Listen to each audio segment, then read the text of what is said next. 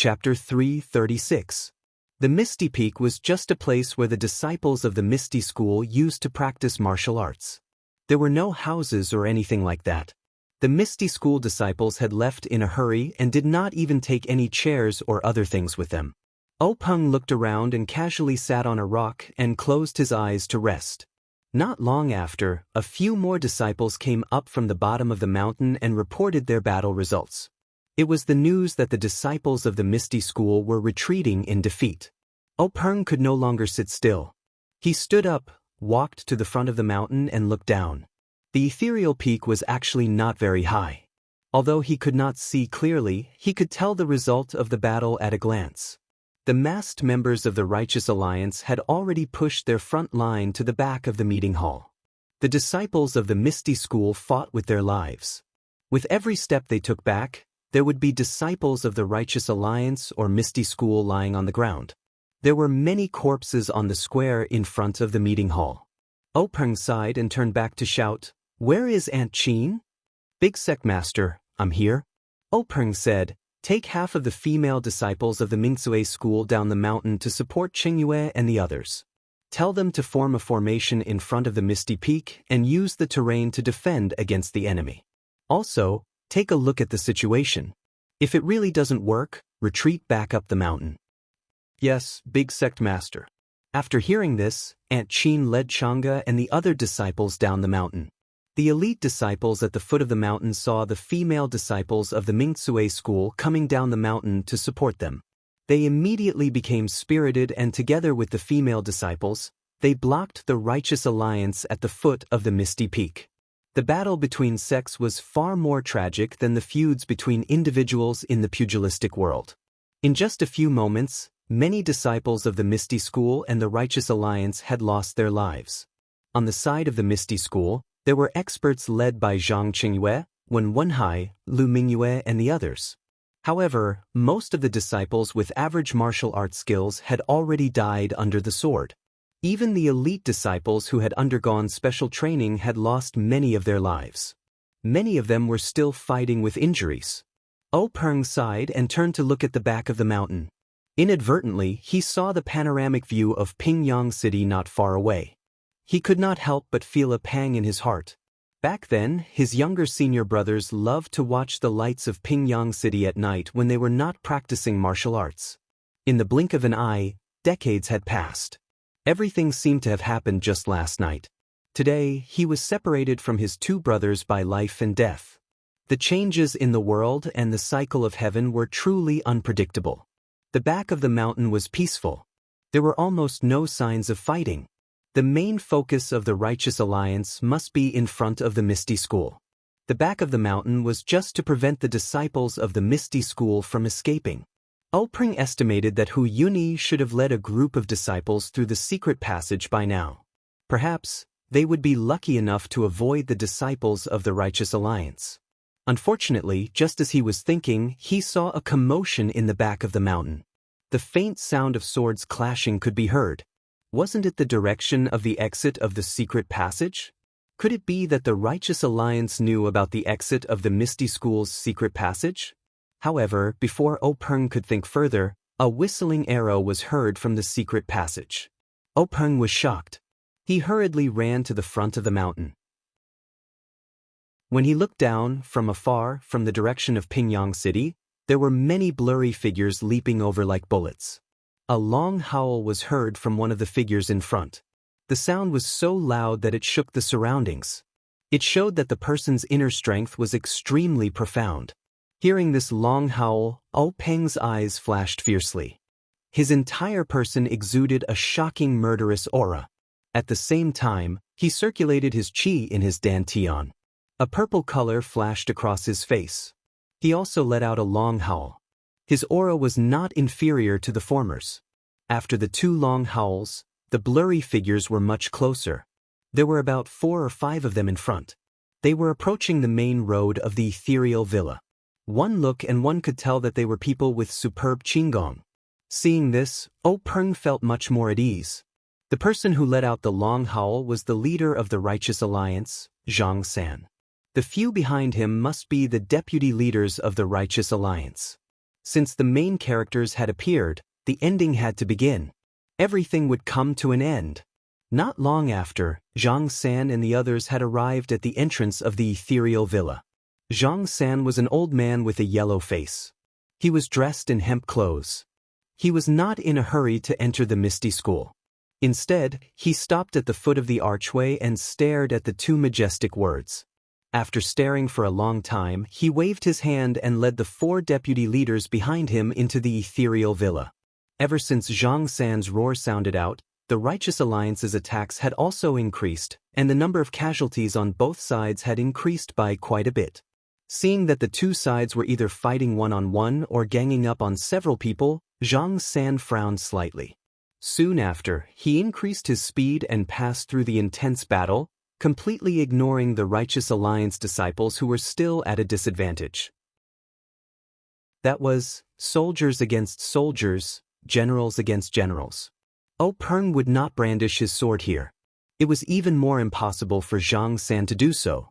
The disciples of the Misty School did not even look at the people who had just entered. Although they had a slight advantage, they did not have the extra energy to deal with other people, not to mention the leaders of the sections. Only when they were going up the mountain did a few low-level disciples try to attack the leaders of the Righteous Alliance with their weapons.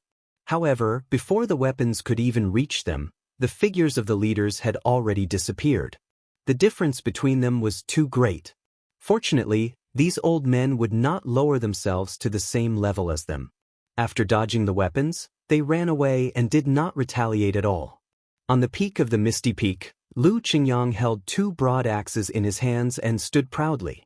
Seeing Zhang San approaching, he shouted, "Old Zhang, eat this axe of yours." After he finished speaking, he raised his arm and chopped down with the wheel-sized axe. Although it was only a single move, the force behind it was sharp and the technique was profound. It enveloped the top of Zhang San's head, making it impossible for Zhang San to dodge or evade. Lu Qingyang's move was a bit of a bully. Not to mention that he had the upper hand, while Zhang San was climbing the peak and was at a disadvantage. In fact, even if Zhang San could stop and let this move pass, Lu Qingyang would not do so. Who was Zhang San? He was the leader of the Righteous Alliance. When he did not show his face, his howl could shake the entire place. But when he just showed his face, he was suppressed by others. How could he dare to let others do this? He was indeed a top expert in the Jianghu. When Zhang San saw the broad axe chopping down, he was not nervous at all. He laughed and said, "Leader O, is this how your Misty School treats its guests?" While laughing, his body did not slow down. He stretched out his fan-like right hand and reached up like lightning. He found the right opportunity and slapped to the side. Clang! A muffled sound was heard. It was like an axe hitting a wooden board. Old Fifth Lu's broad axe was slapped to the side by Zhang San's palm. Old Fifth Lu was furious. He did not care about his unstable body. He raised his other hand and was about to chop down. But at this time, Zhang San had already jumped to the peak. He laughed coldly and slapped towards Old Fifth Lu's chest.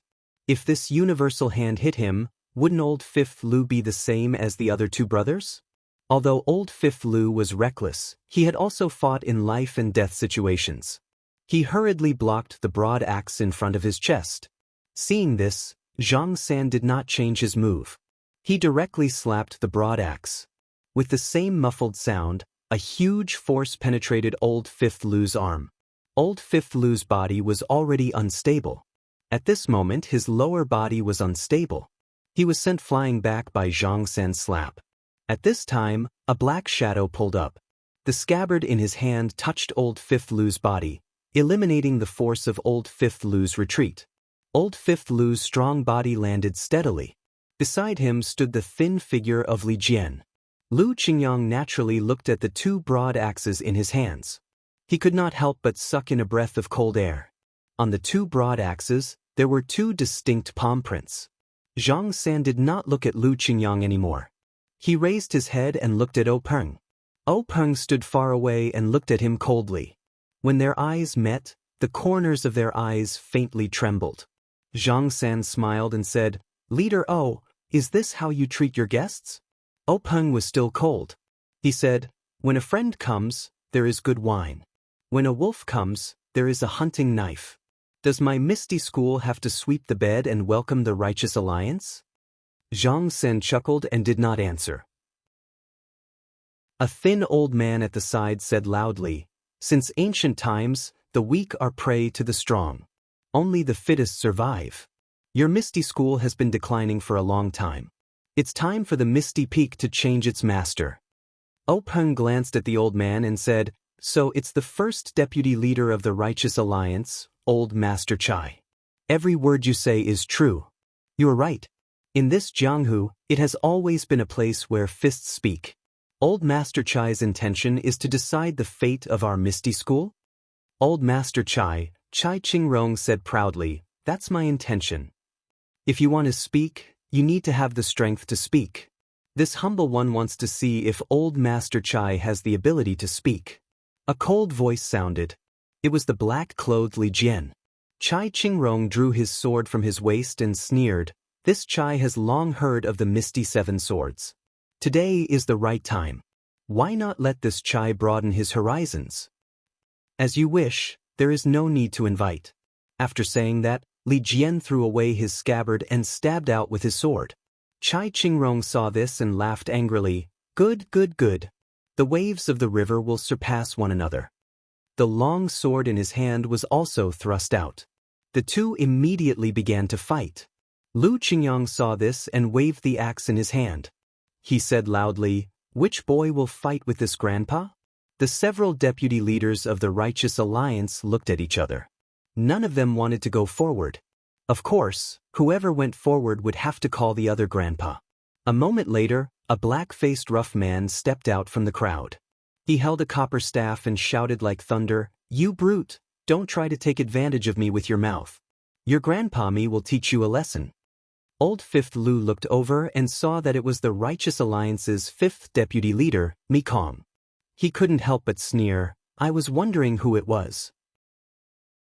Isn't it the Mi Kong from a few years ago who fought to a draw with me? Come. Let me see if you have improved in these few years." Chapter 337. Seeing that Lu Qingyang was also fighting with Mi Kong who was holding a bronze staff, Zhang San smiled and said, "Sect Leader O, this humble one would also like to exchange pointers with Sect Leader O. Would it be possible for you to give me some pointers?" Openg said, "This humble one has the same intention. I would like to ask Sect Leader Zhang for the blood feud between my two junior brothers."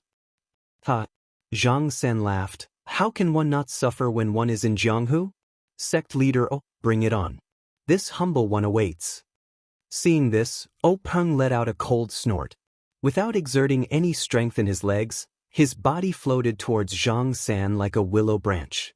When he was close enough, he stretched out his right hand and pressed two fingers together towards Zhang San's chest pressure point. Zhang San did not dare to be careless. His body tilted slightly and his palms fluttered, displaying a set of grand heaven-earth hand, together with Openg's secret finger technique. The group of 5 from the Righteous Tao Alliance had only ascended the Misty Peak for a short while when 3 of them entered and stood together with the 3 from the Misty Sect. The 6 people who were fighting in the Misty Peak were the leaders of the 2 sects and were also the top experts in the pugilistic world. The battle on the Misty Peak was not only a test of individual martial arts but also the survival of the sect. Who would dare to hold back? The 6 people were all showing off what they had learned, displaying all sorts of strange and wonderful moves. In a short while, danger was everywhere, and there was no longer the usual restraint of a martial arts exchange. Although there were many disciples from the Misty School on the peak, they were all people with low martial arts skills. There were also many women, and they knew the key to this battle. Although they were very worried, they did not dare to get close. They all retreated far away, fearing that they would affect the situation. After the time it took to drink a cup of tea, there did not seem to be any changes in the situation. They were evenly matched, but even so, it was enough to show the strength of the Misty School. After all, the 3 leaders of the Righteous Alliance, except for Mi Kong, were all old men. The cultivation of internal energy could not be forced, and there were very few shortcuts. The older one was, the more refined the cultivation of internal energy. The three from the Misty School were all in their 40s, much younger than their opponents. Even if they were young and vigorous, they could not make up for the lack of internal energy. But now they were evenly matched, which was really rare. At this time, between the two of them, sword light flashed. Li Jian shouted, and the purple light on his face brightened. He lifted his sword and slowly chopped towards Chai Qingrong. Chai Qingrong frowned. The two of them had fought for a while and were familiar with each other's sword moves. Li Jian's chop was strange, and he had never used it before. It was also very rare for swords to have such a chop, not to mention his sword that was wrapped in a scabbard. How could it hurt someone? But Chai Qingrong was an old man who had lived for decades and was used to being cautious. He did not dare to be careless, and raised his sword to meet the attack, preparing to block this extremely crude sword move. But just as the two swords were about to meet, Chai Qingrong suddenly realized that there was a faint green light on the scabbard that Li Jian stretched out. He did not know what it was, but his heart tightened, and he knew that it was not good. Sure enough, when the two swords met, there was no clanging sound like before. Instead, there was a muffled kacha sound. Chai Qingrong's hand lightened, and the sword in his hand was easily cut in half by Li Jian's scabbard. Chai Qingrong was greatly shocked, and he suddenly shouted, "Sword light!" At this time, the sword in Li Jian's hand did not decrease in power, and the sword light in the scabbard became even brighter. It actually spat out more than half a foot, and directly chopped towards Chai Qingrong's face. Seeing this, Chai Qingrong immediately exerted strength in his legs, and desperately dodged to the side.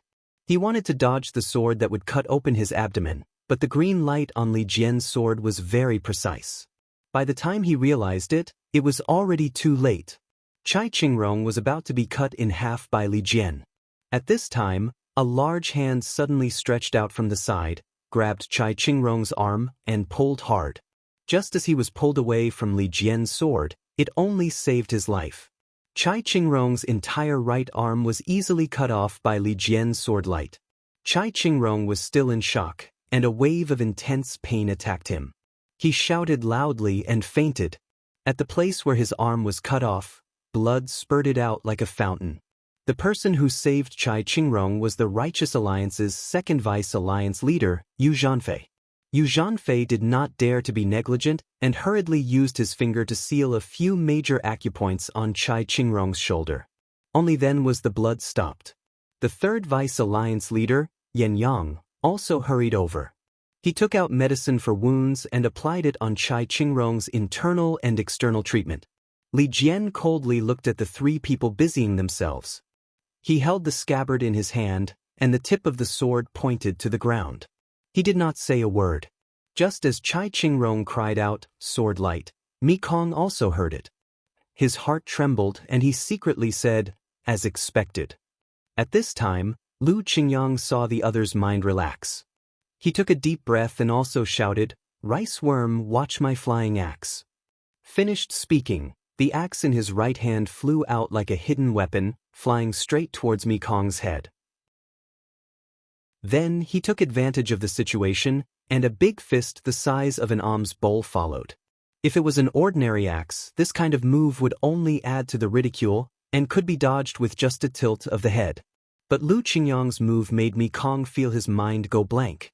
That axe seemed to be flashing lightning on the horizon, carrying the power of a thunderbolt, like the weight of Mount Tai, with an unavoidable power.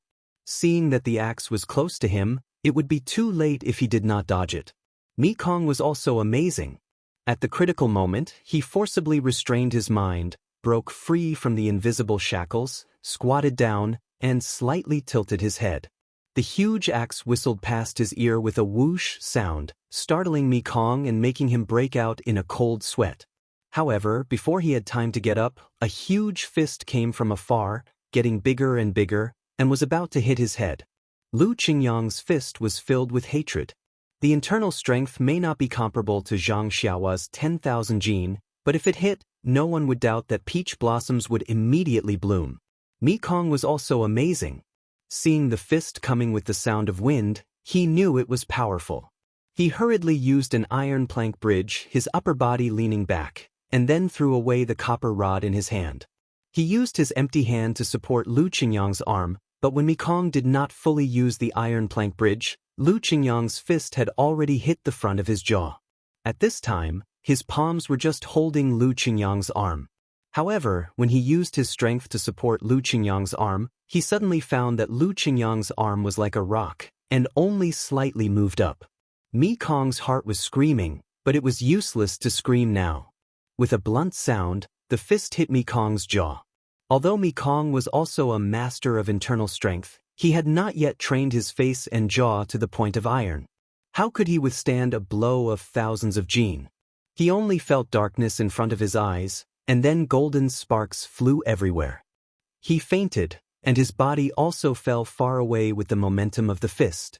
If it was flat ground, it would be fine, but it was the top of Piaomiao Peak. The place where Mekong fell was empty. He rolled down the mountain path, and whether he was dead or alive was unknown. Yu Zhanfei, who had just sealed Chai Qingrong's acupoints, also paid some attention to this. Seeing this, he left Chai Qingrong to Yen Yang, and hurriedly used his Qin Gong to catch up. He wanted to save the unconscious Mekong. When two flowers bloomed, another branch bloomed. Another battle. Just as Chai Qingrong shouted, "Sword Qi," Zhang San also heard it. He couldn't help but panic, and his eyes involuntarily looked to the side. Seeing this, Peng's eyes were full of mockery. His left hand, which was hidden in his sleeve, suddenly pointed at Zhang San's Dantian acupoint.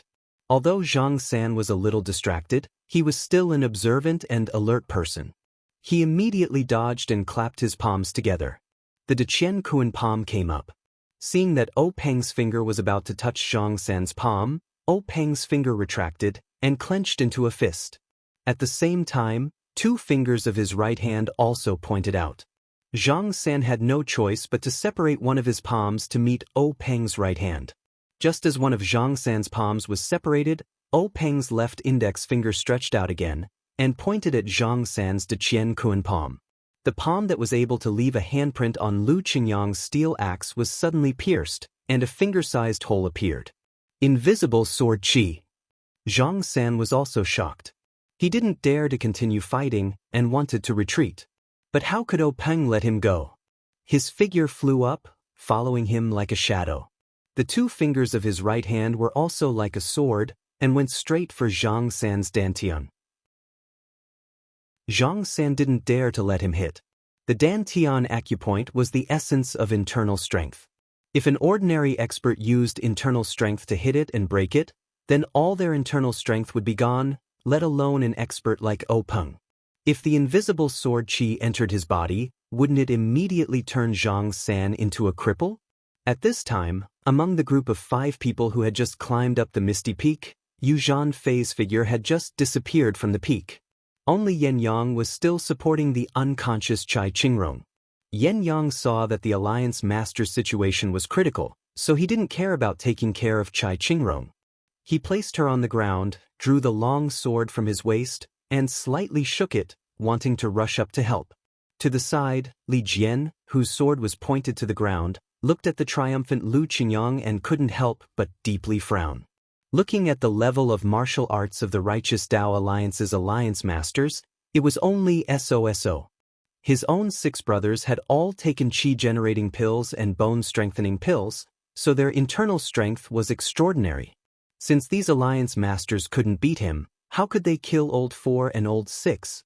Only if several Alliance Masters rushed up and bullied them with numbers would they be able to succeed.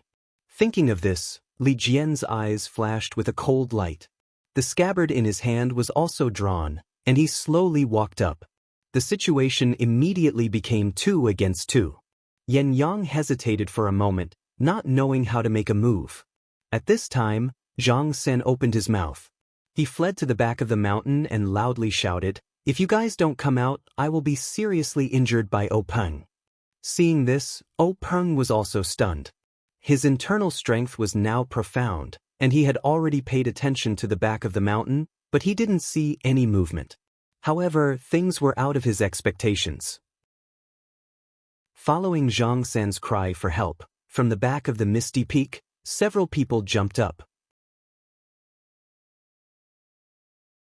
Chapter 338. Since the people who jumped up from behind the mountain were able to escape Peng's detection, they must be experts in the Jianghu. Peng originally thought that they were the hidden experts of the Righteous Alliance, but when he saw the 3 old monks standing in the wind with a majestic aura, and the masked woman dressed in palace attire beside them, as well as 3 other short and strong old men who looked similar, Peng could not help but change his expression. He raised his arm and pointed at them, saying, "You? How can you collude with the Righteous Alliance?" This sentence was said with surprise at first, but in the end, it was said with gritted teeth. Yes, those 3 monks were the Dalan Temple's elder Chang Xing, the Arhat Hall's elder Chang Xing, and the Disciplinary Hall's elder Chang Gung. The other 4 were the famous and mysterious members of the Dalan Temple. Although the woman in the palace dress was veiled, since she was able to appear with the Dalan Temple's elder Chang Xing, who else could she be but the leader of the Dalan Temple, Abbess Jing? The 3 similar-looking old men in hemp clothes were the outstanding figures of the previous generation of Jianghu. The 3 of them were secretly cultivated by the Dalan Temple and knew a set of joint formations. In their early years, when they roamed Jianghu, they had never been defeated and were known as the world's #1. How could Peng not be shocked by such a spectacular lineup? Never in his wildest dreams would he have thought that the 2 major sects, which were both immortal Dao legacies and specialized in martial Dao, would actually work together with the Righteous Dao Alliance to deal with the ethereal sect. Even though he had just sent a disciple to ask for help, even though he knew that there were monks among the attackers, he still tried his best to exclude this thought. Moreover, even though he had a faint feeling that by taking down the Luo Shui gang, he had already offended the Dalan Temple's disciplinary hall and that the Dalan Temple might intervene, he never thought that the Dalan Temple, which had never shown its face in Jianghu, would also intervene. In an instant, Peng understood why the members of the Righteous Alliance besieging the Misty Mountain Villa had to cover their faces. They were indeed afraid that the people of the Misty sect would recognize them because many of them were not disciples of the Righteous Alliance. Perhaps even more of them were lay disciples of the Dalan Temple. Understanding this, Peng could not help but feel disheartened. He cupped his hands and said, "Elder Chang Xing, why are you not at the Dalan Temple but at my Misty Peak? If I knew that you were coming, I would definitely open the door to the Misty School to welcome you.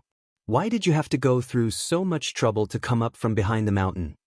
The elder Chang Xing clasped his hands together and said, "Almsgiver, I haven't seen you for a long time, your martial arts skills have become extraordinary, to be congratulated."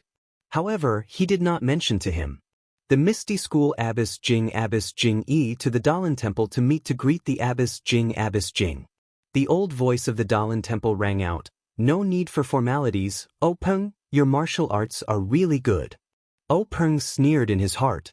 The 2 of them kept mentioning his martial arts. If he still did not know what they were here for, he would not be worthy of being the head of the Misty School. However, since the 2 of them did not mention it, Peng could only pretend that he did not know. He turned to Zhang San and said, "Alliance Master Zhang, our competition is not over yet. It just so happens that there are 2 seniors here. How about you and I have a good competition?" Zhang San led the 2 vice leaders of the Righteous Alliance to challenge the 3 from the Misty School. He originally wanted to test them, but he did not expect to go for wool and come home shorn. The leaders of the 2 super sects did not appear in time, causing one of his vice leaders to become a cripple and the other to be injured or dead. He himself also almost died at Peng's hands. Now that he saw Peng challenge him again, how could he still participate? He only smiled and said, "Alliance Master let's not beat around the bush. Since things have come to this point, let's be frank. Alliance Master's Misty School's strength has increased too quickly in the past few years. Even Alliance Master and the Misty School's 6 tigers have high martial arts. Don't you think you should give us an explanation?" Peng said, "This is the result of my Misty School's hard work. If Alliance Master Zhang is interested, you can join our Misty School and experience it for yourself." Zhang San sneered and said, "Hee, Peng, you're still stubborn. The Secret Plains matter has long been spread from Wanjian Peak. Do you know where the other vice leaders of the Righteous Alliance, the other elders of the Dalan Temple, and the other leaders of the Fragrance Cult went?" Peng sneered and said, Could it be that they also went to Wanjian Peak to destroy the sect? A small Wanjian Peak can't afford such a big battle. That's right, Wanjian Peak alone does not need such a big battle, but what if the Tan family and Yanming Villa are also involved? Peng's face slightly changed, but immediately returned to normal. He smiled and said, "You're right. If you want to condemn someone, why worry about the pretext?" Hee, Alliance Master do you think that the alliance of your 4 sects is very strong, and the news of the secret plane is very difficult to leak? But you never thought that it was because you were so cautious that the news was leaked. Peng said, "Alliance Master Zhang, you're really boring. The other 3 sects are very close to my Misty School, but I don't know what you're talking about." Zhang San shook his head and said, "Alliance Master you don't have to deny it. You still don't know that one of the people from your 4 sects who went to the secret plane for the first time fled to my righteous alliance. Otherwise, how could I persuade the elders and Jingyi Nun?" Peng frowned and said, "If Alliance Master Zhang has the leisure to tell me a story, I'm all ears. If you want to find out the truth from me, I can only say sorry." Zhang San ignored him and continued, "Leader I reckon that a person of great importance has a short memory. The first time your 4 sects went to retrieve the treasure, there was an outsider. This person was the leader of the evil tiger gang, Sidu Ping." Peng's eyebrows moved slightly. Sidu Ping was brought back to the gang by Wanjian Peak's Ma Xiangyang. Originally, Sidu Ping was a meritorious person who brought you to the secret plane. He didn't covet the things in your jade bottles and only gave him some medicinal materials. In any case, you had already made an agreement. However, Wan Qingjio was stingy and went back on his word. He only used his status as a disciple to perfunctorily restrict his freedom and sent his own disciples to seize the evil tiger gang's territory. How could he let Sidu Ping feel at ease? If it weren't for Sidu Ping sneaking out of the Myriad Sword Peak a few days ago and coincidentally joining our Righteous Tao Alliance, how would we know such details of such a secret? Alliance Master you don't need to deny it. We have already been to the secret plane and we don't want to disturb the peace of your 4 sections. However, the secret plane is too dangerous. Without the sheepskin scroll to enter the secret plane, my righteous alliance has already lost a lot of disciples. We had no choice but to use this method. I hope Alliance Master can be magnanimous enough to forgive us."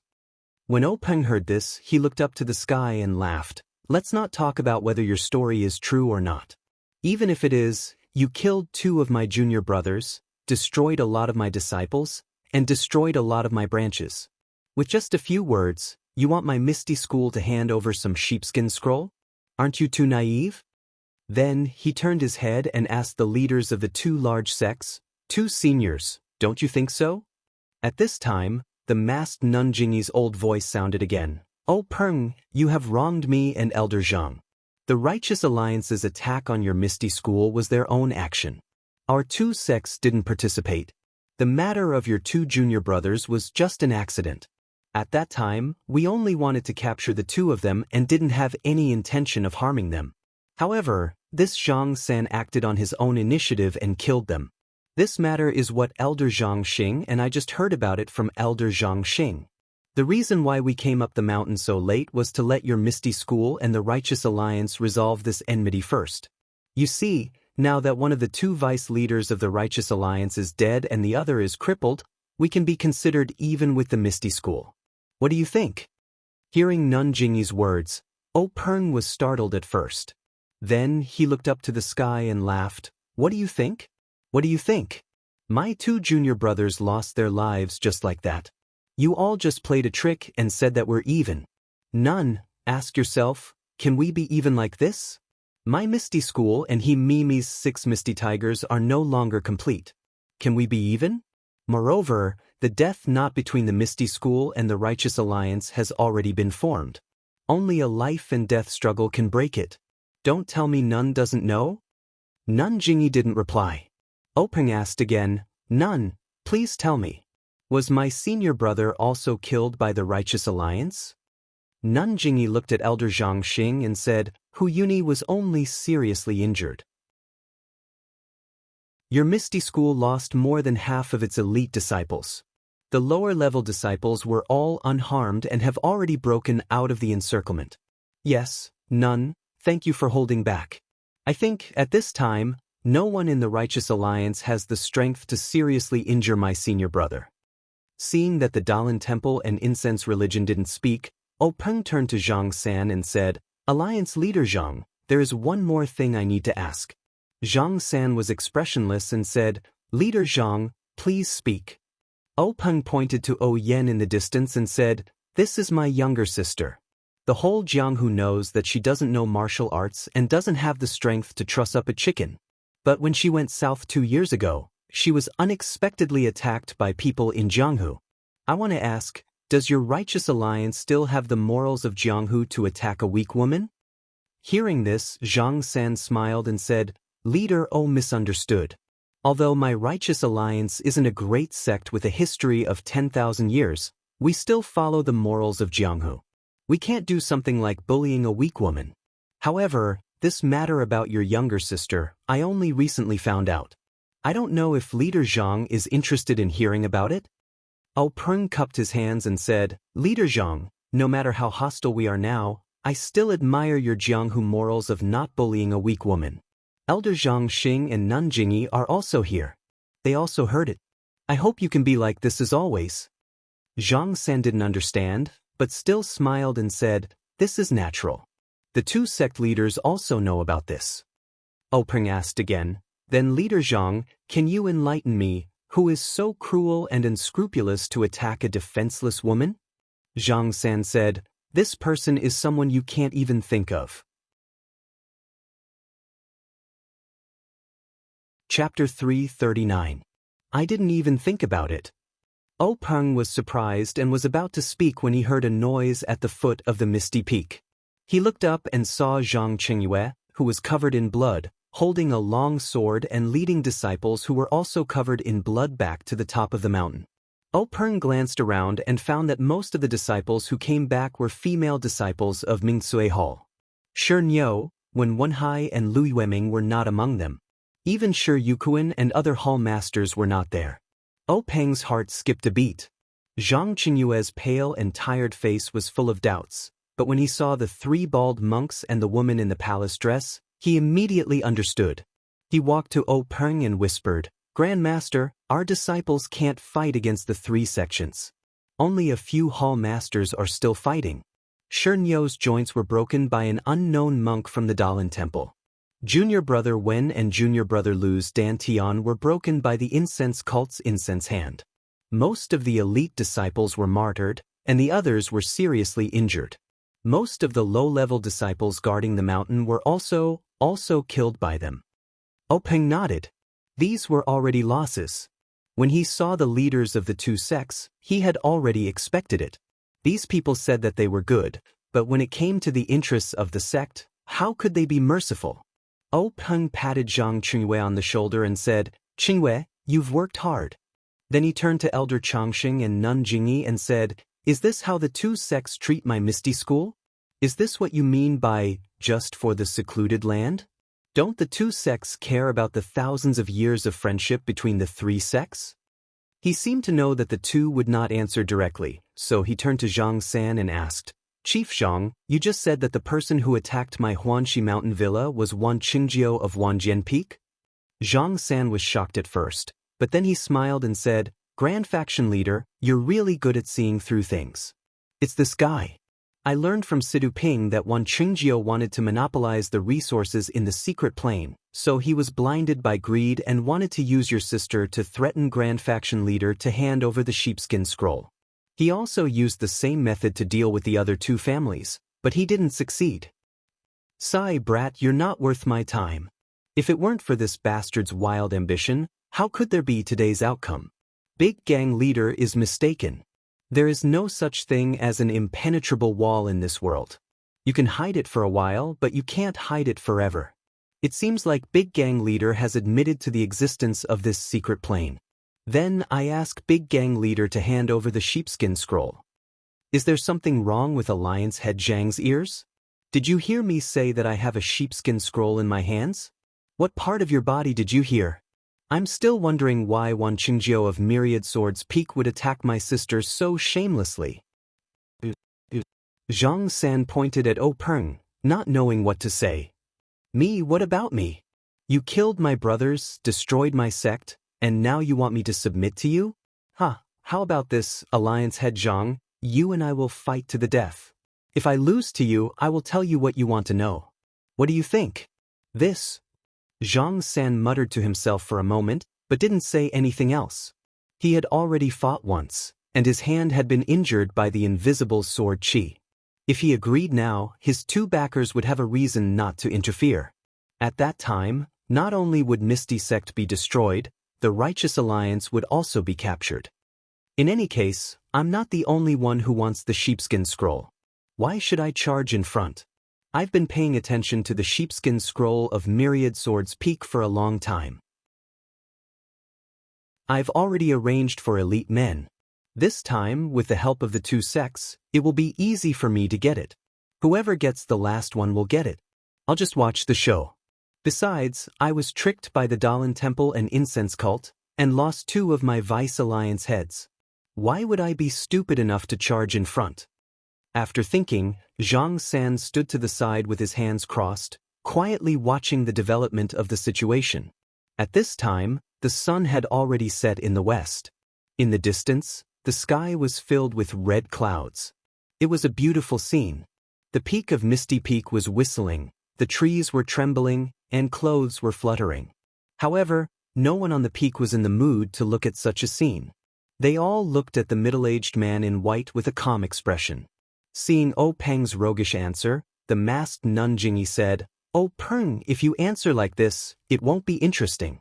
You're forcing me." O Peng's expression changed slightly. He closed his eyes for a moment and smiled. "Nun, you're thinking too much. When the nest is overturned, no egg will remain intact.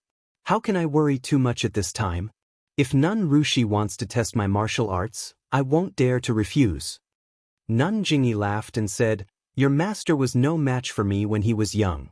Although your invisible sword qi is powerful, it is no match for me. How can I bully the weak?" Then she raised her voice and said, "Ruping, come out." Ruping? As soon as the 2 words came out, the whole Misty Peak fell into silence. Everyone looked at each other, wondering what Nun Jingyi was up to. However, O Peng and gang leader O's faces were a little pale. Seeing that no one answered, Nun Jingyi raised her voice again and said angrily, "Ruping, don't you want to recognize me as your master?" Then, a middle-aged beautiful woman with a pale face walked out slowly from the Misty School. She came to Nun Jingyi and bowed deeply. "Ruping greets master." In an instant, the whole Misty Peak fell into silence. Even people's breathing was almost inaudible. That was because everyone was astonished. This middle-aged beautiful woman was the wife of gang leader O of the Misty School. She was the wife of gang leader O who had never interfered in the affairs of the Misty School. O Yan's phoenix eyes widened. Her small mouth opened and closed, as if she was calling for her sister-in-law. Li Jian and Lu Qingyang were surprised at first. Then they seemed to have realized something. Their eyes were full of complicated emotions. Zhang Qingyue and his disciples were also extremely surprised. Their eyes showed confusion, resentment, hatred, jealousy, and so on. Only O Peng's eyes were clear as if he had known it all along. Nun Jingyi said, "Ruping, stand aside." Then she said to O Peng, "Gang leader O, you are the son-in-law of Fragrance Sect. How can I not know your every move? You'd better take out the sheepskin scroll and come to Fragrance Peak to be your live-in son-in-law." Ruping stood up and looked at O Peng from afar. She said frankly, "Husband, you have to believe me. Since I married into the Misty School, I have never sent a word back to Fragrance Sect." O Peng smiled and said, "Actually, I already knew everything before you married into the Misty School. You never asked me about the affairs of the Misty School. You never stepped into the meeting hall. How can I not know your good intentions? It's just that I always had a question that I wanted to ask you. I thought I would never have the chance, but now I can finally ask." Ruping's face turned a little red. She asked, "You and I are husband and wife. Why can't we be honest with each other? Husband, just say it. Openg said, actually, it's very simple. I just want to know. That year, by the side of Lake Chui, under the willow tree, you and I met by chance. Was it fragrance sex arrangement, or was it a gift from the heavens? Hearing this, Ruping's face was filled with happiness. Her forehead was slightly red. She said, that was my first time in Jianghu. It was just a simple trip. I naturally remember that day at the end of spring. Under the drizzle, you and I met under the willow tree. You actually guessed that my surname was Yang and not Lu. At that moment, I knew that you would be my life's protection. It was only after that that I told my master. If husband doesn't believe me, you can ask me face to face. Before Openg could speak, Nun Jingyi snorted and said, this old woman also didn't expect that my most beloved disciple would be able to catch the rich husband of the Misty School on her first trip. However, you were only the third disciple of the Misty School at that time. This old woman didn't have the ability of divination. How would I know that you would become the head of the Misty School? A married daughter is like spilled water. This saying is right. Ruping's elbow has always been towards your Misty School. Unexpectedly, you didn't even send a single message back to your sect. It's a waste of my love for you. Yang Ruping whispered, Master, since I'm married to my husband, I naturally have to prioritize him. As for the matter of the sect, I've already made it clear before I left. If I know of it, I will definitely report it. If I don't know, how can I report it? AI, you little girl. How can I not know what you're thinking? If it wasn't for this today, why would I call you out? You two are a happy couple. As your master, I'm also happy to see you too. Nun Jingyi sighed. The conversation between the master and disciple wasn't hidden from anyone. At first, everyone in the Misty School was resentful of this Misty School gang leader's wife who usually didn't show her face. However, now that they heard it, their gang leader already knew of this matter. Moreover, the gang leader's wife and the gang leader's wife also met by chance before they found out about each other's identities. This was far from a trap or a conspiracy. Moreover, when they thought about how the gang leader's wife had never said a word about the sex matters for the past few decades, they understood what the gang leader's wife was thinking. As a result, their previous disdain had long since disappeared. Instead, it was replaced by envy of the love between the two and worry about their current situation. After Openg received a satisfactory answer, a gratified smile appeared in his eyes. He bowed deeply to Nun Jingyi and said, actually, this son-in-law has always wanted to pay his respects to Nun Jingyi, but he never had the chance. Today, I'll take this opportunity to formally pay my respects to you. Openg, after today, our family will have plenty of opportunities to talk. There's no need to rush. After Openg finished bowing, he smiled and said, this son-in-law still has a matter to ask Nun Jingyi. But I don't know how to deal with this son-in-law. About this? Nun Jingyi was a little hesitant. Chapter 340. At this time, the elder next to him put his palms together and said in a low voice, Leader O, since things have already come to this, there is no point in saying more. Earlier, Nun Jingyi has already said a lot of good things about the Misty School. My Dalan Temple and the Righteous Alliance have also made a lot of concessions. However, since the Misty School has already come to this point, do you think it still has any meaning to exist? In fact, Nun Jingyi and I don't want the Misty School to bleed too much. We also don't want to take too many lives. Your junior brother's matter was only an accident. It was done deliberately by some people. I can guarantee that it was not the intention of the Dalan Temple or the cult of fragrance. Openg smiled and said, Thank you, Elder, for your kindness. The elder continued, However, for you, Leader O, there is only one path you can take. Please speak. That is to cripple your own martial arts and take the remaining disciples of the Misty School to join the cult of fragrance and be your free son-in-law. Once this was said, everyone was shocked. Only Openg's eyelids didn't move. He smiled and said, It seems that Elder thinks highly of me. However, I don't know if there is any other path I can take. As early as your Misty School's elder who took the disciples to escape from the back of the mountain, you already had no other choice. Openg suddenly understood. Indeed, the back of the mountain was guarded by the Dalan Temple and the Cult of Fragrance. How could they let his senior brother and a group of low-level disciples escape? It turned out that it was just a compromise. Of course, he still had another path to take. With the Misty School's Qinggong, ethereal steps, even if he faced the former number 1 in Jianghu, he still had a chance to escape. However, would he do that? Hearing this, Yang Ruping begged Nanjingyi in a low voice. Nanjingyi just sighed and shook her head slightly. Peng looked up to the sky and laughed. He said to the Misty School's disciples, "Brothers and sisters of the Misty School, I am not talented enough to lead the Misty School to glory. Instead, I have brought disaster to the Misty School. I have mistreated you." After he finished speaking, he bowed deeply to the people of the Misty School and continued, "I hope that you can use this crisis to see the dangers of the martial world and see clearly who the culprit behind the destruction of my Misty School is.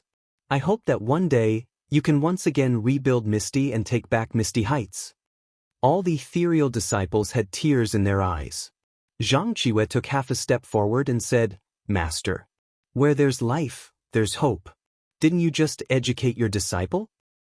Peng patted his shoulder and smiled, "I know.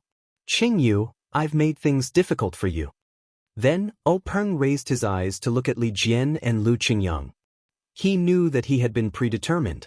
How could these two outstanding martial arts brothers escape? Then, Peng looked at Yen who was standing in the distance. Peng's eyes were full of love as he smiled and nodded. Finally, his eyes returned to Yang Ruping. He smiled and said, "Ruping, I really didn't expect that they would prepare such a happy ending for us. Even if we don't grow old together, we can't." "Husband," Yang Ruping cried. Peng continued, "Ruping, in the future, my Misty School will rely on you to take care of me. I hope you can promise me a few things." Yang Ruping nodded. Peng said, "I only have one sister. You know this. We have depended on each other since childhood. I hope you will treat her well in the future. This Huanxi Manor is Yen Er's property. It does not belong to the Misty School. Please uphold justice." Yang Ruping's eyes were wet. She nodded slightly. Peng said, "From now on, your husband will be a cripple. He will no longer be able to protect the disciples of the Misty School. Even if he joins the Misty School, he will be bullied. I hope you can hold up the world for them." Yang Ruping's tears fell. She nodded desperately. Peng said, "One last thing. Ruping, after knowing your identity, I have been afraid of such an ending. I was afraid that we would turn against each other because of the power behind us. So, I didn't dare to have children. Now, it seems that this is good. You must promise me that you will take care of yourself. If there is a chance, you will find your own happiness." Yang Ruping's tears fell like rain. She shook her head desperately and shouted, "Husband, don't think too much." After saying that, she rushed over recklessly. However, it was too late. Peng's mouth was already bleeding.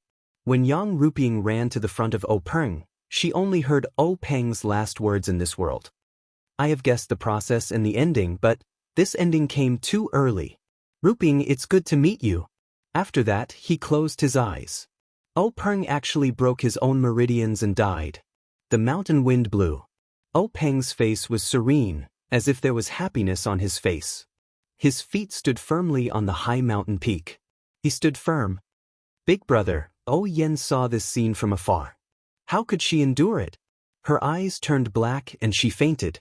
Master, Zhang Qiwei, who was the closest, screamed. He then smiled sadly and said, "I know the pain in my heart. Master, wait for me. I will go with you." After that, he put the sword in his hand to his neck and killed himself. Li Jian and Lu Qingyang saw this and were shocked. They shouted, "Fourth brother!" Then, the two of them raised their swords and axes and attacked Zhang San in unison, saying, "Old Zhang, leave your head behind." When Zhang San saw this, he hurriedly dodged. What a joke, old Fifth Lu was naturally not his opponent. In addition, there was also Li Jian who could use sword light. He could only dodge. His old life was more important. Things like face were all nonsense. Zhang San dodged and shouted, "Elder, help me. Nanjing Lu, save me." Nun Jing-yi waved her hand. The 3 consecrators beside her stood up and surrounded the 2 in a few moves. They began to fight. Li Jian's sword light was rare and Lu Qingyang's axe was powerful. However, they were not invincible. Not long after, they were forced to reveal many flaws by the 3 former Jianghu's number 1. Fortunately, the 2 had already thrown their lives to the back of their minds. Their attacks were often suicidal. For a while, they were not defeated. The elder frowned and whispered a few words. Monk Chongxing and Monk Chonggung waved their long sleeves and also joined the fight. When the 2 elders of the Dalan Temple joined the fight, the situation changed immediately. Usually, the 3 people who were once famous in Jianghu and the 2 who were now famous in Jianghu would shake the whole Jianghu with a stomp of their feet. It had never been seen in Jianghu that these 5 people joined hands to deal with 2 people. The 2 brothers from the Misty School could be considered to have gained some face. Li Jian and Lu Qingyang had long given up their lives. Why would they be afraid of 2 more monks? After a few moves, under the attacks of the 5 people, they were almost powerless to fight back. The 2 looked at each other and saw the determination in each other's eyes. Ah! The 2 laughed. They gathered their strength in their palms and suddenly slapped their own foreheads. Unfortunately, under the joint attack of these 5 people, they didn't even have the chance to kill themselves. The old man in the linen robe suddenly rushed forward, and with a quick move, he actually sealed the meridians and acupoints of the 2 people, making them unable to move at all. But things didn't end there. When the 3 turned around and returned to the side of Nun Jing-yi, the 2 monks from the Dalan Temple attacked again. One of them punched Li Jian's dantian. Blood spurted out from Li Jian's mouth. His dantian, which had been refined for many years, was broken at this moment. The other monk's 10 fingers danced like a dragonfly skimming the surface of the water. It didn't take long for him to caress all the joints in Lu Qingyang's body. Lu Qingyang instantly collapsed on the ground. This was Jianghu, pure Jianghu. When they saw this, many of the injured disciples standing around them could no longer remain standing. They had just lost their beloved sect master, and when they saw the 2 elders screaming in pain, they rushed forward and used their bodies to protect the 2 elders who were already crippled to the point that they could not be any more crippled. They would forever be the elders in their hearts. Looking at the disciples who were looking at him with eyes burning with anger, Zhang San smiled. If looks could kill, the first one to be killed on Misty Peak would be him. But can looks kill? Of course not, so Zhang San spoke. Sect masters, although O Peng has been punished, the whereabouts of the sheepskin scroll are still unknown. What should we do? I ask the 2 of you to support me in capturing all the disciples of the Misty School and torture them one by one, especially her. Zhang San's finger pointed at O Yen, who had just woken up. Her eyes were shining with determination. Before he could finish his words, the sound of a sword clanging could be heard. Yang Rupiang pulled out the sword from O Peng's waist and placed it on her neck. She shouted, "Master, O Yen is my husband's younger sister. She has no strength to truss up a chicken. Your disciple has just promised to protect her for life. How can I let others bully her now? And these disciples of the Misty School are all my subordinates. Your disciple has to fulfill my husband's dying wish and protect them under my wings. If Master agrees to this bastard's unreasonable request, your disciple will not be able to face my husband who has just closed his eyes. Only by following my husband can I be at ease." With the sword on her neck, Yang Rupiang's left hand held onto O Peng's body, which was gradually turning cold. Her right hand was incomparably firm. The sharp edge of the sword had already left a bloody mark on her skin. No one doubted her words. If she didn't get a definite answer, she would definitely not hesitate to fulfill her promise. That promise was, willing to be lovebirds in heaven, willing to be intertwined branches on earth? That promise was, hand in hand and grow old together? That promise was, live on the same bed and die in the same cave? A simple sword could be fulfilled. But, a simple sword, could it solve all the problems? Nun Jing-yi seemed to care a lot about her last disciple. She said hurriedly, "Rupiang, don't be so impulsive. I will also listen to O Peng's words. Don't worry, I will make the decision for you." Hearing this, Yang Ruping was slightly relieved. She took down the sword but did not return it to the sheath. She still held it in her hand. Zhang San was still unwilling. He asked, Nun Jing-yi, what do you think we should do? Nun Jing-yi did not answer him directly. Instead, she asked softly, Oh Yen, you don't have to be afraid. Let me ask you, do you know about the sheepskin scroll in your brother's hands?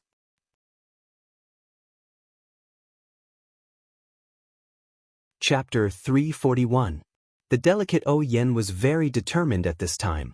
She bowed from afar and said loudly, Master, my elder brother didn't tell me anything about the sheepskin scroll. Good. Master Jing-yi nodded and turned to Zhang San. Leader Zhang, did you hear that clearly? I understand. Master, Oh Peng must be afraid of implicating his sister, so he may not give the sheepskin scroll to Oh Yen for safekeeping. However, I think Oh Peng just said something about the Huanxi mountain villa. Do you think he will put the sheepskin scroll there? Yang Ruping said angrily, Leader Zhang, my husband said very clearly just now that the Huanxi mountain villa belongs to Oh Yen, not the Misty School. I will protect my sister and won't let you harass the Huanxi mountain villa.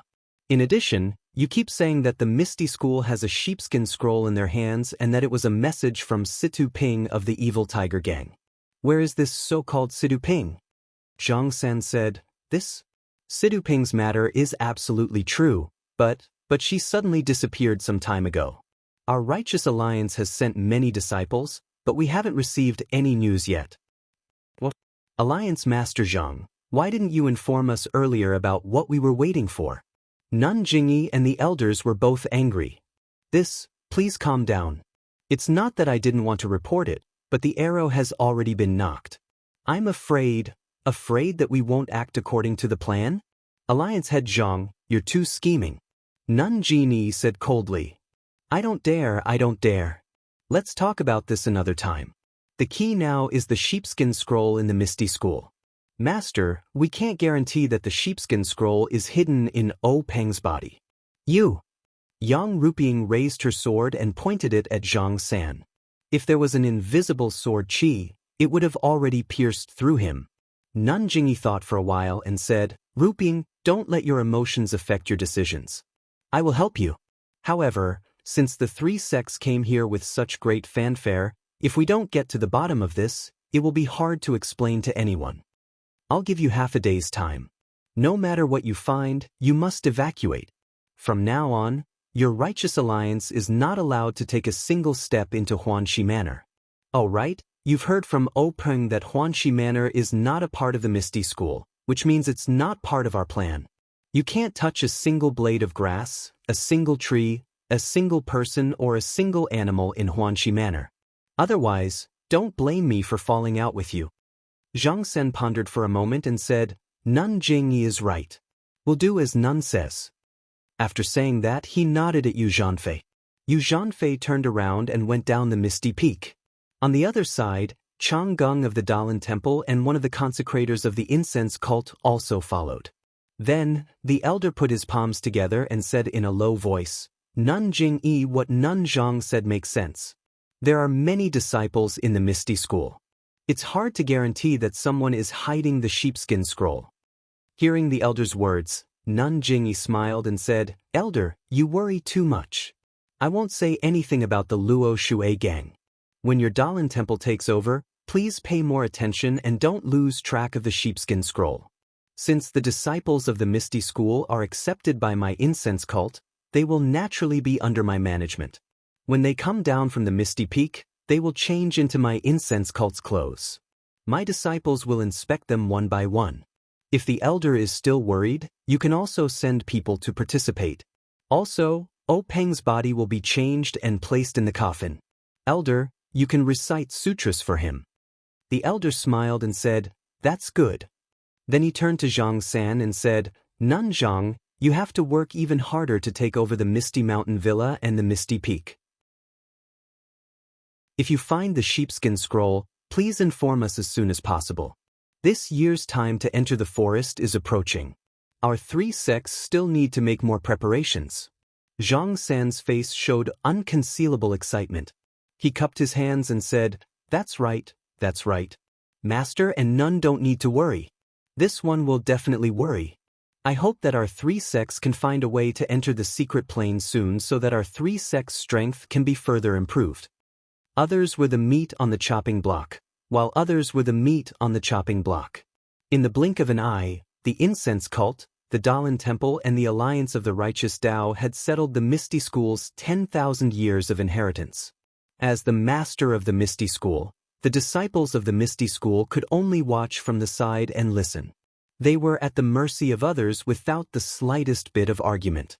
Even Yang Ruping, who was now the barrier, could only wipe her tears and endure in order to complete her husband's unfulfilled wish.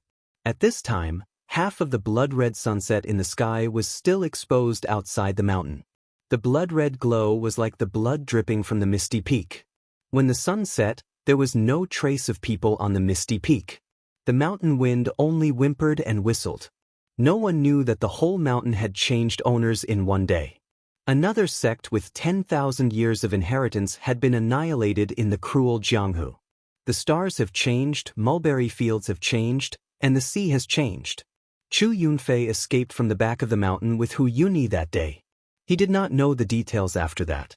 Many of the details were heard from Jianghu later. However, after Chu Yunfei finished, Zhang Xiaohua sighed and sighed again and again. She only regretted that she was not at the top of the misty peak that day. But he forgot that at that time, no matter how good his martial arts were now, he only knew that at that time, he could be beaten from the top to the bottom of the mountain with one punch. How could he have a chance to stand out? Everything had to be done with strength. Courage and hot-bloodedness were the only things that mattered. Under the bright moonlight, Zhang Xiaohua played with a small sword in her hand. She asked with concern, "What about the surviving Misty School disciples?" Chu Yunfei looked at the moon hanging in the sky and said, "I heard that they went with the wife of the first sect master to the incense cult. A new Misty Hall was added to the incense cult. The wife of the first sect master became the hall master and protected all the Misty Hall disciples." Wife of the first sect master? Do you still recognize her as the wife of the first sect master? Yes, of course. She and the first sect master are in love. She did not marry into the Misty School for the benefit of the sect. She even protected the surviving disciples when the Misty School was in danger. Why don't we respect her? Even the great elder said the same thing. First elder? Oh right, it's Elder Hu. I seem to have vaguely seen him before. Is he all right? Alas, the first elder was seriously injured and almost lost his cultivation. Otherwise, how could the Dalan Temple and the incense cult let him go?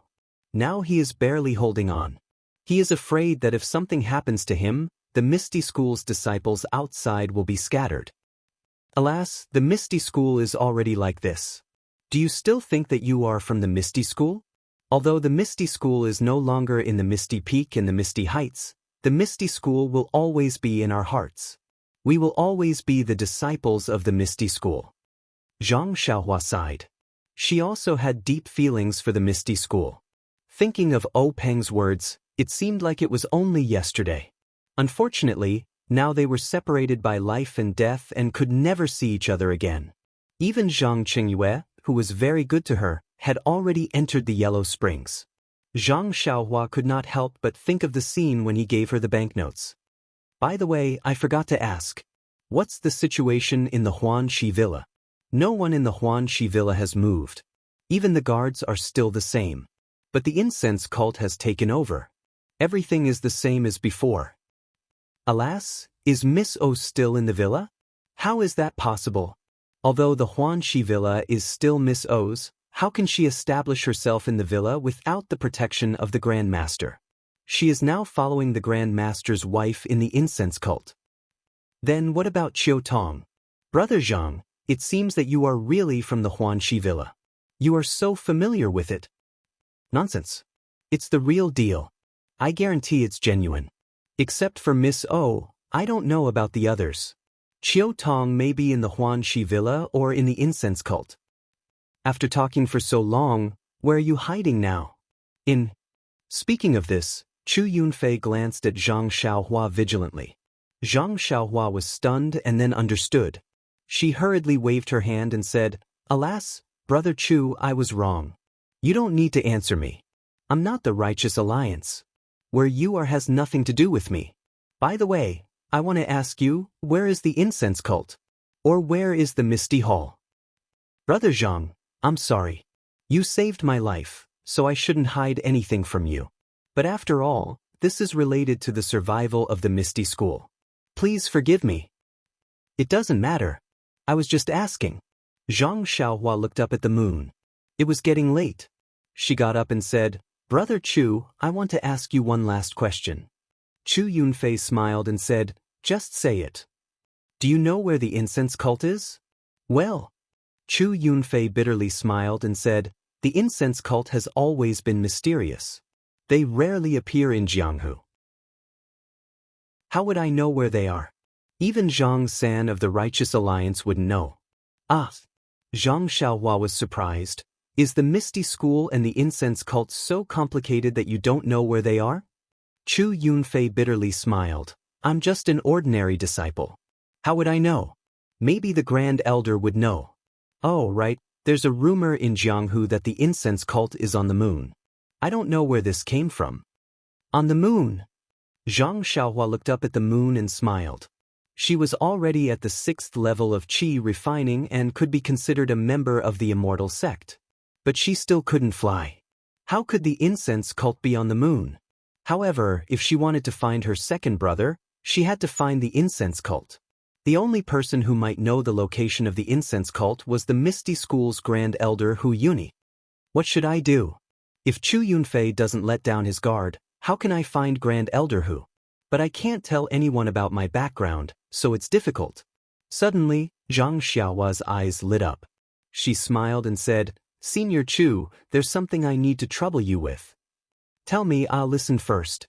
I would like to trouble you to go back and ask Great Elder Hu if he knows the address of the fragrant religion. If he knows, can I trouble Senior Chu to tell me the address? You want to go to the incense cult? Is that Zhang Xiaohu your brother? Yes, Zhang Xiaohu is my brother. We haven't seen each other for 4 or 5 years. I want to see the incense cult with my own eyes. What if you can't find it? Chu Yunfei frowned. Zhang Xiaohua had a harmless look on his face. He shrugged his shoulders and spread out his hands. A debt of blood must be paid in blood. Please vote for me. Thank you. Chidian website welcomes all readers to read. The newest, fastest, and most popular series is Chidian's original. Chapter 342. Chu Yunfei frowned when he heard this. He thought that Zhang Xiaohua would gnash his teeth or even fly into a rage, but Zhang Xiaohua's reaction was far beyond his imagination. Could it be Chu Yunfei was a little hesitant? In fact, Zhang Xiaohua had already mentally prepared herself before Chu Yunfei spoke. After talking for so long, she already had a plan in mind. Moreover, Zhang Xiaohua had lived alone on the deserted island for 4 years and had matured a long time ago. It would be strange if she was still so hot-blooded. Since Chu Yunfei did not want to tell Zhang Xiaohua where the Misty School was hiding, and Zhang Xiaohua did not want others to know where her home was, of course, she had to find another place. After thinking for a while, Zhang Xiaohua said, Senior Brother Chu, of course you won't go to Pingyang City. You see, not far from here, there is a town called Songning Town by the sea. Do you know of it? Chu Yunfei frowned.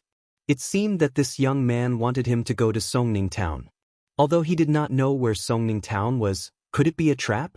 However, after thinking for a while, he felt relieved. With this young man's martial arts, it would be easy for him to take him down now. Why would he go through so much trouble? Why would he go to Songning Town to set up a trap for him? Chu Yunfei cupped his hands and said, Little brother, please tell me. Although I don't know where Songning Town is, since it is not far from here in the east, it is extremely easy to find. Since little brother has saved my life tonight, I should be able to help little brother inquire about some information. Zhang Xiaohua said, Then thank you, Senior Brother Chu. If you can get the address of the fragrant cult from Elder Hu, please go to the south of Songning Town and find a scabby boy. His family is very poor and doesn't live well. It should be easy to find him. I don't know the specific location. By the way, his name is Xiaohuaji. Xiaohuaji? Chu Yunfei was stunned. Why was there another Xiaohuaji? Was this name very popular this year? Zhang Xiaohua smiled and said, "What a coincidence. It's the next name." What else could Chu Yunfei say? You can just say that you're my senior brother wherever you go. Just tell me the address of the fragrant religion. You don't have to tell me anything else. Is that okay? Chu Yunfei pondered for a moment and said with a smile, "Didn't I just say that little brother saved my life? How could I forget? This isn't something that requires me to climb a mountain of swords or plunge into a sea of fire. How can I not agree? It's just that I've just come out this year, and I've already encountered so many things. This time, I might not be able to come out so easily. However, little brother, you don't have to worry. It's just a message. Anyone will do. If I can't come out, I'll let the other brothers do it for me." When Zhang Xiaohua heard this, she was overjoyed and said, "Thank you, senior martial brother Chu." Chu Yunfei repeatedly said that he didn't dare. Zhang Xiaohua looked at the sky and saw that it was getting late. She cupped her hands and said, "Senior martial brother Chu, the night is still long. It's a good time to hurry up. I'm in a hurry to go home, so I can't send you off. Please forgive me." When Chu Yunfei heard this, he also agreed.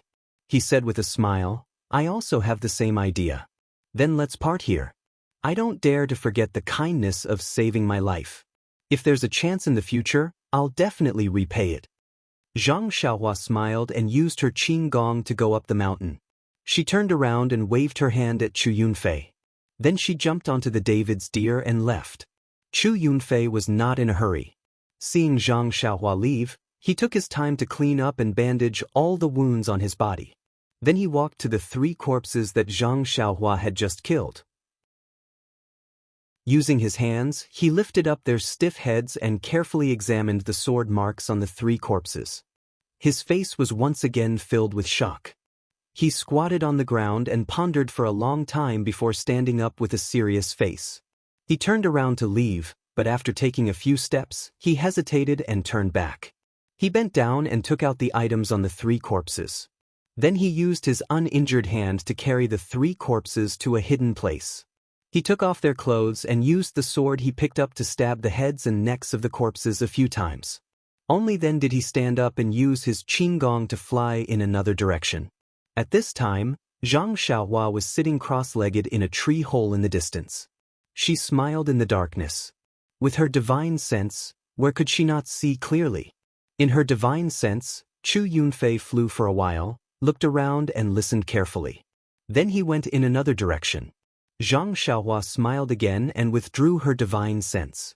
She took out some primeval stones and closed her eyes to meditate. As for Chu Yunfei, after walking for a long time, he looked at the stars in the sky and determined the direction. Then he chose a new direction and went in another direction. Luckily Zhang Xiaohua did not have any thoughts of following him. Otherwise, she would have been played by this disciple of the ethereal sect that she had just saved. After a night of silence, Zhang Xiaohua woke up in the morning. She went out of the tree hole and breathed in some fresh air. Then she began her morning practice. Yes, it was naturally the Big Dipper magical fist. After 18 rounds of the fist art, the 9 streams of bone-honing energy flowed through the bones in her body. Zhang Xiaohua faintly felt that her fist art seemed to be showing signs of leveling up. This was a feeling that she did not have when she practiced the Big Dipper magical fist in the past. Zhang Xiaohua thought for a while. Could it be related to the body odor in the tea house a few days ago? Since she could not think of a reason, she could only scratch her head. However, wasn't it a good thing to be able to improve? Zhang Xiaohua grinned. She lifted her leg and got on the David's deer. Without waiting for him to speak, the David's deer galloped forward. Haha. Zhang Xiaohua laughed like a happy person. Her laughter shocked many birds that had gone to look for insects to eat. In the next few days, there was nothing much to talk about. Zhang Xiaohua was in a hurry. However, there were a few things that were quite troublesome. You say, this person is too much. I'm just traveling alone. I don't have any bags with me and I don't wear any gorgeous clothes. Why would someone want to take advantage of me? Zhang Xiaohua thought about this from time to time. Although the route map that Ji Xiaohua gave him was basically the official road, there were still some secluded places on the official road. There were still some unsafe factors. In Zhang Xiaohua's opinion, he was just an ordinary country boy. Yes, he was riding a mule. How could he be liked by people? However, there were still a few ignorant boorish people who actually asked him to pay for the road. They even took a fancy to Huan and wanted to sell it or kill it to eat. Zhang Xiaohua did not know whether to laugh or cry. It was not worth it to smash them into meat paste. However, if he let them go like this, who knew if they would rob ordinary passers-by like him in the future? By the way, who knew if they had done such things like robbing and killing before? There were too many injustices in this world. Of course, Zhang Xiaohua could not care less about all of them. However, since they dared to bully him, how could he let them go? Therefore, whenever he encountered such a situation, Zhang Xiaohua would give them 2 tight slaps. First, he would slap the teeth out of their mouths. Regardless of whether they had any difficulties or not, would they have a reason to rob you? Then, he carefully looked at this person's face. He looked passable and seemed like a kind person. All right, brother, take out the money and other things from your pocket, and this young master will spare your life. Then make a vicious oath, and if this young master hears it, well, I will kick you away. Next time, don't mess around. Even if you want to rob, find a fat head with big ears, or a corrupt official or something like that. You still dare to argue, saying that this person has bodyguards? You only know how to bully the weak. I will teach you a lesson. Let's see if you still dare to go down the wrong path. If you look at him, he doesn't look like a kind person. Moreover, his actions are also vicious. Well, brother, first take out the money and other things in your arms. Then, if you want me to spare your life, well, no problem. Kacha, I will use a small sword to cut off your thumbs. Let's see if you have any way to raise a sword in the future. Although it was said that one could not judge a book by its cover, perhaps there were people who were wicked beyond redemption who had a likable face. However, I don't have the time to distinguish between them, right? Sorry, I only judge a book by its cover. Zhang Xiaohua could only comfort herself like this. When it came to judging a book by its cover, not only was Zhang Xiaohua like this, but other people were also like this. But wasn't it because of the mule that Zhang Xiaohua was riding on that had a lot of its fur rotted? When it came to using a mule to carry things or drive a carriage, people had seen many of them. However, people who traveled on horseback were all riding horses. Even if a shepherd boy rode an ox, this person was just herding the ox. Moreover, the shepherd boy looked childish and cute. Riding on him would make people feel comfortable. This country boy was not young anymore. He actually rode an ugly mule on the road and swaggered through the streets with his head held high. It was as if he was riding on a handsome horse. He even waved a crutch in his hand from time to time. Yes, that's right. He was also holding a small stone in his hand. Please, he was not small anymore. Was he still playing with stones? With such an image, how could it not attract people's attention? In the beginning, Zhang Xiaohua still felt awkward. That's right. In her divine sense, all the aunties and children on the roadside were pointing at Huan and laughing. Just thinking about it made her want to cover her face and run away. However, after a long time, she naturally turned a blind eye to it. Can't I withdraw my divine sense? Can't I close my eyes and rest my mind and draw the qi into my body? Just as she drew the qi from the vitality stone into her body and refined it, she heard the sound of horse hooves behind her. There was also the sound of the coachman scolding the horse. Without releasing her divine sense, Zhang Xiaohua knew that it was another group of bodyguards protecting the carriage on the official road. Zhang Xiaohua consciously patted Huan. Huan ran to the side of the road unwillingly. These 4 odd beasts were also strange. Not to mention the mountain road, as long as they walked on the main road, they had to walk in the middle. Otherwise, Zhang Xiaohua would not have the reputation of being arrogant. Zhang Xiaohua didn't know how many carriages like this in a day, so he naturally couldn't be bothered with them. When the bodyguards saw that he was tactful enough to make way for them, they also took a few more glances at his ugly Huan and waved their whips to pass. However, at this moment, Zhang Xiaohua heard a bell-like laughter. Miss, quickly come and see. Quickly come and see. There's a strange kid here. He's actually riding a 4 odd beasts. Moreover, this kid is actually sleeping on the 4 odd beasts. 4 odd beasts? Zhang Xiaohua's heart skipped a beat. He really didn't know what Huan Huan was. He only thought that it didn't look like a cow, a deer, a horse, or a donkey. Zhang Xiaohua casually called it a 4 odd beasts. Now, someone actually recognized it and stopped calling Huan Huan a mule. Zhang Xiaohua couldn't help but open his eyes slightly. Chapter 343. The carriage that sped past Zhang Xiaohua was a rather luxurious one.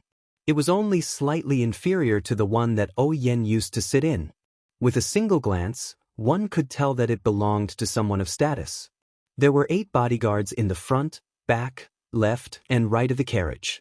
They were all riding horses of different colors. All of them were very handsome. They looked 100 times better than Zhang Xiaohua. The carriage was running very fast.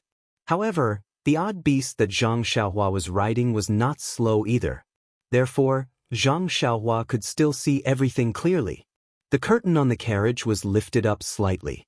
A round baby face peeked out from the curtain. He was looking at the carriage with a smile. Suddenly, the curtain on the other side of the window was lifted up as well. A pair of black eyes appeared. That pair of eyes looked at the ugly odd beast that Zhang Xiaohua was riding. They were also full of surprise. Little Orange, the young man sitting on the odd beast, is a mutant. Lower your voice. Don't disturb him. Oh really? Zhang Xiaohua was a little muffled. She thought about it carefully. Wasn't he just using his hand to cover his mouth? He really thought that he was a mutant. Then, someone said in a low voice, "Miss, I think this young man looks just like Ma San Air who grows vegetables in our house. He just looks very handsome. Why do you say that he is a mutant?" Little Orange, didn't I always tell you that you can't judge a book by its cover? Don't look at the young man's ordinary clothes. Have you noticed that his clothes are not ordinary? He must be wearing very rare clothes. Also, think about it. Although our odd beast is not an adult yet and has a gentle temperament, is there anyone who can get close to it? Our odd beast is very alert.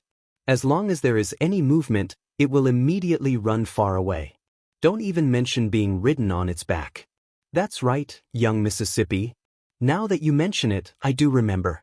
Last year, young Master Biao wanted to feed the 4 odd beasts some food, but the 4 odd beasts refused to eat no matter what. This made young Master Biao angry and he starved for a few days. It was almost starving to death, but it still refused to eat. In the end, when old Master Biao found out, he severely punished young Master Biao in front of the 4 odd beasts. Only then did the 4 odd beasts slowly walk away and start eating. The odd beast seems to be able to understand humans. This young man can actually subdue an adult odd beast. He really is a real person, does not show his true appearance. He even fooled me. What a pity. A pity? A soft and pleasant voice sounded. She asked curiously, "What's there to pity?" "Of course it's a pity. Miss, you see, this young man's age is quite suitable for you. Moreover, his skin looks very good. It's just that his appearance is really too ordinary. He doesn't look like the handsome type. Moreover, he actually has a stick in his hand. Why isn't it a folding fan or something like that? I reckon that he doesn't even know how to recite poems or paint. Otherwise, miss, you can invite him to have a chat on the horse. Who knows, maybe there will be some kind of marriage linked by a thread." "Bah, you little girl. You're really bold. You actually dare to say this to me. Is it because you're moved by love? If you like, I'll stop the car and ask about this young man's origin. I'll just let you marry him. With the name of our villa and the rich dowry that I'll give, this young man will definitely be very happy." As the 2 girls talked, they looked outside. At this time, they were already some distance away from Zhang Xiaohua. Presumably, they couldn't hear the soft whispers in the carriage clearly. However, Zhang Xiaohua's eyes and ears were very clear now. They were practically talking beside his ear. Hearing this, he was very depressed. He really wanted to find a ditch and see which part of him was not handsome. Then he would drown himself. Just as he was thinking, he saw that the 2 girls were looking at him. However, he didn't hear what they were saying. Zhang Xiaohua's heart was moved. He raised his hand and waved at the two girls. He smiled kindly, revealing his white teeth. The two girls were shocked. They hurriedly put down the curtain. Moreover, there was a light bang sound and the sound of someone crying out in pain. Presumably, someone hit their head. Could it be that this person actually heard us talking? The soft voice in the carriage said timidly. Behind the carriage, on the side of the official road, Zhang Xiaohua, who was riding on the odd beast, was very pleased with himself. However, not long after he was pleased with himself, he saw the carriage gradually moving away. He suddenly patted his head and shouted, "Oh, I forgot one thing." After saying that, he patted Huanwan's head. The odd beast immediately sped up and chased after them. Huanwan's feet didn't have horseshoes, so she ran very lightly.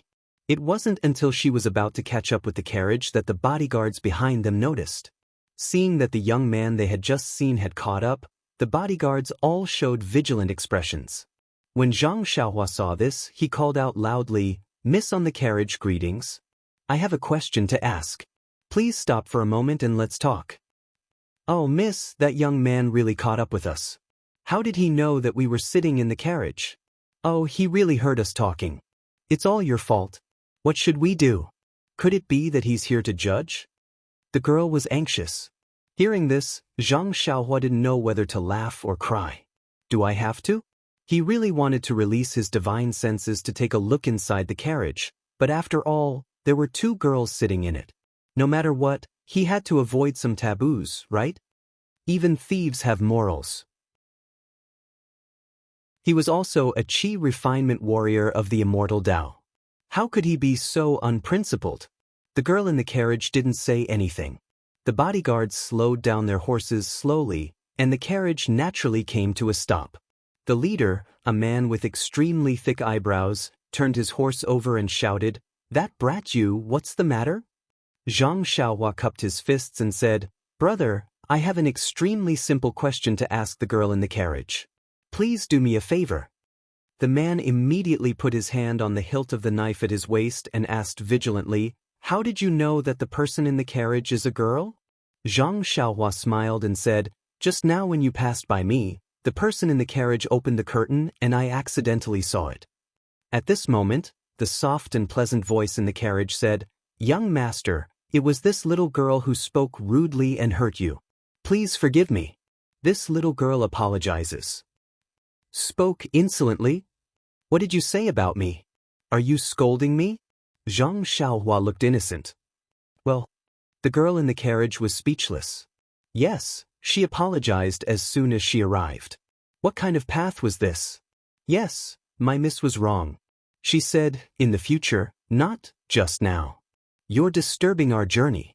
Who knows, we might be annoyed and scold you later.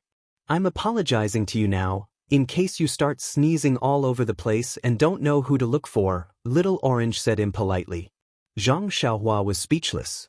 How could there be such an unreasonable girl? However, he was too lazy to argue with her. He continued, "If you can answer my question, you can scold me all you want today." Zhang Xiaohua actually called himself a young man. It seemed that he was really holding a folding fan and wearing a scholar's headband. "Young master, please tell me. See if I can answer your question." "Oh, it's very simple. I'm just asking. What do the odd beasts usually eat?" "Fuck, what else can the odd beasts eat?" However, the odd beasts really like to eat the grass with dew in the morning. If there is a bit of yellow in it, it won't eat it. If that's the case, then thank you for answering my question. This young man thanks you. Please go on. Zhang Xiaohua cupped his hands in a polite manner again. The bodyguards were confused by the two's conversation. When they saw the young man cupping his hands in farewell, they also cupped their hands casually. With a wave of their hands, the carriage continued to move forward. However, after a few steps, a scream came from the carriage. "Oh, we were fooled by this guy. Since he didn't hear us, how did he know that we know what the odd beasts eat?" After that, the curtain of the carriage was lifted again. A pair of black eyes accompanied by a thin oval face stared hatefully at the ordinary young man sitting arrogantly on the odd beasts in the distance. At this time, There was no one on the official road. That Huan leisurely ran to the center of the road again. In fact, after asking the young lady, Zhang Xiaohua was a little regretful. Wasn't it a waste of time to ask? Cows eat grass, horses eat grass, donkeys eat grass, and deer also eat grass. Could it be that the odd beasts could eat meat? She was concerned about Huan and wanted it to recover as soon as possible. And the key was to make it prettier as soon as possible. That was why she was anxious to seek medical treatment. However, Zhang Xiaohua regretted one thing. Why didn't she release her divine sense to take a look? This girl who spoke so nicely, was she also good-looking? Sometimes, being a gentleman was also not a good feeling. Although she was unhappy, who asked her not to take a peek at that time? Now, she couldn't chase after them. Zhang Xiaohua closed her eyes again. Holding 2 primordial stones in her hand, she continued to cultivate in a half-asleep state. In the afternoon, Zhang Xiaohua found a place to rest for a while. She let Huan rest and drink some water before continuing on the road. Not long after they walked along the main road, they heard the sound of hurried horse hooves behind them. It was actually louder than the sound of the carriage in the morning. This time, without Zhang Xiaohua's signal, Huan took the initiative to move to the side. Alas, this beast also knew how to bully the weak and fear the strong. Sure enough, just as Huan moved to the side, about 20 burly men dressed in the same clothes and riding horses rushed over from the main road. Zhang Xiaohua scanned with her divine sense and found that there were actually a few people with bulging temples. They were actually inner force experts. This group of people hurriedly passed by. The few people in the lead didn't look at Zhang Xiaohua and only treated him as a youth from the countryside. The last few people stared at him fiercely for a long time, as if trying to find a flaw. However, Zhang Xiaohua closed her eyes and looked like she was sleeping. She only released her divine sense and looked at them coldly. Those few people only retracted their gazes when they saw that there was nothing unusual and left on their horses.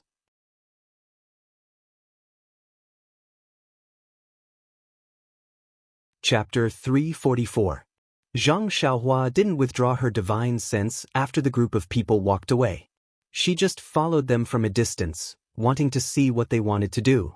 Yeah, I just walked my own path and didn't provoke anyone. How dare you stare at me so fiercely? Do you think I'm not pleasing to your eyes and want to cut me down? Really, I just want to go home. Why is it so difficult? If I'm not being robbed, I'm being molested. How dare you guys stare at me? Is this Jianghu? A place where you have to draw your sword if you don't like it? A place where you have to kill and rob for some benefits? A place where there's blood everywhere and where you can only protect yourself with your fists? A series of self-questioning made Zhang Xiaohua confused. Was this the Jianghu that she had painstakingly found after leaving the Guizhuang house? In fact, it was normal. It wasn't as good as the ancients said. People in the city want to go out, and people outside the city want to come in. People in the city and outside the city were always envious of each other and desperately wanted to live the life of the other. The life that they hadn't experienced was always full of novelty and temptation. When she finally lived that kind of life after racking her brains, she found that the taste of it was far from what she had imagined. The price she had to pay was far from what she could bear. Thinking about the years she had spent in Jianghu, she had experienced a lot of conspiracy, darkness, and killing. Yan's attack, the destruction of the Misty School, the evil deeds in Shizue Mountain, and the murder of the Righteous Alliance. But there were also a lot of kinship, love, justice, and axioms.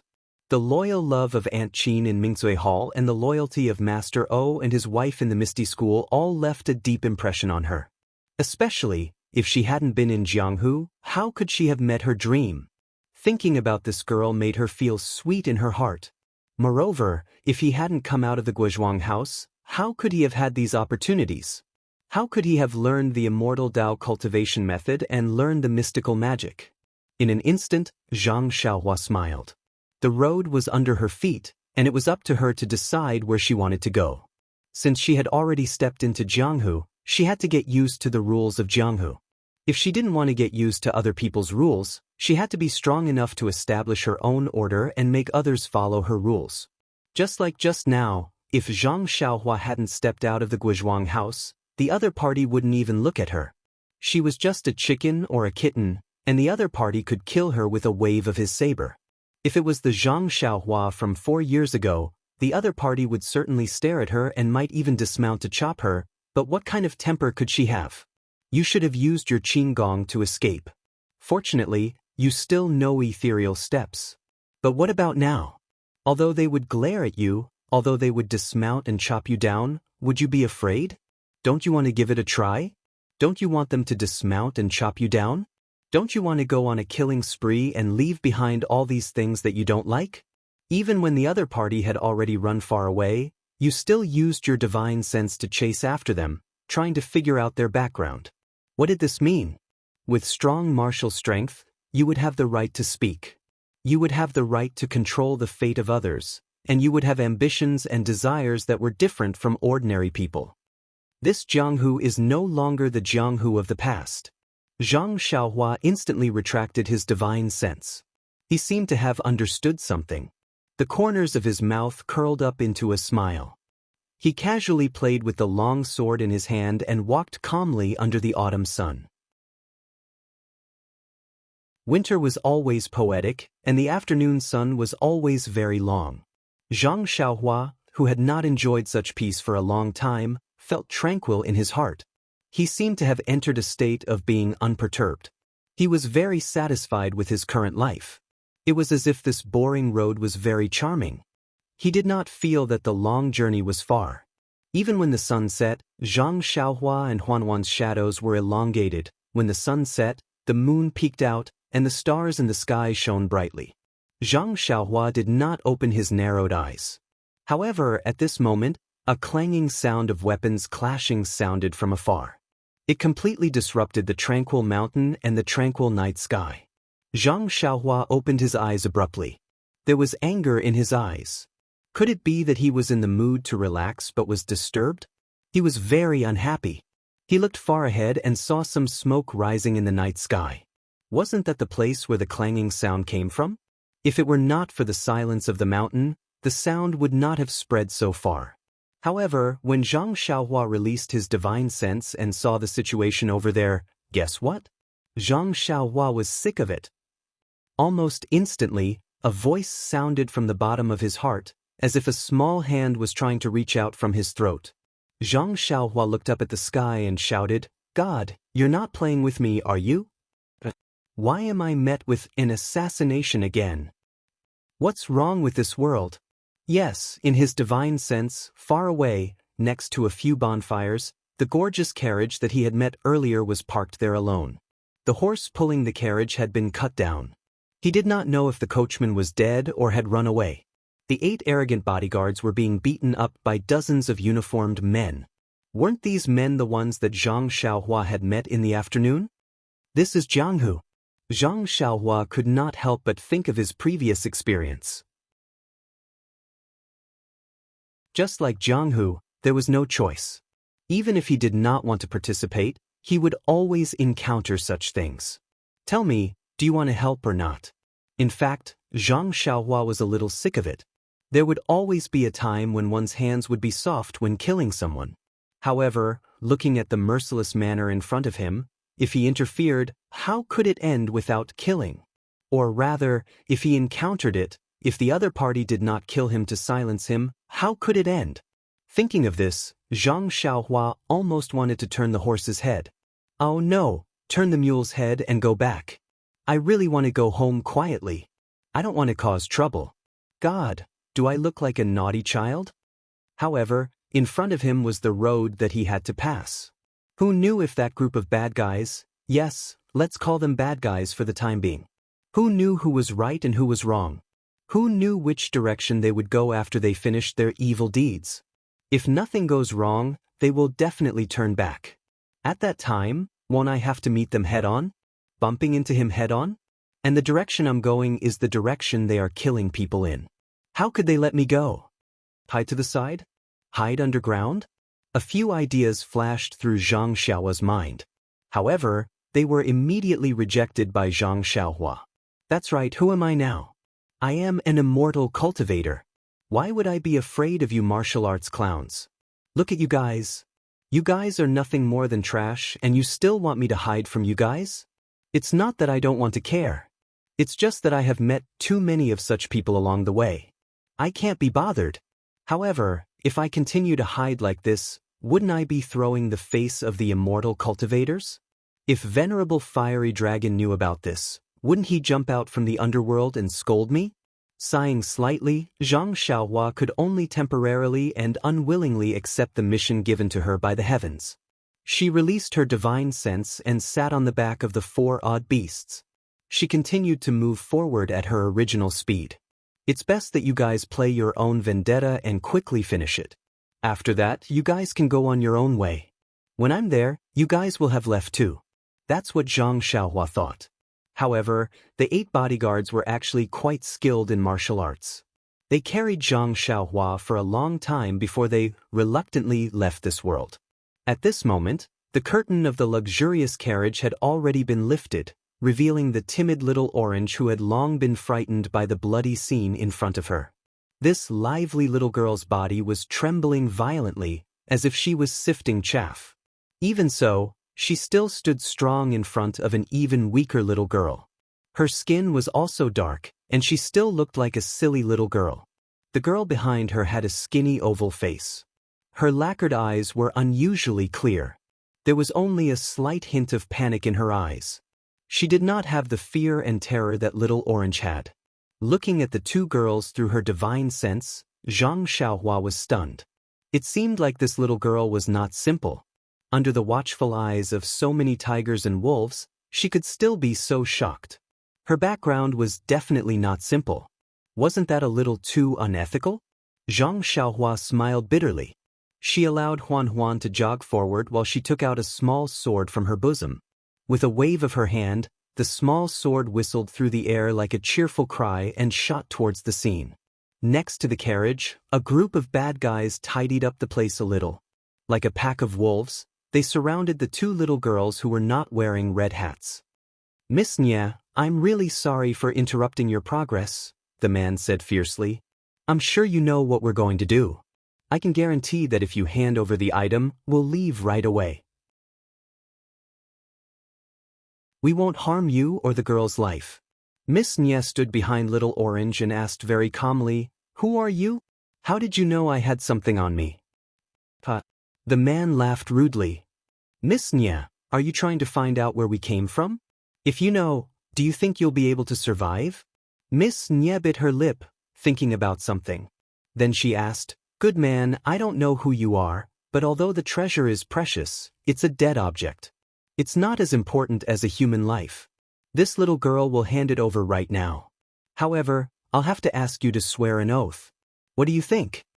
"Ha," the man laughed. "If I take the treasure and harm Miss Nya's life, I'll die from the flying sword." "This," Miss Nya muttered. "Good man, you're trying to deceive me. Why don't you include my maid?" Well said, well said.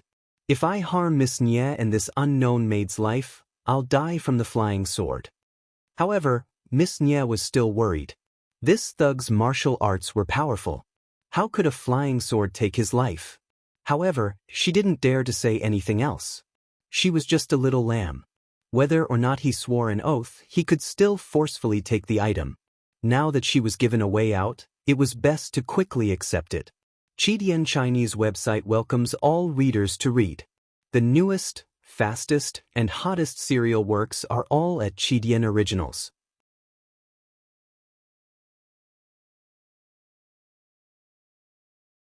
Chapter 345. With that thought, Miss Nya bit her lip and was about to walk into the carriage when Little Orange suddenly said in a trembling voice, "Miss, you mustn't trust them. These people have always been untrustworthy. If you give them the item and they go back on their word, what will we do?" Miss Nya smiled bitterly. "Little Orange, you think I don't know? But look, even if we don't give them the item, they can still find it if they kill us, right? If we know what's good for us, maybe they'll spare our lives on account of our straightforwardness." Then, without waiting for Little Orange to say anything else, she lowered her head and entered the carriage. After a while, she hid one hand in her sleeve and held a small brocade box in the other. Standing on the carriage, she raised her voice and said, "Hero, this item is for you. Please be magnanimous and spare us two defenseless girls." Then she threw the brocade box to the man. Seeing this, the evil man rejoiced in his heart. He raised his hand and carefully caught it. Then he carefully opened it to take a look. After confirming that there was nothing wrong with it, he put it away. He did not think that he would be able to get it so easily. For a moment, he did not know what to do. After thinking for a while, he waved his hand and turned his horse around to go back. At this time, a man with a scar on his face said, "Vice Hallmaster, we're going back now?" "Nonsense, we're done here. Why wouldn't we go back?" "But how should we deal with these two girls?" "HM? How to deal with them? Didn't we just talk about it? Let them live. Since they're so straightforward, we can't just let them do the same. But if we don't kill them and they find out who we are, it won't be good. After all, we're not masked today." "But didn't I swear to the heavens just now? Do you want me to die a horrible death?" "No, Hallmaster. How could I dare to curse you like that? It's just that." "It's just what?" "I'll be frank with you. I just feel that it's a pity to let these two girls go like this." The so-called Vice Hallmaster looked at the two thin and weak little girls under the night sky. How could he have any appetite? Then, he turned to look at the lecherous light in the eyes of the scarred man. He smiled and said, "Thief, I didn't expect you to like this." Scarface waved his hand and said shyly, "Hallmaster, you're so naughty." To each his own. The so-called Vice Hallmaster immediately had goosebumps all over his body. He shrunk his neck in fear and said, "That's good. Later, if you have any goods you don't like, leave them for this Hallmaster. That's right, remember not to take their lives. This Hallmaster has already promised. In addition, after you're done, remember to sell them to a brothel far away. I seem to have only promised to take their lives. After today, I won't care so much." After saying that, he laughed and stood to the side as if he was waiting to watch a good show. At this time, many of the men next to him looked at Scarface with resentment and jealousy. Why didn't they think of that? When Little Orange in the carriage heard this, his face turned ashen. He had already lost his mind. He just hugged his chest and trembled nonstop. Miss Nye clenched her teeth and flames of anger appeared in her eyes. Yes, she was really too naive. He said that he wouldn't take her life, so he naturally had many methods to deal with her. How could these men, who were old enough to be her elders, be so filthy? Suddenly, the hand hidden in her sleeve reached out. There was a small knife in her hand. She resolutely put it to her neck and looked at the moon in the distance. The sky was full of stars. Under such a beautiful night sky, such a shameless scene was still playing out. She then looked in a certain direction. There seemed to be endless longing. Then, her eyes flashed with determination. She waved her arm and was about to commit suicide. At this time, Zhang Xiaohua, who was sprinting over, saw this scene through her divine sense. She couldn't help but think of Peng, who was forced to commit suicide, and Yang Ruping, who put a sword to her neck and used her life to show her determination to protect the disciples of the Misty School. Although Peng was using her, in order to repay her for saving Yen, he treated her extremely well. Regarding this, Zhang Xiaohua had always been grateful. And Yang Ruping used her life to protect the disciples of the Misty School, including her second brother, Zhang Xiaohu. This couldn't help but be said to have touched Zhang Xiaohua greatly. And now, a dark and thin girl actually had such determination and decisiveness. How could it not resonate with Zhang Xiaohua? With a thought, the small sword circling in the air was about to strike down Miss Nye's knife like lightning. However, someone was even faster. Scarface casually threw an iron ball in front of her and hit Miss Nye's wrist with great force. Ouch! The knife fell to the ground. Her wrist went limp and tilted. Miss Nye held her wrist in extreme pain. Tears streamed down her face. Her wrist was actually broken. She heard Scarface say with a lewd smile, "Little girl, this uncle has long been guarding against this move of yours. Who knows how many little fellows have the same idea as you? Hee, seeing you in pain, this uncle's heart feels so good." His howl, like a hungry wolf, traveled far into the night sky. Speaking of which, Zhang Xiaohua had already arrived. Naturally, she heard those words. Her heart was filled with anger. If you guys want to rob me, then just take it. I'm not trying to enforce justice on behalf of the heavens, but going back on your words is your fault. Since you promised to let me live, then don't try to deceive me. What's more, from what Scarface said, this scoundrel has done many such bad things. This is good karma sent to my door by the heavens. How can I reject it? Having made up her mind, Zhang Xiaohua stopped moving forward. She jumped down from Huanhuan's back and found a big tree. She floated up and sat cross-legged. Releasing her powerful divine sense, the small sword that had stopped in midair suddenly sped up. Like lightning, it streaked across the night sky and directly stabbed into Scarface's throat. Scarface was proudly taking off his shirt and walking around happily. The lightning came so fast that he didn't have any time to react. He immediately covered his neck and collapsed on the ground. The vice hallmaster, who was prepared to watch a good show, couldn't help but laugh when he saw Scarface like this. He said, "Bastard, other people ride horses? Why did you go crazy before you even got on the horse?" While he was talking, he saw a flash of black light.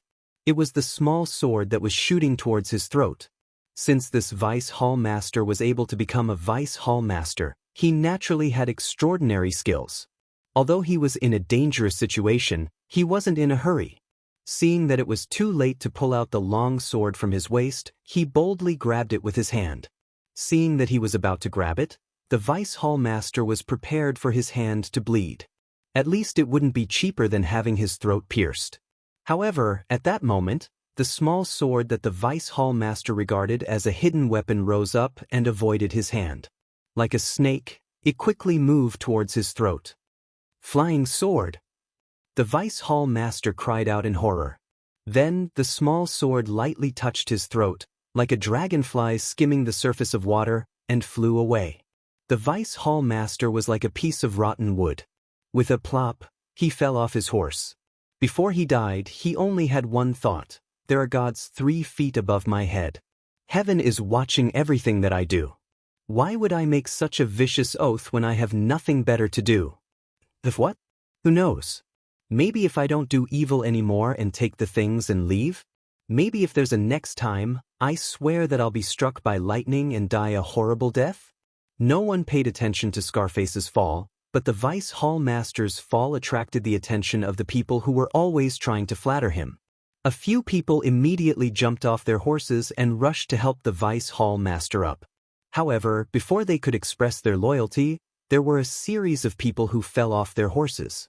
Someone with sharp eyes immediately saw the small sword flying in the crowd and shouted, "Be careful of hidden weapons." The rest of the people immediately drew their long swords from their waists and were carefully on guard. At this time, someone finally saw that the vice hallmaster was dead and there was blood in his throat. A flying sword. The legendary flying sword. The vice hallmaster actually summoned the legendary flying sword. Before he could finish his sentence, another one was killed and fell off his horse with a plop. The rest of the people didn't dare to stand there in a daze. What a joke! Although the Immortal Tao had been lost for 10,000 years, the legends of the Immortal Tao had not been lost. The flying sword was already a magical power that people in the Jianghu dreamed of having. Now that they suddenly saw it was their own chasing sword, how could they not tremble in fear?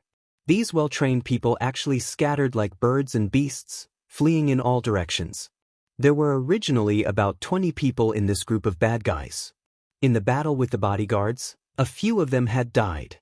Just now, the small sword had killed a few more, so there were only about 10 left. They all turned their horses around and fled in all directions. In an instant, there were only a few batches of horses without masters left in the field. There were also corpses on the ground and 2 dumbfounded little girls who couldn't believe their eyes. Flying sword. It was a flying sword. It was the flying sword that the bad guy who swindled her trusts wore. Although her martial arts were low and she couldn't see clearly, from the moment the evil man who was about to humiliate her fell to the ground, to the moment the bad guys inexplicably fell off their horses and didn't get up again, to the moment the bad guys fled in panic while shouting, How could she not know that this really was a flying sword? Although Miss Nie's wrist hurt terribly, she endured it and put her palms together to thank the heavens. When Little Orange saw that the bad guys had scattered, her body stopped trembling and her face was no longer pale. She scolded Miss Nie. "Miss, why are you thanking the heavens? You should be thanking our Grandpa Immortal. If you want to thank the heavens, you should wait until you meet your Mr. Right." Fortunately, Zhang Xiaohua was far away and couldn't hear her. Otherwise, she would have fallen off the tree.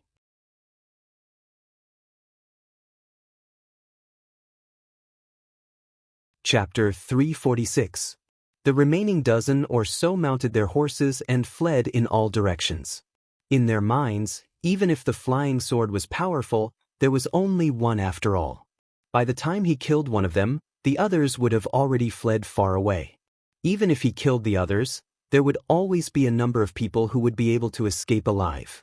As long as they could outrun the others, this path of survival would be theirs. Unfortunately, they were extremely wrong. How did Zhang Xiaohua practice the flying sword? It was a real kung fu that was practiced by killing birds and roasting meat. Even the seabirds on the island, which were not afraid of thunder and lightning, could not escape from Zhang Xiaohua's flying sword. How could a dozen bad guys on horses escape from Zhang Xiaohua's evil hands? Zhang Xiaohua made a gesture with her hands. Like threading a needle, the small sword shuttled back and forth in the darkness. Every time it passed by, it would take a life. Every time it turned back, it would take a little bit of blood. Since the secret of the flying sword had been exposed, it was impossible for Zhang Xiaohua to let any of them go back alive. Moreover, looking at their behavior, it was even worse than the bandits of Shichui Mountain. How could Zhang Xiaohua let them go? Not long after, before these bad guys could escape far, their lives were all taken by the small sword. Everyone died with the same question in their minds: I still can't outrun others. It was not that they did not resist. After all, they were a little scared, thinking that there was a white-bearded old man in the sky staring at them angrily. Moreover, the flying sword was really strange. The angle was tricky and the speed was very fast. They could neither catch nor block it, so they had to use their throats to block it. The flying sword completed its heroic feat of saving the beauty and flew back happily. Zhang Xiaohua reached out and caught it. Under the moonlight, she looked at the tip of the sword that had killed a lot of people. There was not a drop of blood. Zhang Xiaohua secretly praised it in her heart. What a necessary weapon for killing and robbing. She put it in her arms casually. With a crooked mouth, Zhang Xiaohua pinched her chin with her hand and looked far ahead. There were still some bonfires shining, but she did not jump down the tree to report the merit and receive the reward. I just used a flying sword to kill people. If I go down now, wouldn't I be putting a label on my forehead saying that I know how to use a flying sword? I can't kill these two little girls to silence them, so why should I go down? A hero saving a damsel in distress? Am I a hero? The two little girls aren't beauties, so there's no need for me to go down. Even if the young lady is a beauty, she's still too young. I really don't dare to be interested. Moreover, I'm not the type that she likes. Why should I ask her to marry me? It's better not to go down. God, I really don't want to cause any trouble. I just want to go home quietly and not cause any trouble. You saw what happened today. You forced me to be a chivalrous person and I satisfied your curiosity. Please let me go. It's already late and it's not good to sleep in the wild. The ground is full of corpses.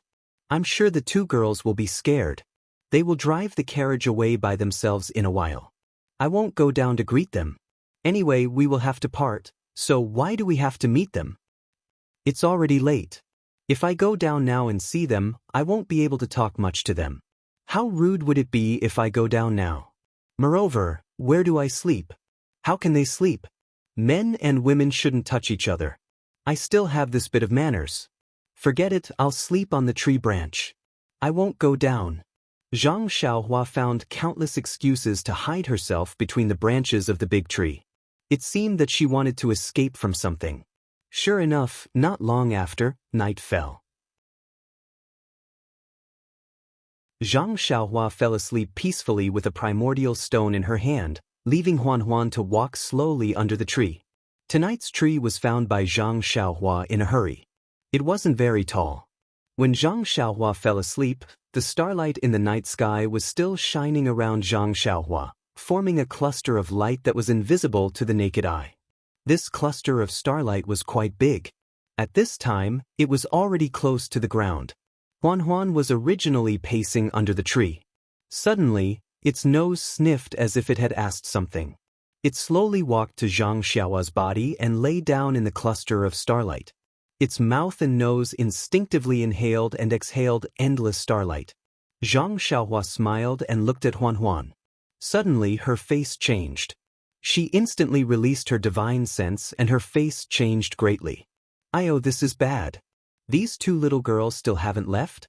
Others may not know what Huan's cry is, but they have raised Huan before. They must know that I am here. If I don't appear, won't it be more conspicuous? This Huan is really too much. Of all times, why is she shouting now? "Oh, this is bad. Why is that young lady lying there motionless? Why is the little girl crying so sadly? Is she dead? No, she still seems to be breathing. Oh, I have to be a good person to the end. I should go and take a look. I don't know what has happened." When Zhang Xiaohua got down from the tree, she rode Huan to the side of the carriage. Several bonfires had been extinguished, leaving only embers. There were many corpses scattered around the carriage. Several horses were also scattered in the surrounding bushes. It was silent and strange. If all of this was not caused by Zhang Xiaohua, she would definitely be scared. Hearing some noise, the crying little orange raised her head in horror. But when she saw that it was the village boy she had teased yesterday morning, she could not help but let out a sigh of relief. However, she was also slightly disappointed. She and the young lady were saved by the flying sword yesterday. They thought that a godlike person would appear and tell them something. But when it was late at night and the bonfires were extinguished, he did not appear. It was very different from the plot in the novel. And in such a dark night, the two of them really did not know where to go. Should they drive the carriage forward? Needless to say, the horse driving the carriage had already been killed, and needless to say, the young lady's wrist had already been broken. She couldn't tame the other horse by herself, not to mention harnessing the carriage. Moreover, so many people had already died here. Even if there were any bad guys coming, they would definitely be terrified and would definitely stay far away. It was much safer than two young ladies traveling alone. After thinking about it, the two of them finally decided to stay in the carriage surrounded by about 30 corpses. However, Miss Nia's wrist had been broken by Scarface's iron ball and was already in extreme pain. In the first half of the night, she fumbled around to fix the bone, applied medicine, and bandaged it carelessly. After that, she could barely hold on. But in the second half of the night, she could no longer hold on. In addition to the shock, she finally fell sick and had a high fever. She started talking nonsense and her wrist was swollen to the point that it was bigger than a steamed bun. Seeing this scene, Little Orange did not even close her eyes for the rest of the night. She kept crying. At this moment, she saw Zhang Xiaohua looking around curiously and looking at the corpses on the ground with curiosity and fear. Little Orange couldn't help but laugh. Could this be the mutant that the young lady mentioned? No matter how she looked at it, it didn't seem like it. However, thinking about how this guy waved his hand with bad intentions yesterday morning, he probably wasn't a good person. Would he take advantage of the situation to rape her? Thinking up to this point, Little Orange became a little scared again. Seeing Little Orange's worried expression, Zhang Xiaohua was very depressed. She had already worked hard enough pretending. "Big sister, can you please say something?" Left with no choice, Zhang Xiaohua could only timidly say, "Miss, did you meet some bad people?" This guy was really good at pretending. Little Orange immediately threw her fear to the back of her head and said while crying, "Young master has good eyesight. That's right. Yesterday, when we came here, some bad people tried to rob us. Thankfully, our bodyguards were capable and killed them all. However, our bodyguards also died together with them. Only one of them survived, and he was also heavily injured. Last night, he already went ahead to seek help. I believe he'll be back soon." "Was that so?" Zhang Xiaohua blinked and said, I thought that Miss would need some help. Since that's the case, this one will take her leave. It's not proper for a man and a woman to be alone in the wilderness. After saying that, she turned to leave. However, it wasn't easy to find someone to vent her anger on. How could Little Orange let him go? She hurriedly called out, "Young master, although our bodyguards will be back in a while, there is still some time. Look at us two weak girls, it's not good for us to stay in this pile of corpses." Does Miss have any orders? However, this one is scared to death of these corpses. I want to leave as soon as possible. Little Orange heard this and was delighted. That's good. I wonder if young master knows how to drive a carriage? Drive a carriage? Zhang Xiaohua scratched her head. Don't you know how to drive a carriage? You don't seem to be very good at it. Do you really not know how to drive a carriage? Little Orange was a little anxious. Zhang Xiaohua smiled and said, "Don't worry, Mississippi. It's not that I don't know how to drive a carriage. It's just that the teacher who taught me said that since I've already started studying, it's best to forget about the past. I naturally know how to drive a carriage. But I've already started reading the sage's books. Why do I have to go back to the past and drive a carriage?" Looking at Zhang Xiaohua in front of her, Little Orange really didn't know what to say. She turned around and looked at the unconscious Mississippi. She couldn't help but feel sad and started crying loudly. Seeing this, Zhang Xiaohua asked, "Miss, why are you crying? Could it be that you're moved to tears by seeing a village boy go from being ignorant to being knowledgeable?" Little Orange heard this and cried even harder. She choked and pointed at the carriage and said, "You'll know when you come over. Don't, Mississippi. See no evil, see no evil." Zhang Xiaohua waved her hands. Little Orange was anxious and jumped down from the carriage. She grabbed Zhang Xiaohua's hand and said, "Come over, come over. You'll know when you come over." Zhang Xiaohua covered her face and said, "A gentleman uses his mouth, not his fists. See no evil." Sigh, this guy is really good at acting.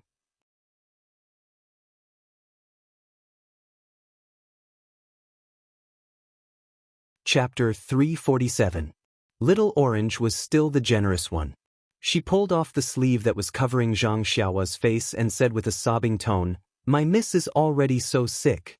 What's there to molest?" Zhang Xiaohua pursed his lips and thought to himself, "She's just a silly little girl. She's not worthy of my molestation." However, when he looked at her, he really couldn't bear to do it. Miss Nia's face was flushed, and there were small blisters on her lips, which were dry and pale. Her wrists had been carefully bandaged, but they were bulging. She lay there weakly, mumbling something indiscernible. Zhang Xiaohua looked at her delirious appearance and frowned slightly. He wasn't a doctor, so he didn't know how to treat her. Even if he was full of vital energy, what could it do? He asked weakly, "Miss, have you fed her water?" Seeing Zhang Xiaohua acting like an amateur, Little Orange was a bit angry. She raised her arm to block his view and said, "Go, go, go, don't look. It's enough to know how sick my miss is. How can you stare like that? I'm the miss's personal maid. How can I not know how to feed her some water? They all say that scholars are useless. It's true." Zhang Xiaohua defended himself. "Miss, you're wrong. I've just entered the school and can't be considered a scholar. However, if you think I'm a scholar, I'm very happy. I didn't waste my 2 months of studying the 3-character classic." Little Orange's sadness almost turned into joy. This guy was too funny. She said, "You've only been studying the 3-character classic for 2 months. You don't recognize many words, but you've learned the tone of a bookworm. You're a genius. Miss, you have sharp eyes. My master also said the same thing. I'm very proud of you. Oh, by the way, miss, your bodyguard should be here soon. Since I'm useless, I'll take my leave now. I still have to go home and study the 3-character classic." Don't go.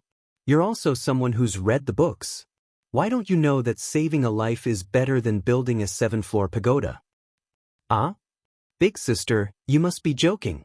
Didn't I just say that I'm reading the 3-character classic? Is there such a sentence in the 3-character classic?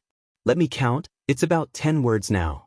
By the way, this sentence sounds familiar to me. It seems that an old monk in my village who always asks people to give alms often said this. Little Orange didn't know how to convince this fake scholar, but she felt that it would be a pity if she let this fake scholar go. According to this scholar, he was just from the countryside and had just become a scholar, so he must have some strength. Moreover, although his nose was a little flat and his eyes were a little small, he was honest and kind. If she asked him to help send the seriously ill young lady to the clinic, he would definitely be the most suitable person. When Zhang Xiaohua saw that the girl didn't know what to say, she was secretly happy. She cupped her hands and said, "If that's the case, Shaoxing, I'll take my leave first. If I meet your bodyguard on the way, I'll tell him to come back quickly." After saying that, she turned around and was about to leave. In fact, the reason why Zhang Xiaohua was like this was because Little Orange said yesterday that he looked ordinary and wasn't a good match. He didn't like it when he thought about it. An 18-year-old handsome young man being belittled by someone else's appearance, no one would be happy. Secondly, Little Orange lied to him and said that there was still a bodyguard alive and that she was asking for help.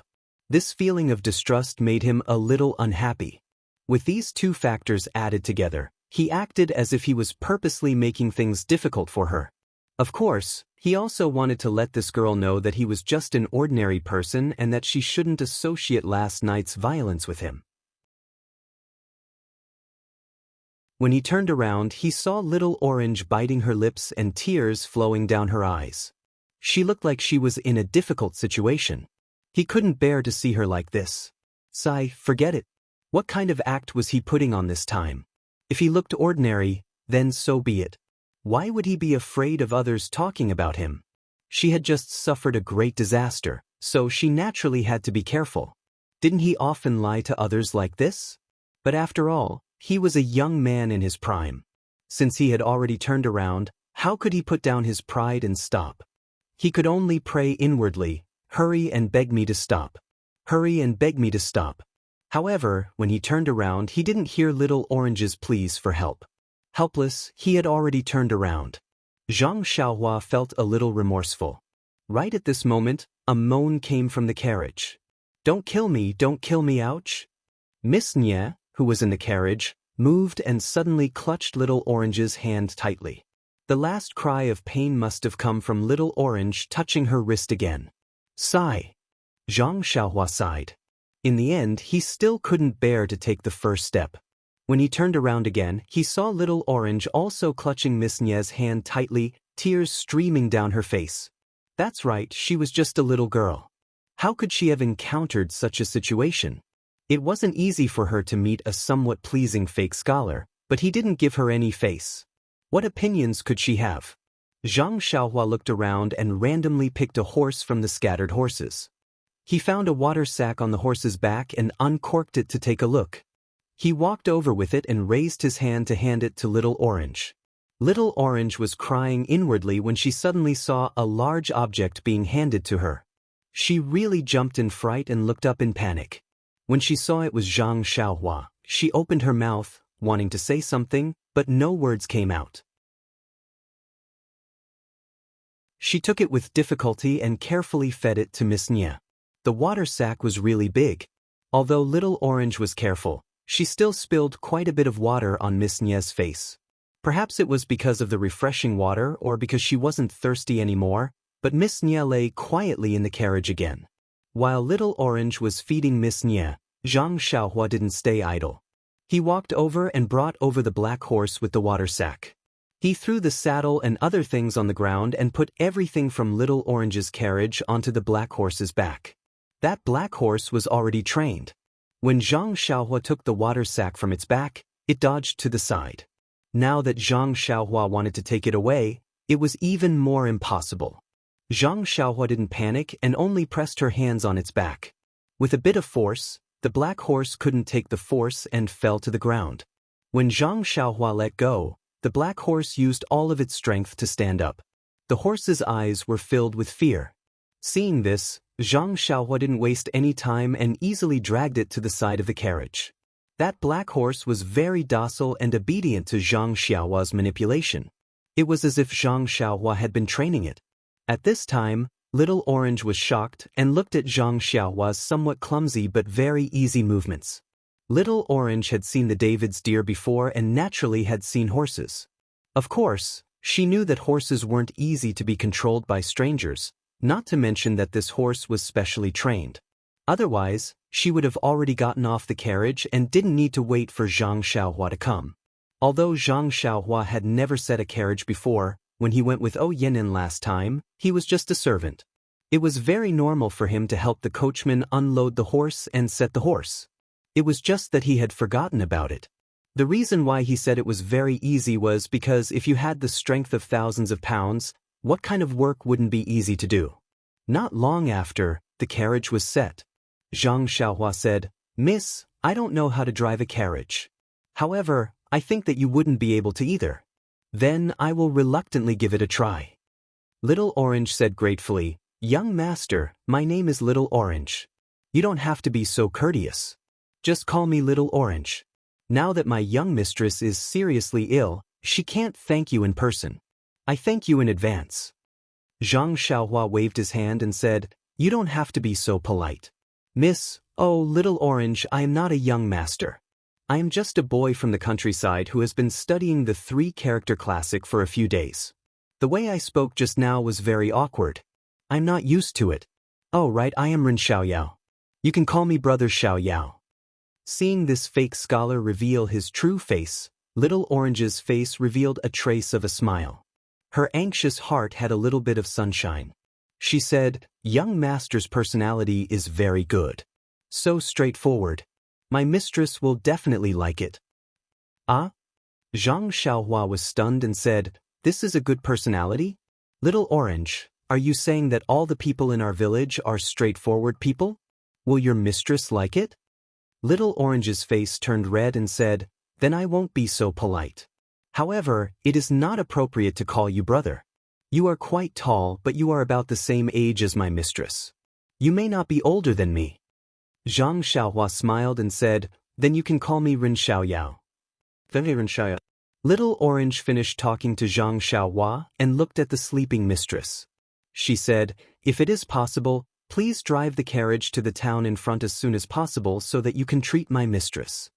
Zhang Xiaohua said, "That is exactly what I was thinking." After saying that, she jumped onto the carriage and sat cross-legged on the coachman's seat. She thought of how the coachman used to drive the carriage and imitated him. She picked up the reins and prepared to drive the carriage out. But Little Orange suddenly thought of something and called out, "Ren Xiaoyao, wait." Zhang Xiaohua was stunned and said with a smile, "Could it be that you know that I don't know how to drive? If you can, then just come." Little Orange said embarrassedly, "No, I just thought of something." Little Orange said this for a long time but couldn't say what it was. Zhang Xiaohua thought for a moment and knew what she wanted to do. She smiled and said, "Could it be that you want to go to the toilet?" But Little Orange's face immediately turned red. She spat at Zhang Xiaohua and said, "No." Actually, how could Zhang Xiaohua not know? She was just saying it casually. Thinking about it, Zhang Xiaohua was now 18 years old. She was in the prime of her life. When would she have the chance to talk to young girls in the past? She had just returned from the deserted island and met these two young girls. Although she didn't have any romantic thoughts, it was normal for her to say something inappropriate.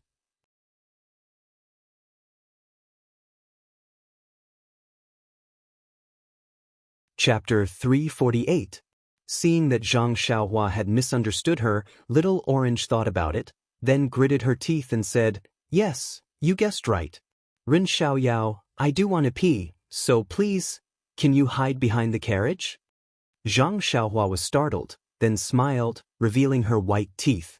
"Of course, I'll go right now." Then she jumped off the carriage and walked to the other side. After Zhang Xiaohua left, Little Orange gently placed Miss Nie's hand on her body, then slowly and painstakingly got off the carriage.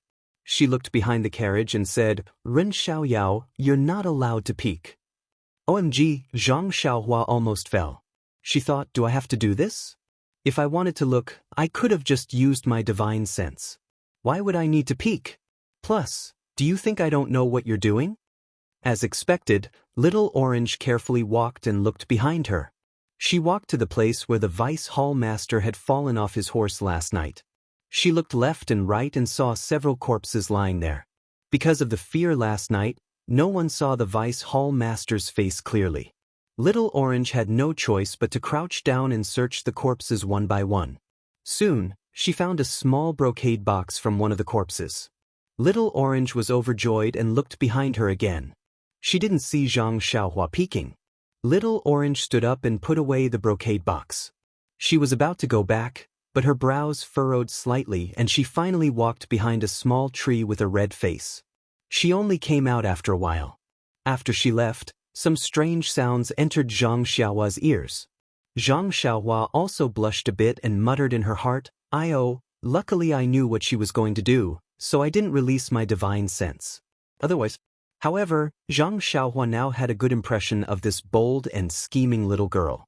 She no longer criticized her like she did when they first met. When Little Orange got onto the carriage, she called for Zhang Xiaohua to come out. Zhang Xiaohua tactfully didn't ask anything. She got onto the carriage, shook the reins, and imitated the coachman, shouting, "Hiya!" The black horse was very obedient. It exerted force with its 4 hooves and slowly pulled the carriage forward. However, the many corpses in the field also tested Zhang Xiaohua's skills. There were several times when she had to get out of the car and drag the corpses to the side. Huan had been standing quietly by the side of the road, occasionally eating the weeds on the side of the road. Now that it saw Zhang Xiaohua driving over, it also screamed happily and followed her. There was no need for Zhang Xiaohua to call out to it. Little Orange, who was in the carriage, was very surprised. She originally wanted to ask out of curiosity, but looking at the young miss lying on the sickbed next to her, how could she still be in the mood? At this time, Zhang Xiaohua asked, "Little Orange, do you think we should go forward or back?" Little Orange said, "Of course we're going forward. But I remember that there's a village not too far behind us. Maybe there's a doctor there. Let's go forward. Our escorts are supposed to go forward. Maybe we'll meet them after we walk for a while." Little Orange said it like it was real. In fact, she had neglected one point. Zhang Xiaohua had seen their 8 escorts before. If Zhang Xiaohua had looked carefully at the corpses, she would definitely have seen them at the scene. How could there be an extra bodyguard? But in Little Orange's eyes, Zhang Xiaohua was just a young man from the countryside. How could he be so scheming? So she directly ignored him. Zhang Xiaohua didn't want to expose her lie. In his heart, he had only met these 2 girls by chance. It was just in life or on this journey. He wouldn't have any interactions with them at all. All he had to do was help them drive the carriage to the town ahead. At most, he would help them find an escort agency and let a real escort them to where they were supposed to go. I'm not a curious baby, so why should I care about you? It didn't take long for them to reach the main road. Zhang Xiaohua didn't care about the 2 maidservants in the carriage and focused on driving the carriage. Although he hadn't really driven a carriage before, the horses he used to pull the carriage were trained by others. They were much better than ordinary horses, so he didn't have to worry too much about them. Moreover, the carriage didn't go very fast, so naturally, it became more and more convenient for him. Sitting in the carriage, Little Orange could feel that the carriage wasn't going very fast. Although she was burning with anxiety, she didn't want to rush them. It wasn't until it was almost noon that they arrived at a slightly larger town. The first thing Zhang Xiaohua did when he entered the town was to find out if there were any escort agencies or medical centers in the town. Unfortunately, the town was too small, so no escort agencies were interested in this place. Fortunately, there were still medical centers around. Zhang Xiaohua didn't dare to be negligent and chose the largest one to drive the carriage over. Miss Nia's wrist was broken, so Zhang Xiaohua didn't dare to move it too much. He wanted to get the doctor to take a look at her in the carriage, but the doctor only sat in the hall and didn't come out. He only asked them to send the patient over. Later, Little Orange had to secretly bribe him with some silver before he was willing to go out to see the patient. Zhang Xiaohua was depressed. Everyone said that doctors should treat their patients with care, but why was this doctor like this? Because he had received the silver, the doctor was especially meticulous. After examining her, he frowned slightly. Zhang Xiaohua asked curiously, "Is there a problem?" The doctor was puzzled and said, "From the way you bandaged her and the medicine you applied, they're all excellent. It looks like you're only slightly worse than me, so how did you get a fever and faint?" Zhang Xiaohua's heart skipped a beat. She smiled and said, "I just met a wandering doctor on the side of the road and treated him carelessly. I only rushed over because I didn't know that you're a skilled doctor." The doctor was very pleased and said with a smile, "I was wondering why it was like this. It turns out that you didn't treat her properly and didn't use any professional tools to fix her wrist. This is simple and is just a small test for me. Please wait a moment." The doctor was also very professional. Not long after, he fixed Miss Nia's wrist and wrote a prescription with a stroke of his pen. He then asked the medical center's staff to brew the medicine according to the prescription. Little Orange was still worried, so he carefully read the prescription before agreeing to brew the medicine. After the medicine was brewed, Little Orange carefully fed it to Miss Nia. Zhang Xiaohua carried a lot of medicine bags and put them on the carriage before driving the carriage away from the medical center. When they reached the side of the road, Zhang Xiaohua asked, "Little Orange, do you think we should continue to walk forward?" Or, he didn't finish his sentence and wanted to let Little Orange choose to go forward. However, Little Orange had his own ideas and said with difficulty, "Ren Xiaoyao, can I trouble you to find an inn first? It's not good for Miss Nia's health if she continues to travel like this." Zhang Xiaohua sighed. Why didn't he know that patients needed rest the most? However, he was also in a hurry to go home. His family in the Guizhuang house hadn't heard from him for 4 years. His mother must be missing him every day. He just wanted to hurry back. Forget it. Anyway, a few days won't make a difference. I'll wait until I find an escort agency. After making up his mind, Zhang Xiaohua wanted to drive the carriage to find an inn. However, just as he was about to start the carriage, Zhang Xiaohua thought of something. He turned around and asked, "Little Orange, I have an idea. Do you think it'll work?"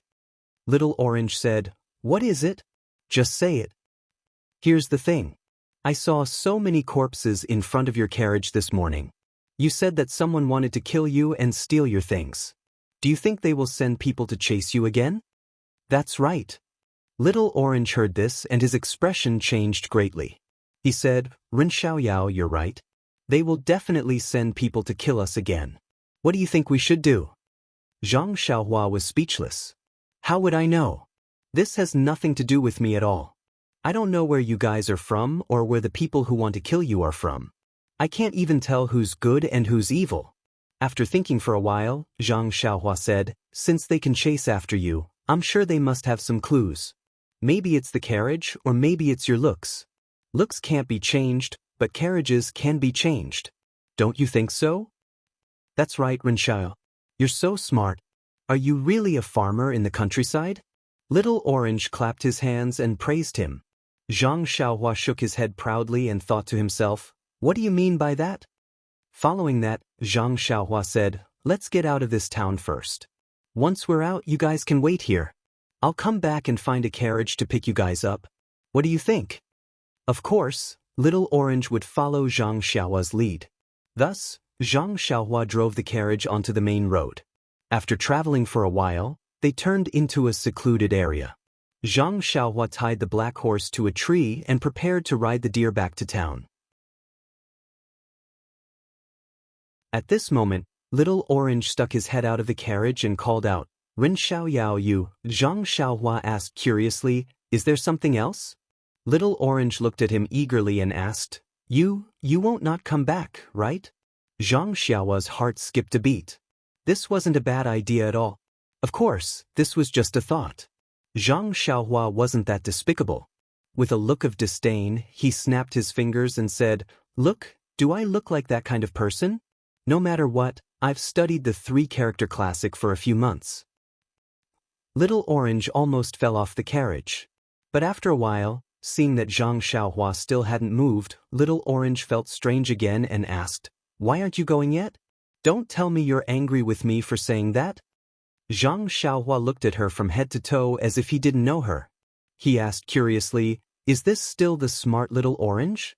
Doesn't Little Orange know that buying a carriage costs money? This carriage is what you want. You don't want the salary I give you to drive the carriage. Do you want me to pay for the carriage as well? Little Orange blushed and quickly shrank back into the carriage. After a while, she came out with a small green pouch in her hand. She handed it to Zhang Xiaohua and said, "Ren Xiaoyao, this is my pouch. There's some money inside. Take it." Zhang Xiaohua took the pouch and opened it to take a look. He couldn't help but cry out, You guys are really rich? There's even gold inside." After saying that, he took out a small piece of gold from the pouch and looked at it fondly. Looking at Zhang Xiaohua's greedy look, Little Orange didn't know whether to laugh or cry. She said, "Take the flowers first. When it's not enough, come find me. Miss has more."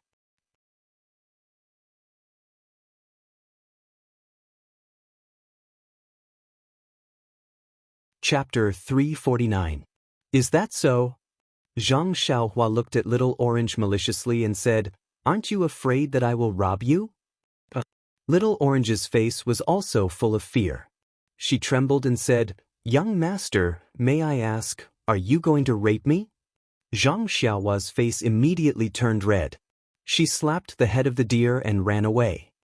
I was teased. Zhang Xiaohua thought as she ran away. Seeing Zhang Xiaohua gradually disappear into the distance, Little Orange's mouth revealed a smile.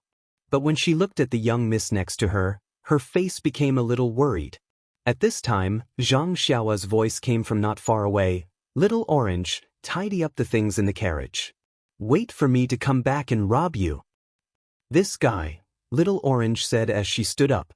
Yes, there were a lot of things in this luxurious carriage. There was still a long way to the young Mrs. Villa. If she didn't tidy it up properly, what would she use in the future? Fortunately, Little Orange was a servant girl. Tidying up was her job. In a short while, she tidied up everything neatly and waited for Zhang Xiaohua's carriage to pick her up. But after waiting for a long time, there was still no sign of her. Little Orange couldn't help but feel her heart beat faster. Could it be that her good eye for people was not accurate? Could it be that this seemingly honest young man from the countryside took the money and ran away?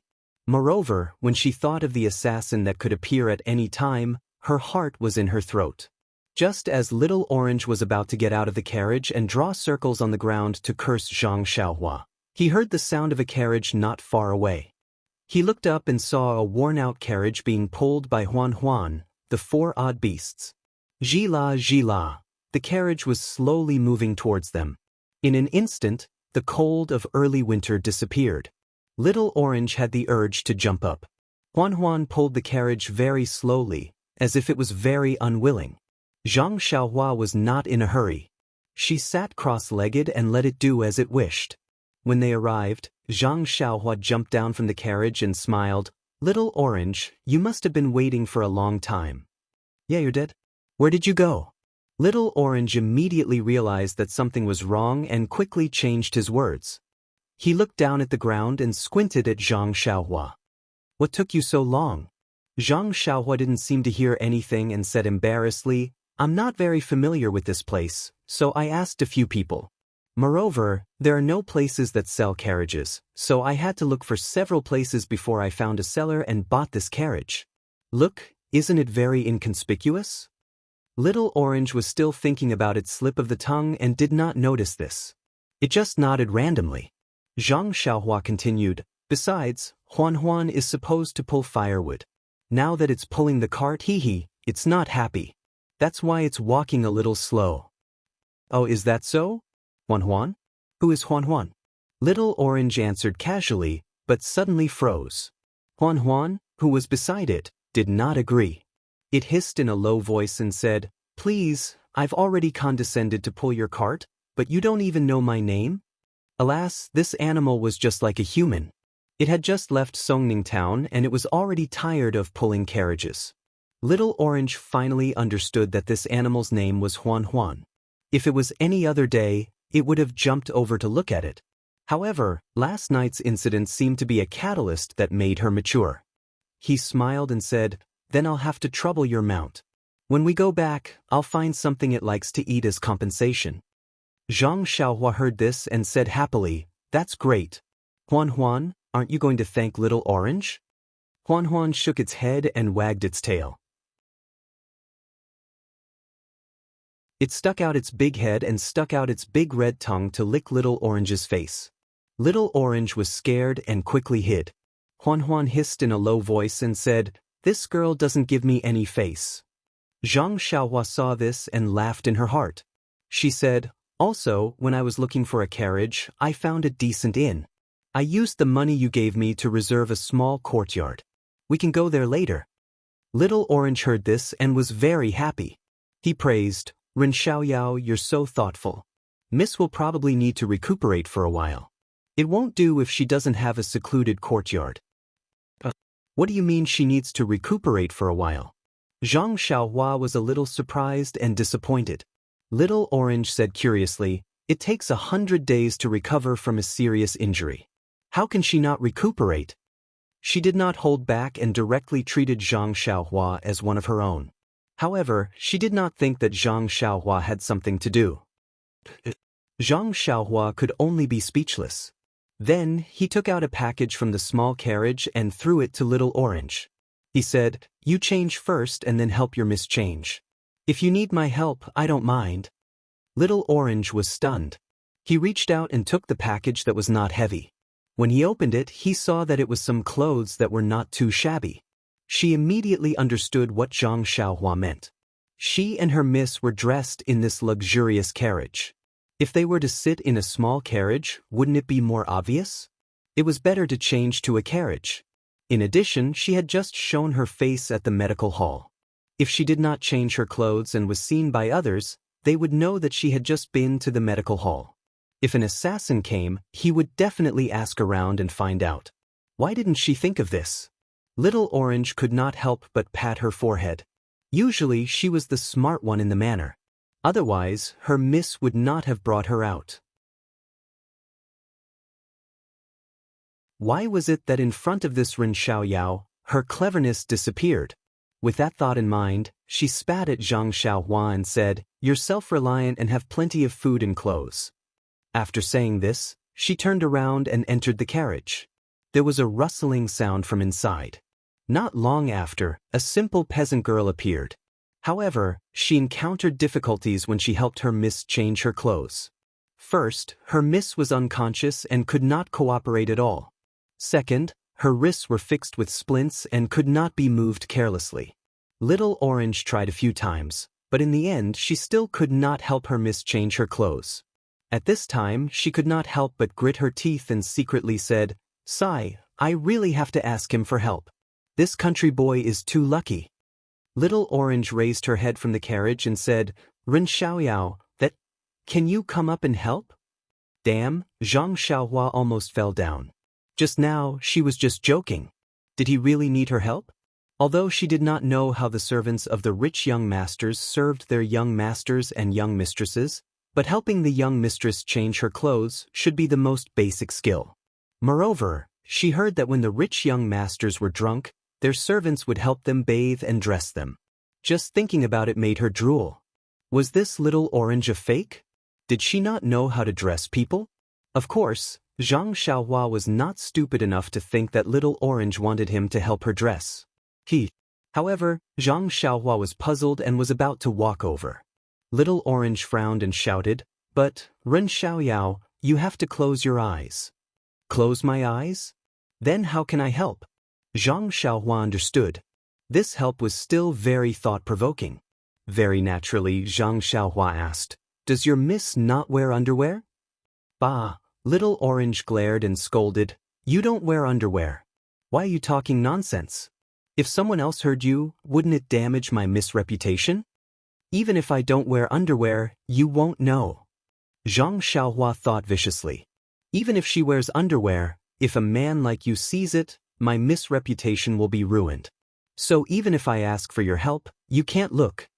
Little Orange explained. "So troublesome, but there's no one around. What are you afraid of?" Zhang Xiaohua said with a smile. "Miss always told us that God is watching what we do. No matter what you do, you don't have to care if there's anyone around, or if anyone is looking. The most important thing is to stay true to your heart. It's best to have a clear conscience. It was as if a spark had ignited something in Zhang Xiaohua's heart. At that moment, Zhang Xiaohua's state of mind was growing at a perceptible speed. That's right, when she saw Little Orange and the others being hunted down last night, Zhang Xiaohua felt extremely repulsed. If it wasn't for something in her heart, or if it wasn't for the fact that the bad guys left without killing anyone, Zhang Xiaohua might not have done anything. This was all because Zhang Xiaohua was afraid of getting into trouble and delaying her journey. But now, Little Orange's words reminded her. If she really didn't do anything last night, how could she face her own conscience? She was afraid that many times in the future, she would think about this matter and ask herself, that night, why didn't I do anything? I wonder what happened to those two pitiful girls in the end? Sigh, luckily I did do something last night, and I did my best. Zhang Xiaohua thought to himself with a smile. At this moment, he felt that his cultivation that had been loosening up had improved again. What are you laughing at? Forget it, you should just stay aside, I'll do it myself. Little Orange saw Zhang Xiaohua suddenly smile and thought that he had thought of something. She blushed and said angrily, Little Orange, you're saying that it's a misunderstanding. Zhang Xiaohua realized that Little Orange had misunderstood and quickly explained, I heard you say that your miss was scolding you, and I thought of something that a friend of mine from the academy told me. Is that true? Don't lie to me. Little Orange did not believe her at all. It's true. I once knew a scholar who loved to read books. He read a lot of miscellaneous journals, travelogues, supernatural novels, and so on. But one day, he suddenly wanted to write a book of his own. So he started writing excitedly. Who would have thought that after writing for almost 10 months and writing 2 million words, not many people would read it? But he didn't know how to revise it or change to a new topic. So one day I asked him, you've worked so hard for so long, but no one applauded you, so what's the point of doing so? Can you guess what he said? What did he say? Could it be that he is as smart as my miss? How can you say something so philosophical? Zhang Xiaohua clapped and praised, yes, that's right. That scholar smiled and said, no matter what others think, I have kept my heart and wrote down the story that I wanted to tell. I feel that it does not lose to any book, and it is their loss if they don't read it. See, isn't he as smart as your miss? That's true. Such an amazing person, I wonder when I can meet him? Little Orange looked forward to it. Zhang Xiaohua looked into the distance, as if he had seen through endless time and space, and smiled, you will, that day will come.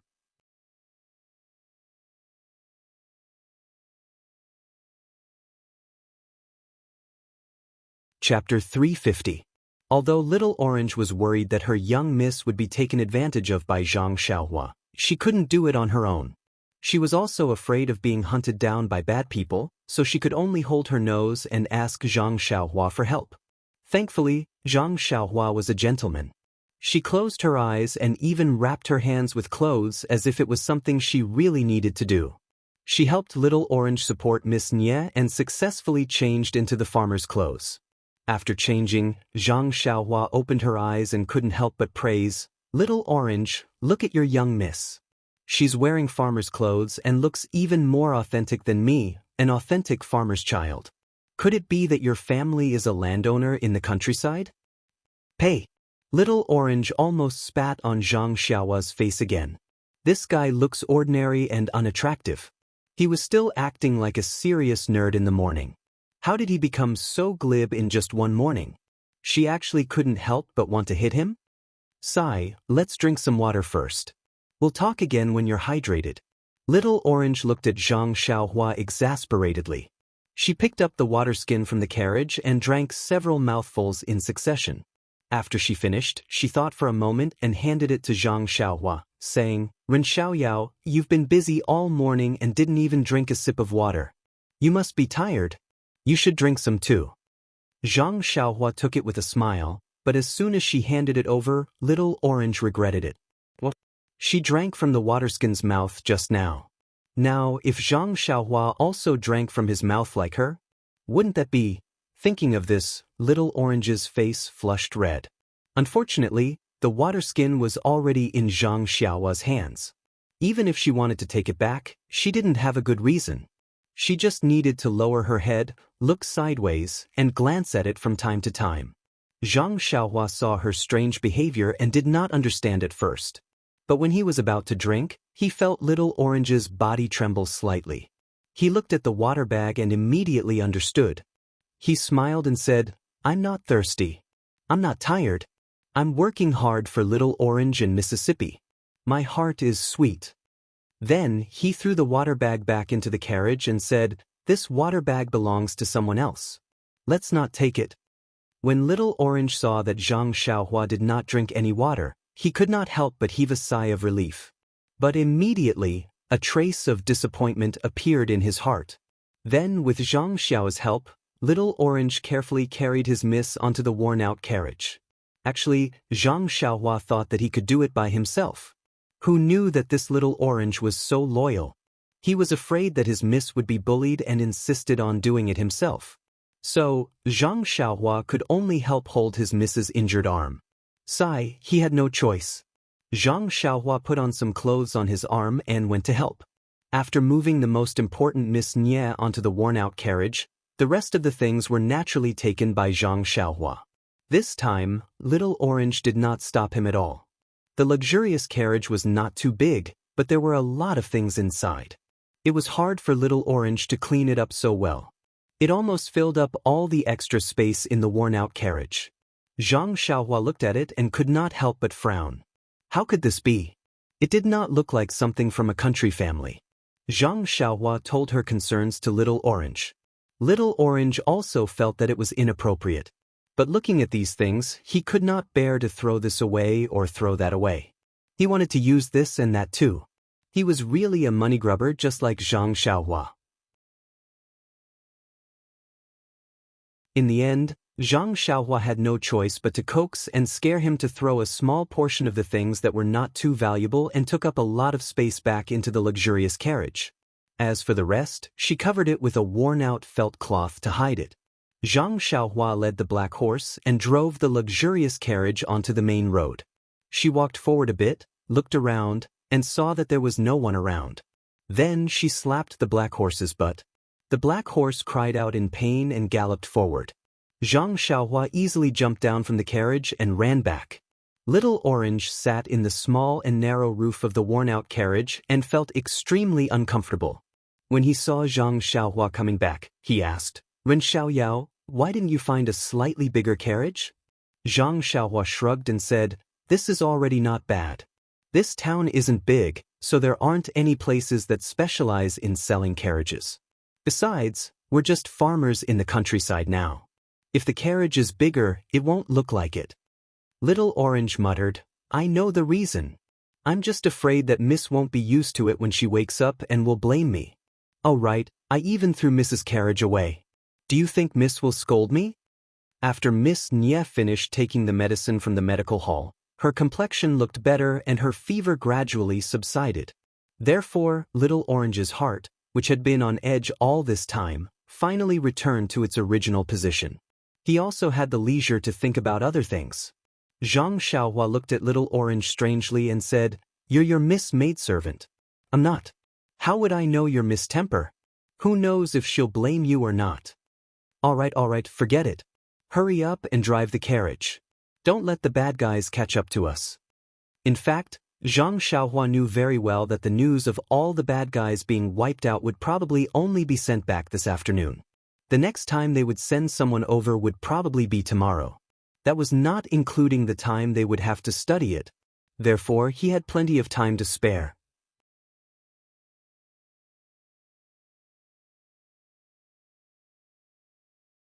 After thinking about it, Zhang Xiaohua secretly operated her cultivation method to absorb the primeval qi while carefully comprehending what she had learned from flying into the sky. That day, Zhang Xiaohua sat in the tall building and looked down at the bustling crowd below. It was as if she was high above, looking down at the various states of the world. In an instant, her consciousness left her body and flew towards the boundless horizon. It was similar to the unity of heaven and man realm in the Immortal Tao cultivation. The unity of heaven and man realm, as the name suggests, was to combine one's consciousness with the consciousness of the heavenly Tao. The boundless horizon in Zhang Xiaohua's perception was only the simplest manifestation of the heavenly Tao. The cultivation of the immortal Tao was the process of exploring, and grasping the heavenly Tao. This unity of heaven and man realm was a shortcut to integrate the essence or meaning of the heavenly Tao into one's consciousness.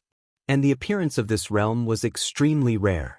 Even during the peak of the immortal Tao in the ancient times, there were only a few that appeared. And these few that appeared were all the outstanding cultivators of the immortal Tao. They all borrowed the moment when they glimpsed the essence of the heavenly Tao and grasped some of the rules of the heavenly Tao. From then on, they had a great improvement in their cultivation, reaching a level that ordinary cultivators could not imagine. The reason why Zhang Xiaohua was able to enter this exceptionally precious realm was not only because of the deep accumulation of his 4 years on the deserted island, but also because he had left the mortal world for a long time. When he returned, he had many feelings. It was as if there was a saying, "There is no Bodhi tree, nor is there a bright mirror. If there is nothing at first, where can there be dust?"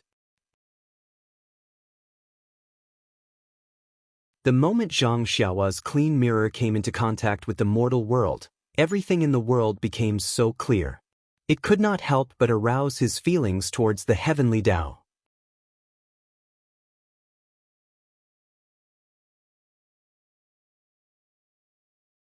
Chapter 351. Of course, the appearance of the realm of being one with the world was not based on one's level of cultivation. Sometimes, when one had just entered the first layer of Qi practitioner, they might encounter it by chance.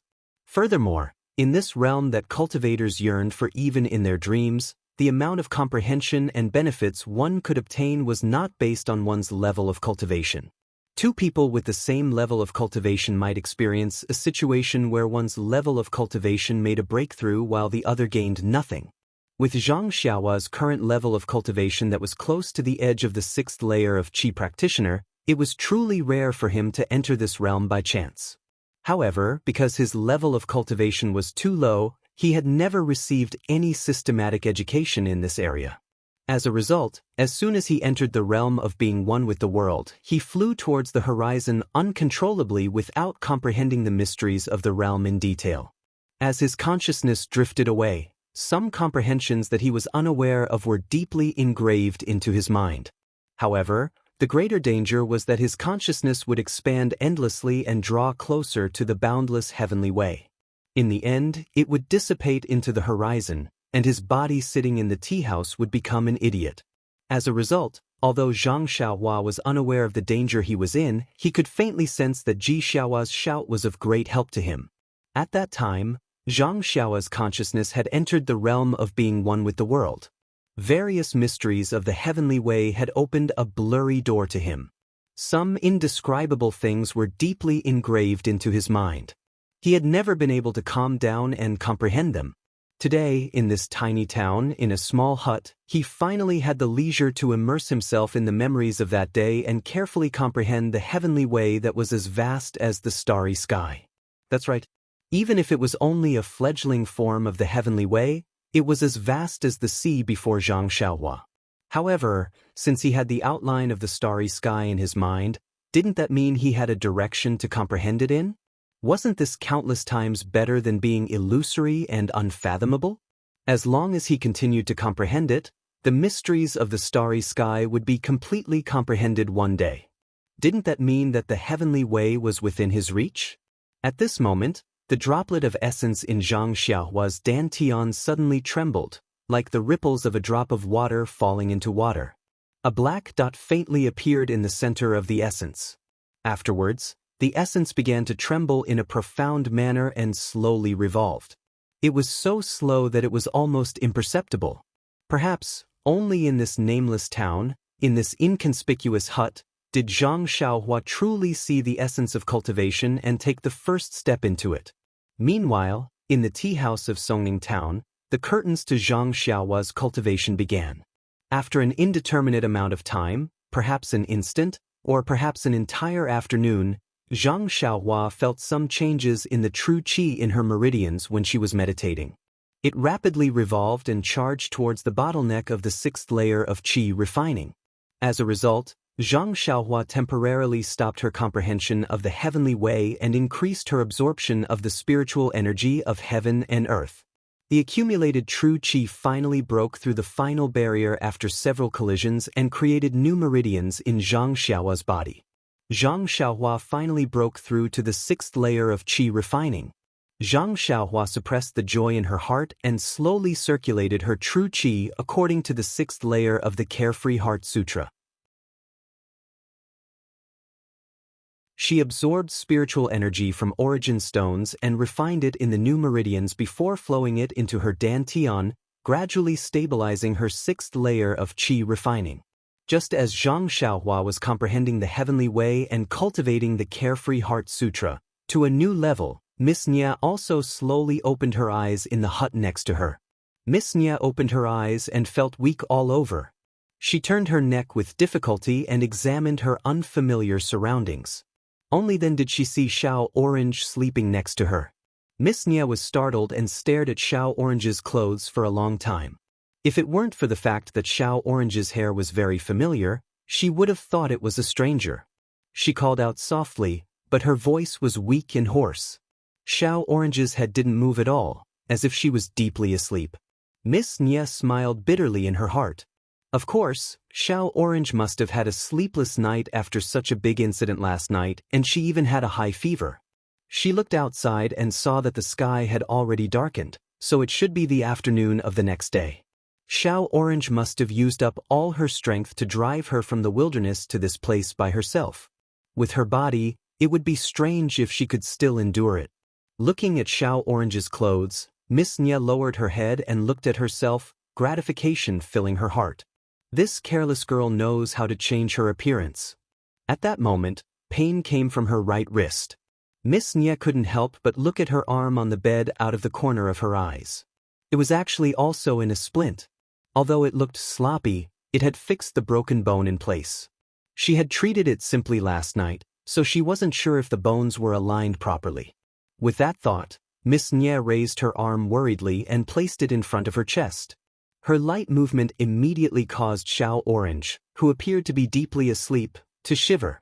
She lifted her head and opened her hazy eyes. Mississippi, seeing Miss Nia open her eyes, Xiao Orange's sleepiness immediately disappeared. She cried excitedly, "Miss, you scared me to death. You're finally awake." Then she placed her hand on Miss Nia's forehead and tested it. "Miss, your head still has a bit of a fever." Seeing Xiao Orange wake up, Miss Nia smiled weakly and said, "Give me some water to drink."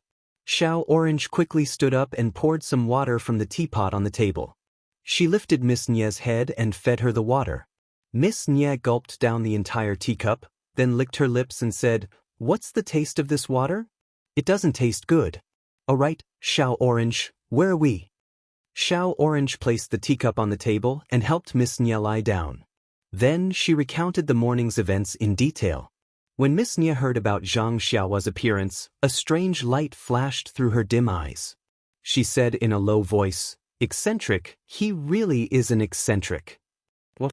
Xiao Orange smiled. "Miss, you're wrong this time. No matter how I look at him, he's just a normal country bumpkin who can't be normal." "Why do you say that?" Miss Nia was confused. Miss, you didn't see him. He's petty and rustic. He wants to speak like a scholar, but he can't. He's neither fish nor fowl.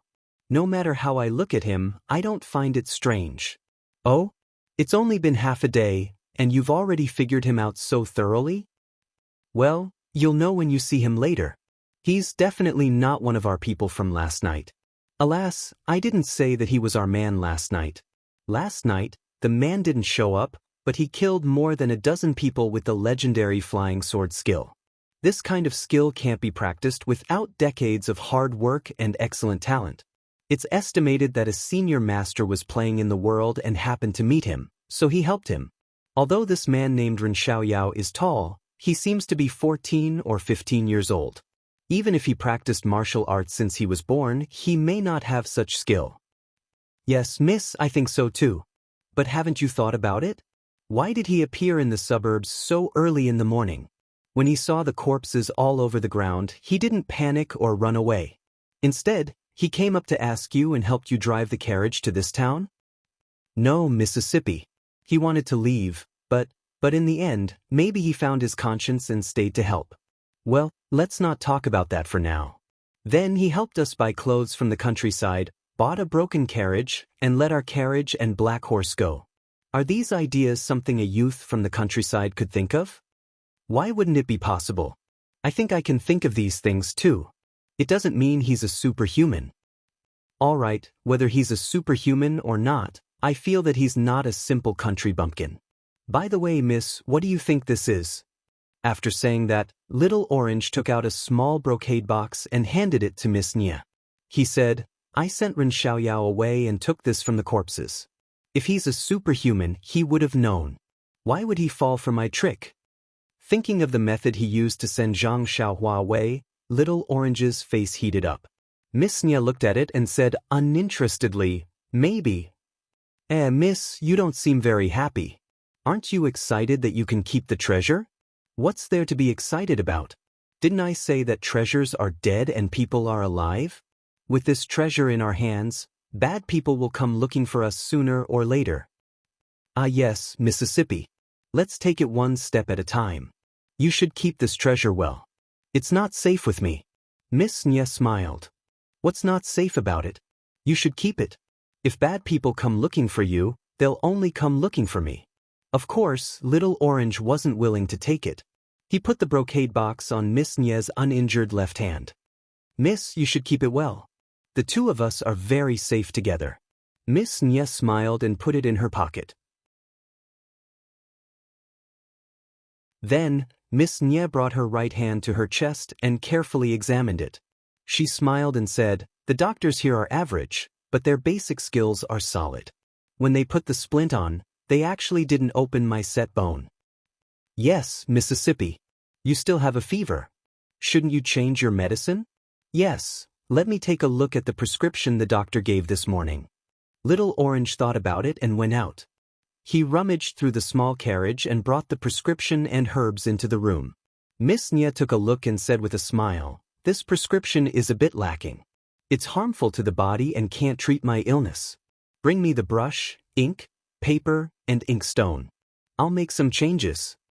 Hearing this, Little Orange was a little embarrassed and said, Miss, in order to avoid being noticed, I also sat in a carriage to come to this inn. I'm not familiar with the road. I think I'd better call Ren Xiaoyao and ask him to help us.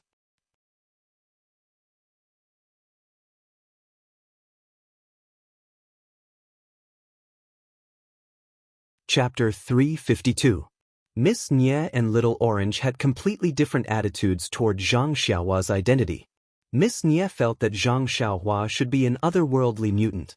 Just the way he pretended to be deep in thought while sitting on the deer was enough to make people ponder deeply. Of course, this was also because Miss Nia knew and understood the habits of animals like the deer. If it was anyone else, they would just think this guy was a mule-riding brat. Speaking of brats, Miss Nia was a bit hesitant because of Zhang Xiaohua's age.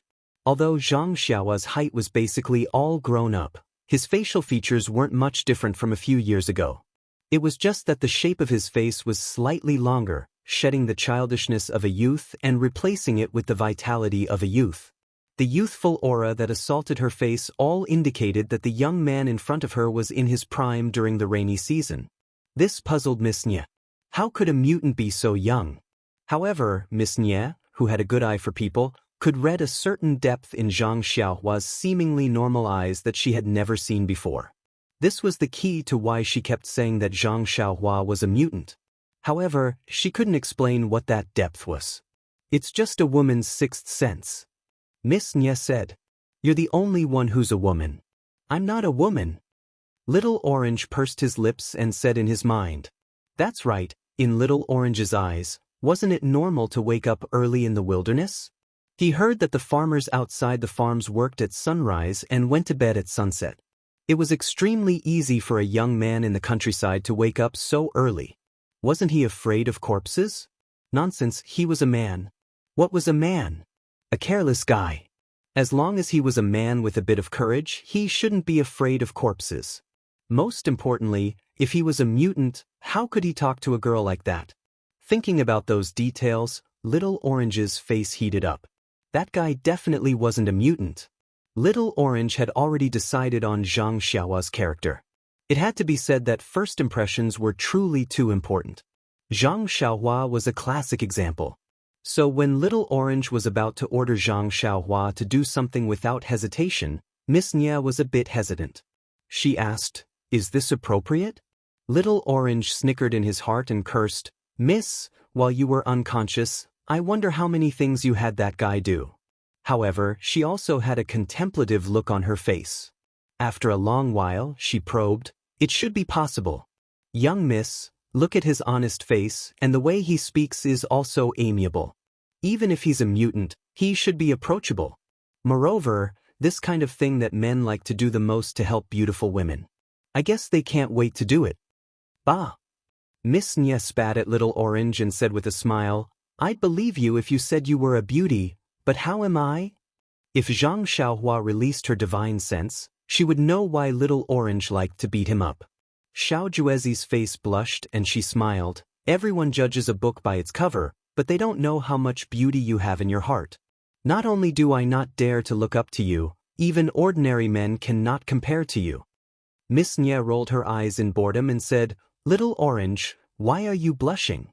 Normally, you're always so proud of yourself when you praise yourself. Why is it different now? Could it be?" Little Orange's face became even more embarrassed. She rolled her eyes and changed the topic. "Oh, miss, it's really a pity to talk about this prescription. If you didn't give all the pills you brought with you to that injured heroine last time, we probably wouldn't have to go to the pharmacy to sell medicine right now. Plus, we'd have to trouble the mutant in your heart." Hearing this, Miss Nia's interest was piqued, and a trace of redness appeared on her pale face. She said in high spirits, "Speaking of which, Little Orange, you're wrong. If we didn't meet heroine Shui and help her by taking care of her for half a day, our journey would have been delayed.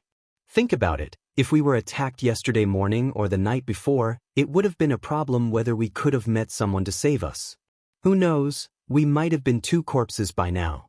This is the cycle of karma, 1 drink, 1 peck. It's really fated." Little Orange also nodded thoughtfully. Then, Miss Nia became even more interested. She seemed to have forgotten about her illness and continued, "Looking at heroine Shui's valiant appearance, I'm so envious. Sigh, it's a pity that I'm still young. Father only wants my daughter to take over his business and doesn't want me to practice martial arts. But father doesn't know that I've always liked to roam the Jianghu since I was young. It's a pleasure to repay kindness and revenge." Little Orange didn't want to disturb Miss Nia's mood and could only say half-heartedly, "That's right. If Miss Nia was skilled in martial arts, you wouldn't have to bring along a maid. You wouldn't have to hire those 8 bodyguards either. You could have just used Qinggong to move around. Naturally, you wouldn't have encountered such danger." Little Orange's words hit Miss Nia's soft spot. She was a little dispirited and said, "Sigh, even if I've been practicing martial arts since I was young, I might not be able to fight against 8 bodyguards right now. Do you know who that expert with the flying sword is? If I have the chance to meet him, how good would it be to have him as my master?" Then Miss Nia's eyes turned and she said, "I wonder how that mutant's martial arts are? Miss, didn't I tell you before? His name is Ren Xiaoyao. You can just call him by his name. Why does this mutant sound so weird to me?" "Oh, right, Miss Nia, we just wanted to chat. Don't you still need to go get the medicine? Hurry up and tell me. I'll write down the prescription first." "Later, I'll ask your mutant to go get the medicine for us." Miss Nia was also speechless. Although she was still sick, she was overjoyed to be out of danger. She couldn't help but chat a little more with Little Orange, tossing the matter of getting the medicine to the back of her mind. Little Orange looked up and saw that there was no writing brush, ink, paper, or ink stone in this simple inn. He had no choice but to stand up and say, "Miss, I'll go find the inn's manager and get some writing brush and ink." As soon as Little Orange got up, he looked at the sky and shouted, "Oh, miss, It's almost dark. Are you hungry? When he said, hungry, there was a rumbling sound from their stomachs. Both of them blushed. It had been almost a day and night since the attack last night. They only drank a little water and didn't eat a single grain of rice. How could they not be hungry? Little Orange stomped his foot and said, "This Ren Xiaoyao, why didn't we see him for the whole afternoon? He must have fallen asleep. Why didn't he wake us up for lunch?" Looking at her angry and energetic appearance, she didn't look like someone who was looking for a mutant at all. On the other hand, Zhang Xiaohua in the small hut had already stabilized her 6th level of qi refining. The speed at which she absorbed the qi of heaven and earth had increased a lot, and the range of her spiritual sense had also expanded. In her spiritual sense, she had a clearer understanding of heaven and earth. At the same time, Zhang Xiaohua was absorbing as much qi as she could from the vitality stones and circulating it through her meridians to familiarize herself with the 6th level of qi. Although Little Orange came out in a huff, when he went out, he became gentle. He looked at the closed door of the small hut and walked over slowly. He raised his small hand and knocked on the door. Although Zhang Xiaohua didn't release her spiritual sense, her eyes and ears were still very sharp. At this time, she wasn't comprehending the Carefree Heart Sutra, nor was she comprehending the laws of heaven. When Little Orange came to the door, she already knew. When the knocking sound came, Zhang Xiaohua raised her voice and said, "Who is it? Please wait." Then he stood up and opened the door. When he saw Little Orange, he pretended to be surprised and said, "Oh, Little Orange, did you call me to eat?" When Little Orange saw this, he couldn't help but be angry and said, "You little brat, now you know how to eat. Why didn't you call us when you were staying at the inn earlier? Now Miss is so hungry that she's sticking to her back." "Your Miss is already awake?" Zhang Xiaohua asked. "When I put Miss down earlier, I wanted to ask you if you needed anything, but you kicked me out. How could I have the time to ask?" About this? Little Orange was a little speechless. Yes, at that time Zhang Xiaohua wanted to say something, but he kicked her out first. How could he blame her now? Therefore, Little Orange quibbled, "Even if you didn't say it in the hut, why didn't you say it outside? Didn't you want to see us make a fool of ourselves?" Zhang Xiaohua smiled and didn't say anything. Then he asked, "Has your young miss recovered from her illness? Can she eat now?" Little Orange was a little worried and said, "Yes, Miss has woken up, but her fever hasn't subsided yet. Our Miss wrote a prescription herself, so I'll have to trouble you to go to the pharmacy and get some medicine for her." Zhang Xiaohua was a little surprised and said, "Your Miss knows how to write a prescription herself." "Of course, my master is—" Little Orange said proudly, but he knew he had misspoken, so he quickly shut up and said perfunctorily, "Our Miss is very smart. These are just minor illnesses, so she'll be fine with just a dose of medicine. Unlike the doctors in town who have been taking medicine for almost a day, their fever hasn't subsided yet." "Is that so?" Zhang Xiaohua thought for a while and said, "Then what medicine do you need me to get?" "Oh, go to the inn and get some brush and ink. When Miss tells me, I'll write it down for you." When Zhang Xiaohua heard that, she nodded and turned around to leave. Also, Little Orange added, "Don't forget, it's getting late, so it's time for dinner." Zhang Xiaohua chuckled. How could he not know? In order to cover his tracks, Zhang Xiaohua did not ask the waiter to send the food over. Instead, he brought it back in a food box. The inn in town was also very simple, and there were only a few types of food available. Zhang Xiaohua took the food box, brush, ink, and other things to the cottage where Little Orange and the others were staying. He gently knocked on the door, and Little Orange happily opened it. Just as Zhang Xiaohua was about to pass the things to him and go back into the cottage, he heard a soft and hoarse voice from inside. "Hero Ren, please come in too." When Zhang Xiaohua heard this, he was shocked. "Please add it to your collection, please tip it, thank you."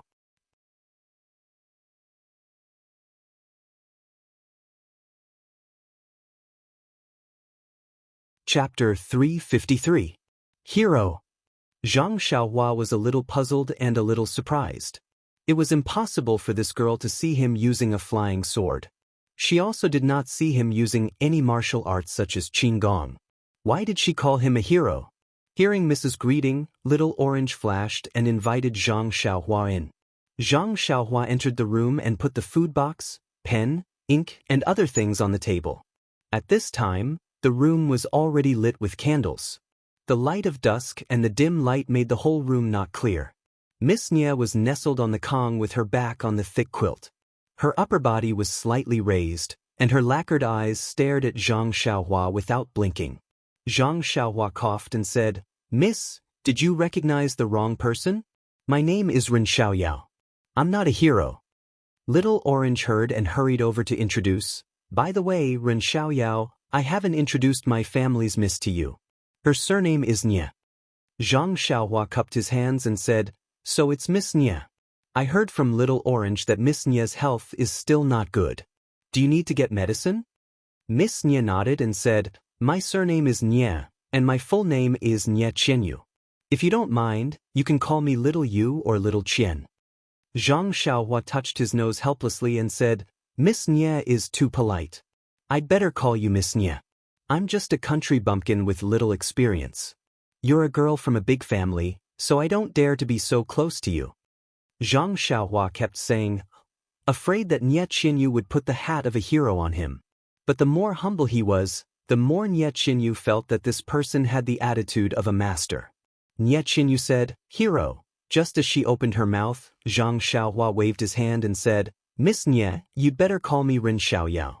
This hero makes my hair stand on end." I suddenly thought of the pile of corpses in the morning. I guess that was the masterpiece of a hero. Nye Qianyu thought for a moment and said, "If that's the case, don't be angry. I'll call you by your name." That's great. Miss Nye, you don't have to be so polite. I'm not some hero. Ren Xiaoyao, I think Little Orange has already thanked you in the morning, but I still want to thank you in person now. Thank you for lending a helping hand when we were in danger. I will never forget this kindness. When I return to the villa, I will definitely report it to my father and give the hero. Oh, give you a big reward. Upon hearing this, Zhang Xiaohua had a strange expression on her face. She smiled and said, "Miss Nye, you're being too polite again. I was just passing by. It was a piece of cake for me to bring you and Little Orange to this town, so how could I owe you a favor? If you think highly of me, just give me some gold and silver. I don't dare to covet your rewards." Well, Nye Qianyu looked embarrassed and said, "I didn't bring any extra gold and silver with me when I came out. If we return to the villa, I can still take it out. But now, I'm just saying it without any evidence. Please don't laugh at me." Zhang Xiaohua laughed in her heart, but she didn't say it out loud. She pretended to be surprised and said, "I see. Miss Nye, Little Orange gave me a lot of money earlier. I bought your carriage, medicine, and paid for the inn. There's still a lot left.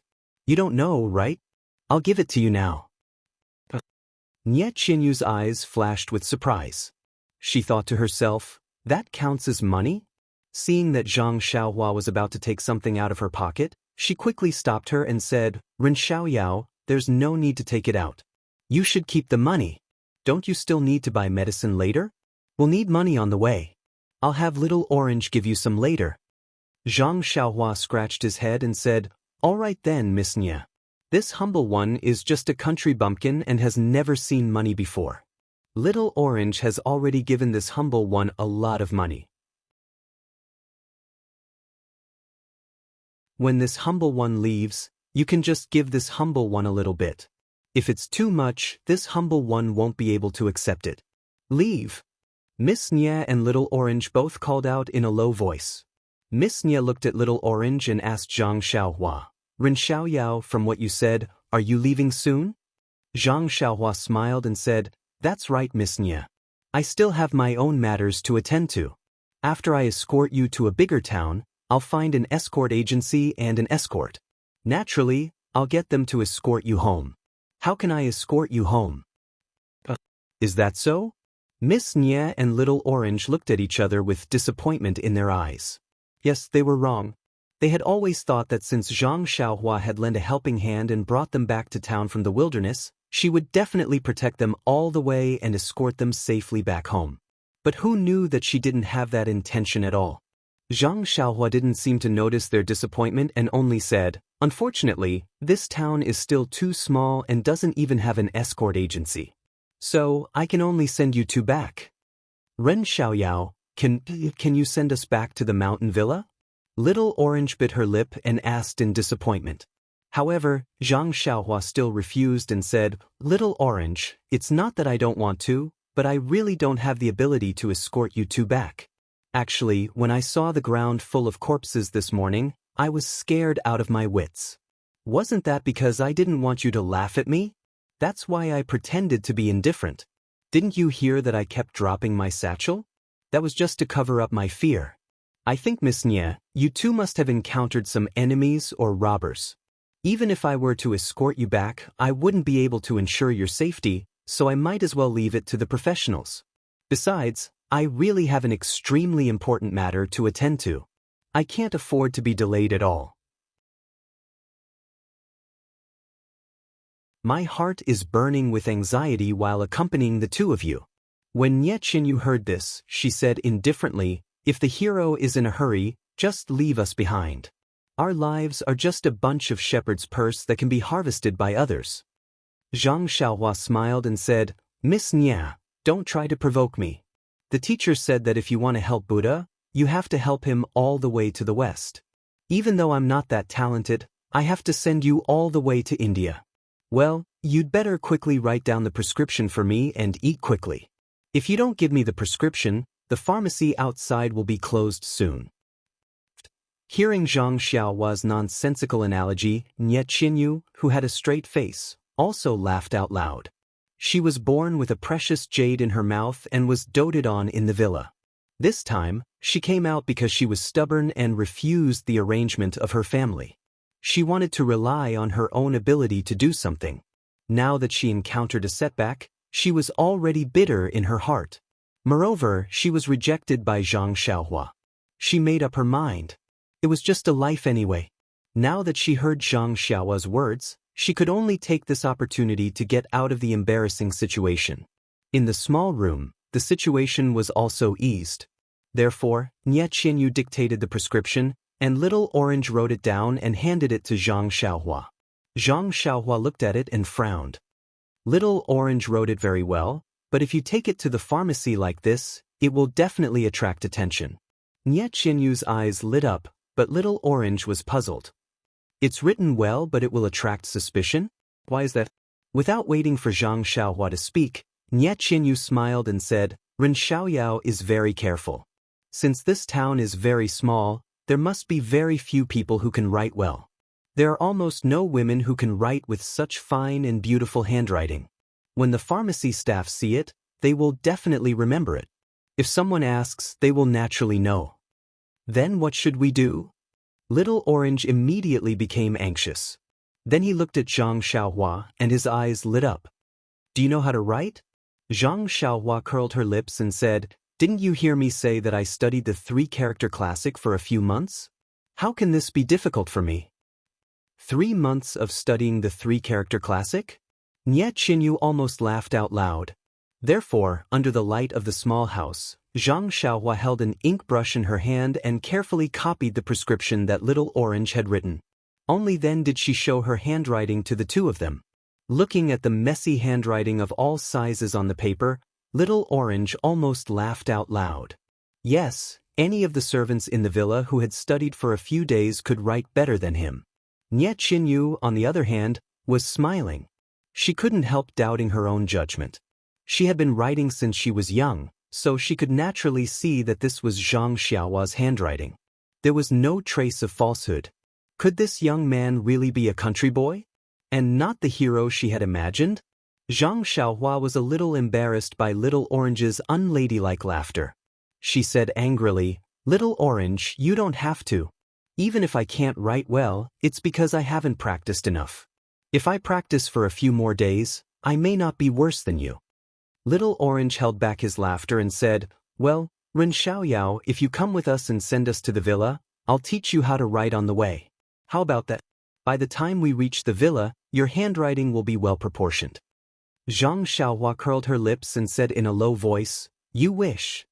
After saying that, he put away the paper with the prescription and said, "Then, Miss Nye, please eat first. I'll be right back." Nye Qinyu nodded and said, "Thank you." She couldn't help but feel a little disappointed. Zhang Xiaohua clasped her hands, tidied up the brush and ink on the table and left. After Zhang Xiaohua left, Little Orange said with a smile, "Miss, did you see that? I told you that Ren Xiaoyao was just a boy from the countryside. I was right. Sigh, maybe I made a mistake.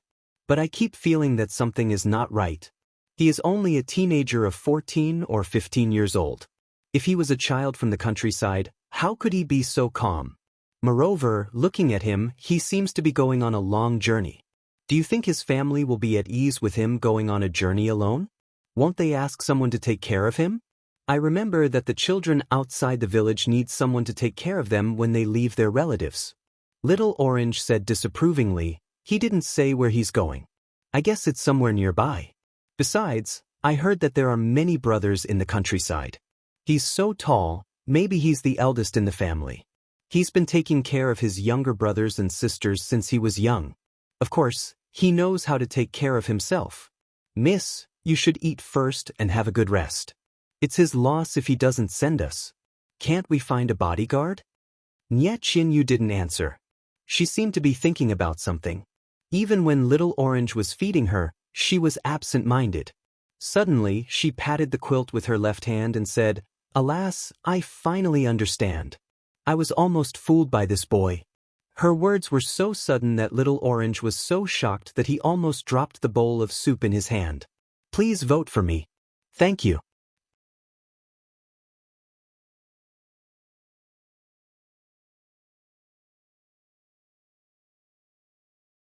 Chapter 354. Zhang Xiaohua returned the innkeeper's brush, ink, and other items and went to the pharmacy in high spirits to get some medicine. Little did she know that she had already given herself away in front of the innkeeper. Although the sky had darkened and smoke was rising from all over the place, many shops were still lit up and open to welcome customers. The pharmacy was also open, so Zhang Xiaohua naturally did not go to the pharmacy she had visited earlier. She just went to a random pharmacy. The shop assistant was not very busy. When he picked up the prescription that Zhang Xiaohua handed over, he only frowned slightly but did not seem surprised at all. In this town, although there were people who came to get medicine with a neat prescription written by a doctor, most of them were like Zhang Xiaohua, who hired someone else or copied other people's prescriptions to get medicine. Zhang Xiaohua's crab-like handwriting could only help the shop assistant gain some experience and did not do anything else. Zhang Xiaohua took the medicine brewed by the shop assistant and paid for it. She casually threw her calligraphy into the trash in the shop. At this moment, Nye Qinyu explained to the confused Little Orange with a smile, "Little Orange, blame me for teaching you to pay more attention to details. You should know that details determine success or failure. Didn't you see that Ren Xiaoyao kept saying that he had only learned the 3-character classic for 3 months? But he didn't know that it was his handwriting that gave him away. Is that so? Miss, I think his handwriting is really not good. Even if he copied your handwriting, it was extremely ugly. Could you tell that he was faking it? No, those words are his true level of handwriting. But it's precisely because he didn't fake it that I could tell." "Oh, miss, don't keep me in suspense. Where are the flaws? Tell me quickly." Nye Qinyu was still unhurried as she said, "Do you still remember what my father said when he evaluated the calligraphy of famous masters?" Little Orange thought for a moment and said, "In my impression, it's nothing more than that. The words are just like the person, round and smooth." Nye Qinyu couldn't help but laugh out loud. She mocked, "Round and smooth and even plump and charming." Little Orange begged, "What do you think?" When father praises people, he usually says that it's thick and thin, dense and natural, simple and clumsy or delicate, square or round and soft, reserved or ostentatious. The strokes of the brush are like floating clouds, swift and fierce like a dragon, strong and round, powerful, and so on. Little Orange still didn't understand.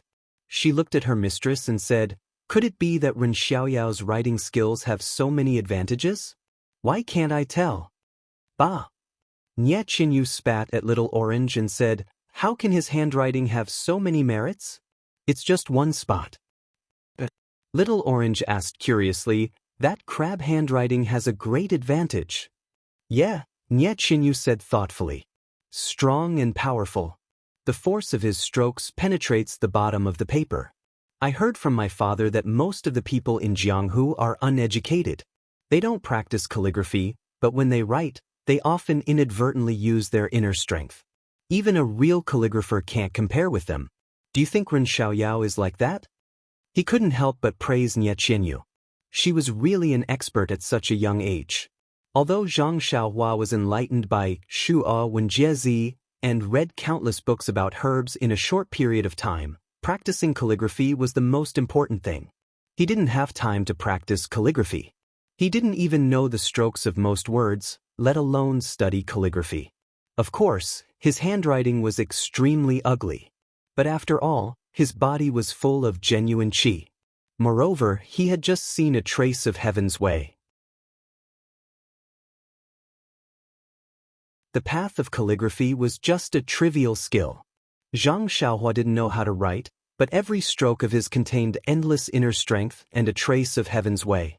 Although Nie Qinyu was talented and understood the force of Zhang Xiaohua's strokes, she was not a master. She didn't see the natural charm of his calligraphy. But even this simple recognition was enough to confirm Nie Qinyu's thought. This guy must be a martial arts master. But then, another question popped up. How old is this young man? Because according to Nie Qinyu's limited experience, a master of Jianghu who could write with such force must have been immersed in the inner strength for decades. Only when the inner strength was used to a certain extent could one understand all the other things. Only then could one apply the inner strength to the performance of calligraphy. Generally, a master of Jianghu who was much older than Zhang Xiaohua might not be able to write with such force. Nie Qinyu was still thinking about this question when Zhang Xiaohua came back with the medicine. Zhang Xiaohua entered the room and took out the medicine that was still warm. She said, "Miss Nie, this medicine is still warm. Can it be used? If not, I'll heat it up in the kitchen." Nie Qinyu looked at Zhang Xiaohua with a smile and said, "It's okay. This medicine is warm." At this time, Zhang Xiaohua noticed that Nie Qinyu and Little Orange were looking at her strangely. She couldn't help but raise her guard and said, "Well, that's good." After that, she handed the medicine to Little Orange and was about to leave. Nie Qinyu wouldn't let go of such a good opportunity. She shouted, "Ren Xiaoyao, wait a moment. I have something to ask you." "Oh, what is it, Miss Nie? Please tell me," Zhang Xiaohua asked carefully. Little Orange looked at Zhang Xiaohua with a complicated expression and said, "Wait a moment. I'll help Miss Nie finish the medicine first." Little Orange's expression made Zhang Xiaohua even more uneasy. She couldn't help but step back and stand with her hands behind her back. After Nie Qinyu finished the medicine, she stared at Zhang Xiaohua for a long time. Zhang Xiaohua stood there, feeling like a fish being stared at by two female cats. She felt a little creepy and couldn't help but ask, "Miss Nie, what's the matter? If you have something to ask, please tell me quickly. I've been tired all day and need to rest quickly." Seeing Zhang Xiaohua's evasive tone, Nie Qinyu became more nervous. She asked with a smile, "Ren Xiaoyao, where's the prescription you just transcribed?" Zhang Xiaohua frowned and thought for a moment. He didn't know what was so special about the prescription he wrote, so he said, "When I came out of the pharmacy, I just threw it away. Does Miss still want to use that prescription? Right. Do you still need to take the medicine tomorrow morning?" "I forgot." Little Orange rebuked. "Miss Nie wrote the prescription. She doesn't need to take a second dose. This bowl of medicine is enough." Hearing this, Zhang Xiaohua's heart skipped a beat. She asked tentatively, "So Miss Nie's medical skills are very good?" Nie Qinyu waved her uninjured left hand and said, "Little Orange, you're flattering me. Although I know a little about medical skills, I can only treat minor diseases. My current condition is caused by anxiety and a little injury on my wrist. It's really minor. Of course, it can be cured with some medicine. If it's something else, I can't guarantee." Zhang Xiaohua felt a little regretful. Seeing Zhang Xiaohua like this, Nie Qinyu asked curiously, could it be that your family members are sick and need a miracle doctor? Zhang Xiaohua thought for a while and told her about Ji Xiaohua's mother's illness. Of course, he ignored the details of his encounter with Ji Xiaohua and only told her about a neighbor. Nie Qinyu listened and said with a smile, according to your description, it's just a simple case of tuberculosis. It's very simple. It's just that the family has been poor for a long time and didn't receive timely treatment. The ordinary doctors in town can cure it. If you're still worried, I can write a prescription for you. You can take the medicine and recuperate for 10 days to half a month. You should get better. However, it's been a long time and it's difficult to fully recover. Zhang Xiaohua was overjoyed to hear this. Just as he was about to ask her for a prescription, he heard that ordinary doctors could also cure it. He thought about the money he had left for Ji Xiaohua and figured it should be enough. He smiled and said, since Miss Nie says so, let them go to the medical hall for treatment. I thought it was some serious illness. Nie Qinyu was a little disappointed when she heard this. She said, however, this is just your description. The way to cure a disease still lies in looking, listening, asking, and feeling the pulse. Everything has to be carefully examined. If it's convenient or on the way, I'll go and have a look. Zhang Xiaohua was not willing to let her know the details. He only said, that's too much trouble for Miss Nie. You haven't recovered yet.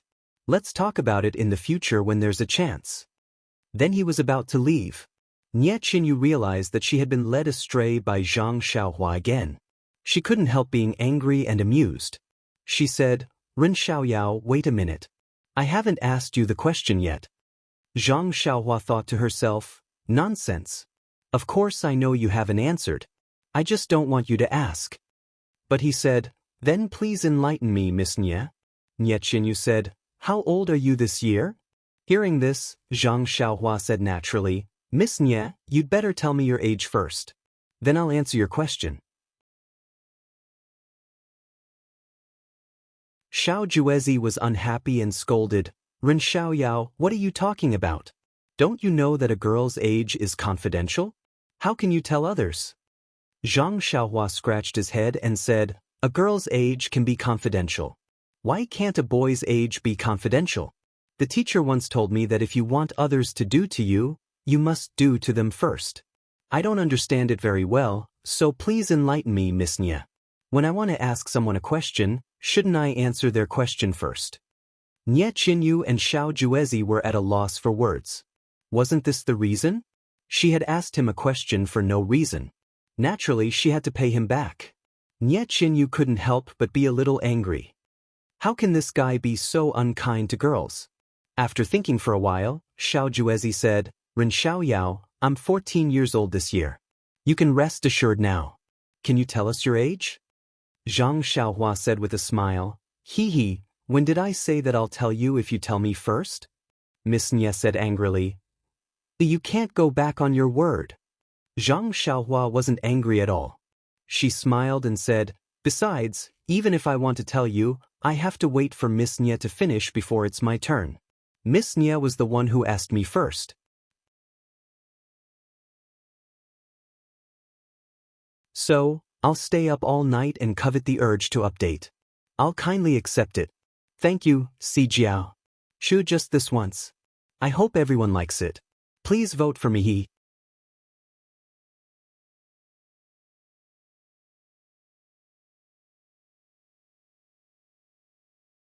Chapter 355.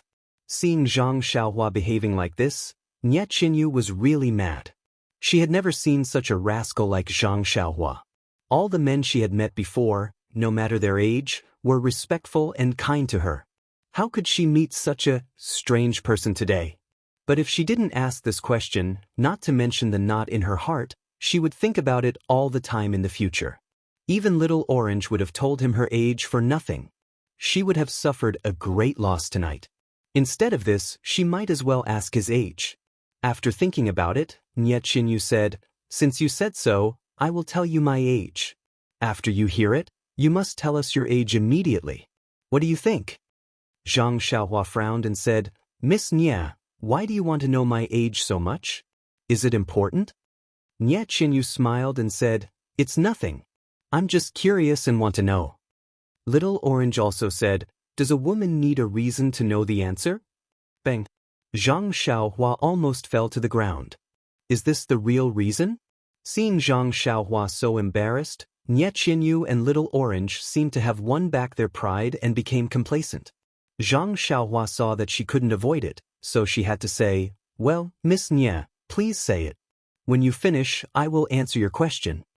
Nie Qinyu was stunned and felt her face was a little hot. It was the first time she talked about her age in front of a boy who was the same age as her. How could she not be shy? This Ren Xiaoyao, if there was a chance, she would definitely teach him a lesson. 1 month from today, it will be my 12th birthday. Nie Qinyu said it in a very low voice. Fortunately, Zhang Xiaohua's ears were not ordinary, so she heard it clearly. "Oh, you're 12 years old." Zhang Xiaohua said it unconsciously, but she sighed in her heart. Look at her. She's not even 12 years old, but she's already out here with her maidservant. She speaks so logically and is so calm when she's in danger. Look at her last night. She's even better than me now. It's as if she's seen the world. Alas, I'm not afraid of comparing myself with others. Compared to her, I'm simply useless. At this time, Zhang Xiaohua really wanted to shake the sky and shout, "Why is there such a big difference between people?" Seeing Zhang Xiaohua pondering, Little Orange became anxious and said, "Ren Xiaoyao, are you going back on your words?" Zhang Xiaohua came to her senses and said with a smile, "Do you think I, Ren Xiaoyao, am that kind of person?" Nie Qinyu and Little Orange looked at each other. Both of them felt the same way, but they wouldn't say it out loud. "It has been 2 months since my 18th birthday," Zhang Xiaohua said without hesitation. "What?" Nie Qinyu and Little Orange both cried out. "You can't lie to us. You're already 18 years old?" Zhang Xiaohua was puzzled and said, "What is there to lie about? Since I said I would tell you, why should I lie to you? Do I have to?" "But you look like you're only 14 or 15 years old." 14 or 15 years old? That was 4 years ago. Hee, maybe God was jealous of me and made me so delicate? Zhang Xiaohua pinched his chin with a smug look on his face. But the two girls in the hut spat at the same time. The hut fell into a subtle silence for a while. Zhang Xiaohua cupped his hands and said, "Miss Nie, if there's nothing else, I'll take my leave first. It's already late, so please rest early." At this time, Nie Qinyu said in a low voice, "That, Ren Xiaoyao, I didn't expect you to be so much older than me. You are even older than my cousin by 2 years. Can I call you Brother Ren in the future?" This time, it was Zhang Xiaohua and Little Orange's turn to be surprised. Zhang Xiaohua waved her hand and said, "Miss Nie, you look like a lady from a big family. Why do you have to make things difficult for me? If you call me that, it will shorten my life."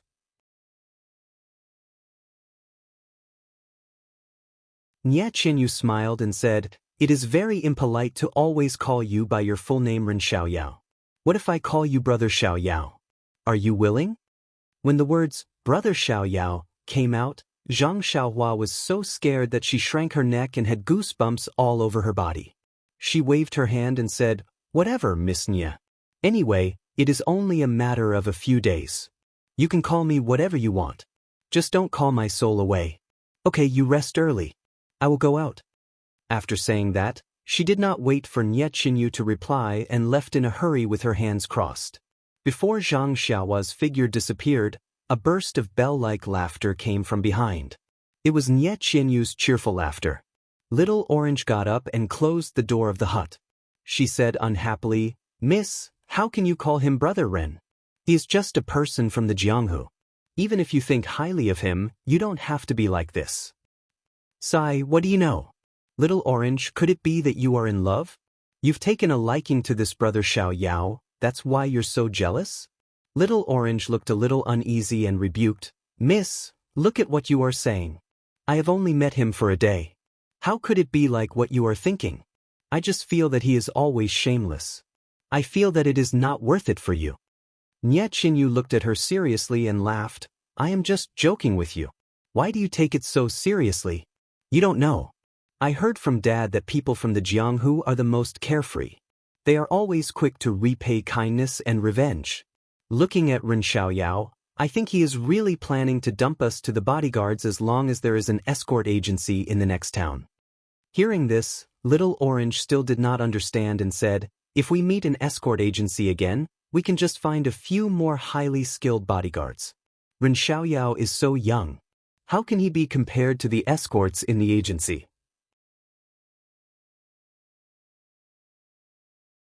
Nie Qinyu shook her head and said, the escorts in the agency are just second-rate people in the Jianghu.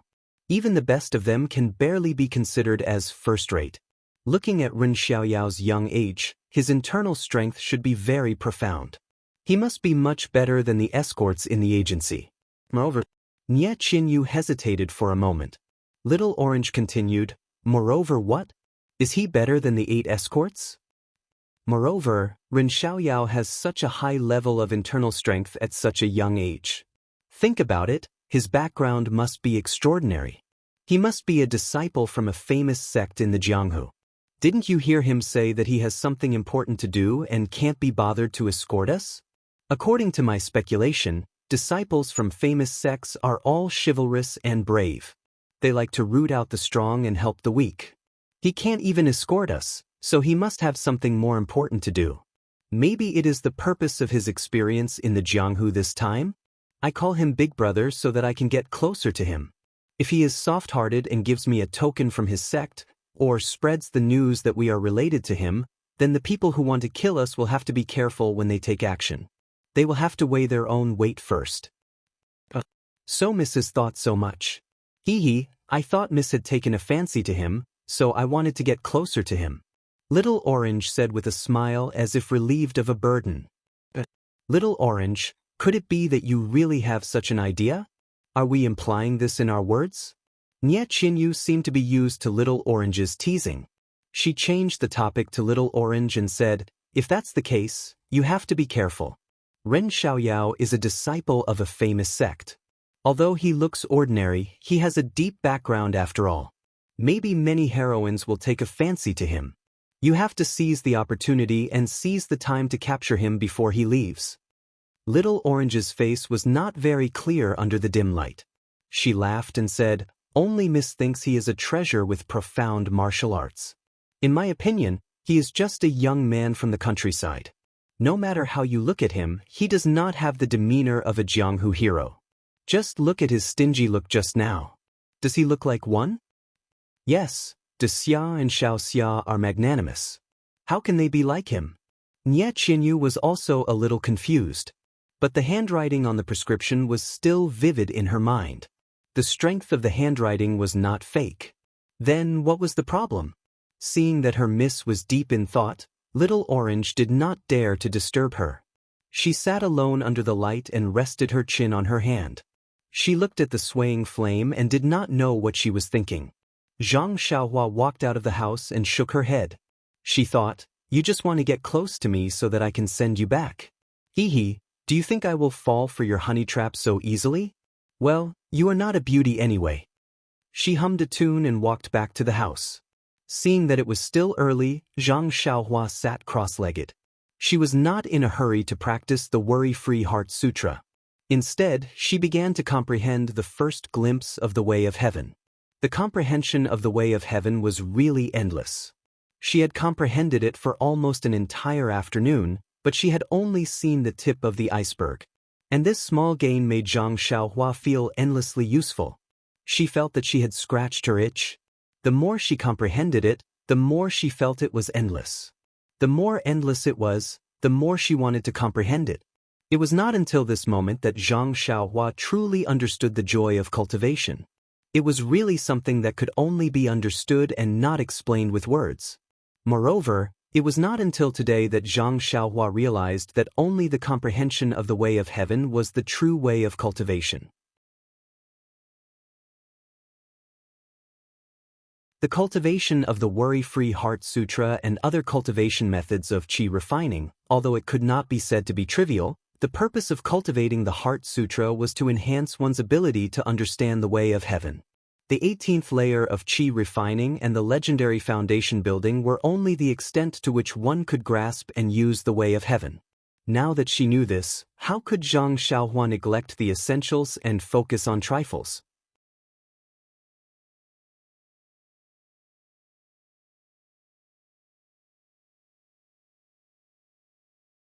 Chapter 356. Zhang Xiaohua was sitting cross-legged, wholeheartedly comprehending his own way of heaven.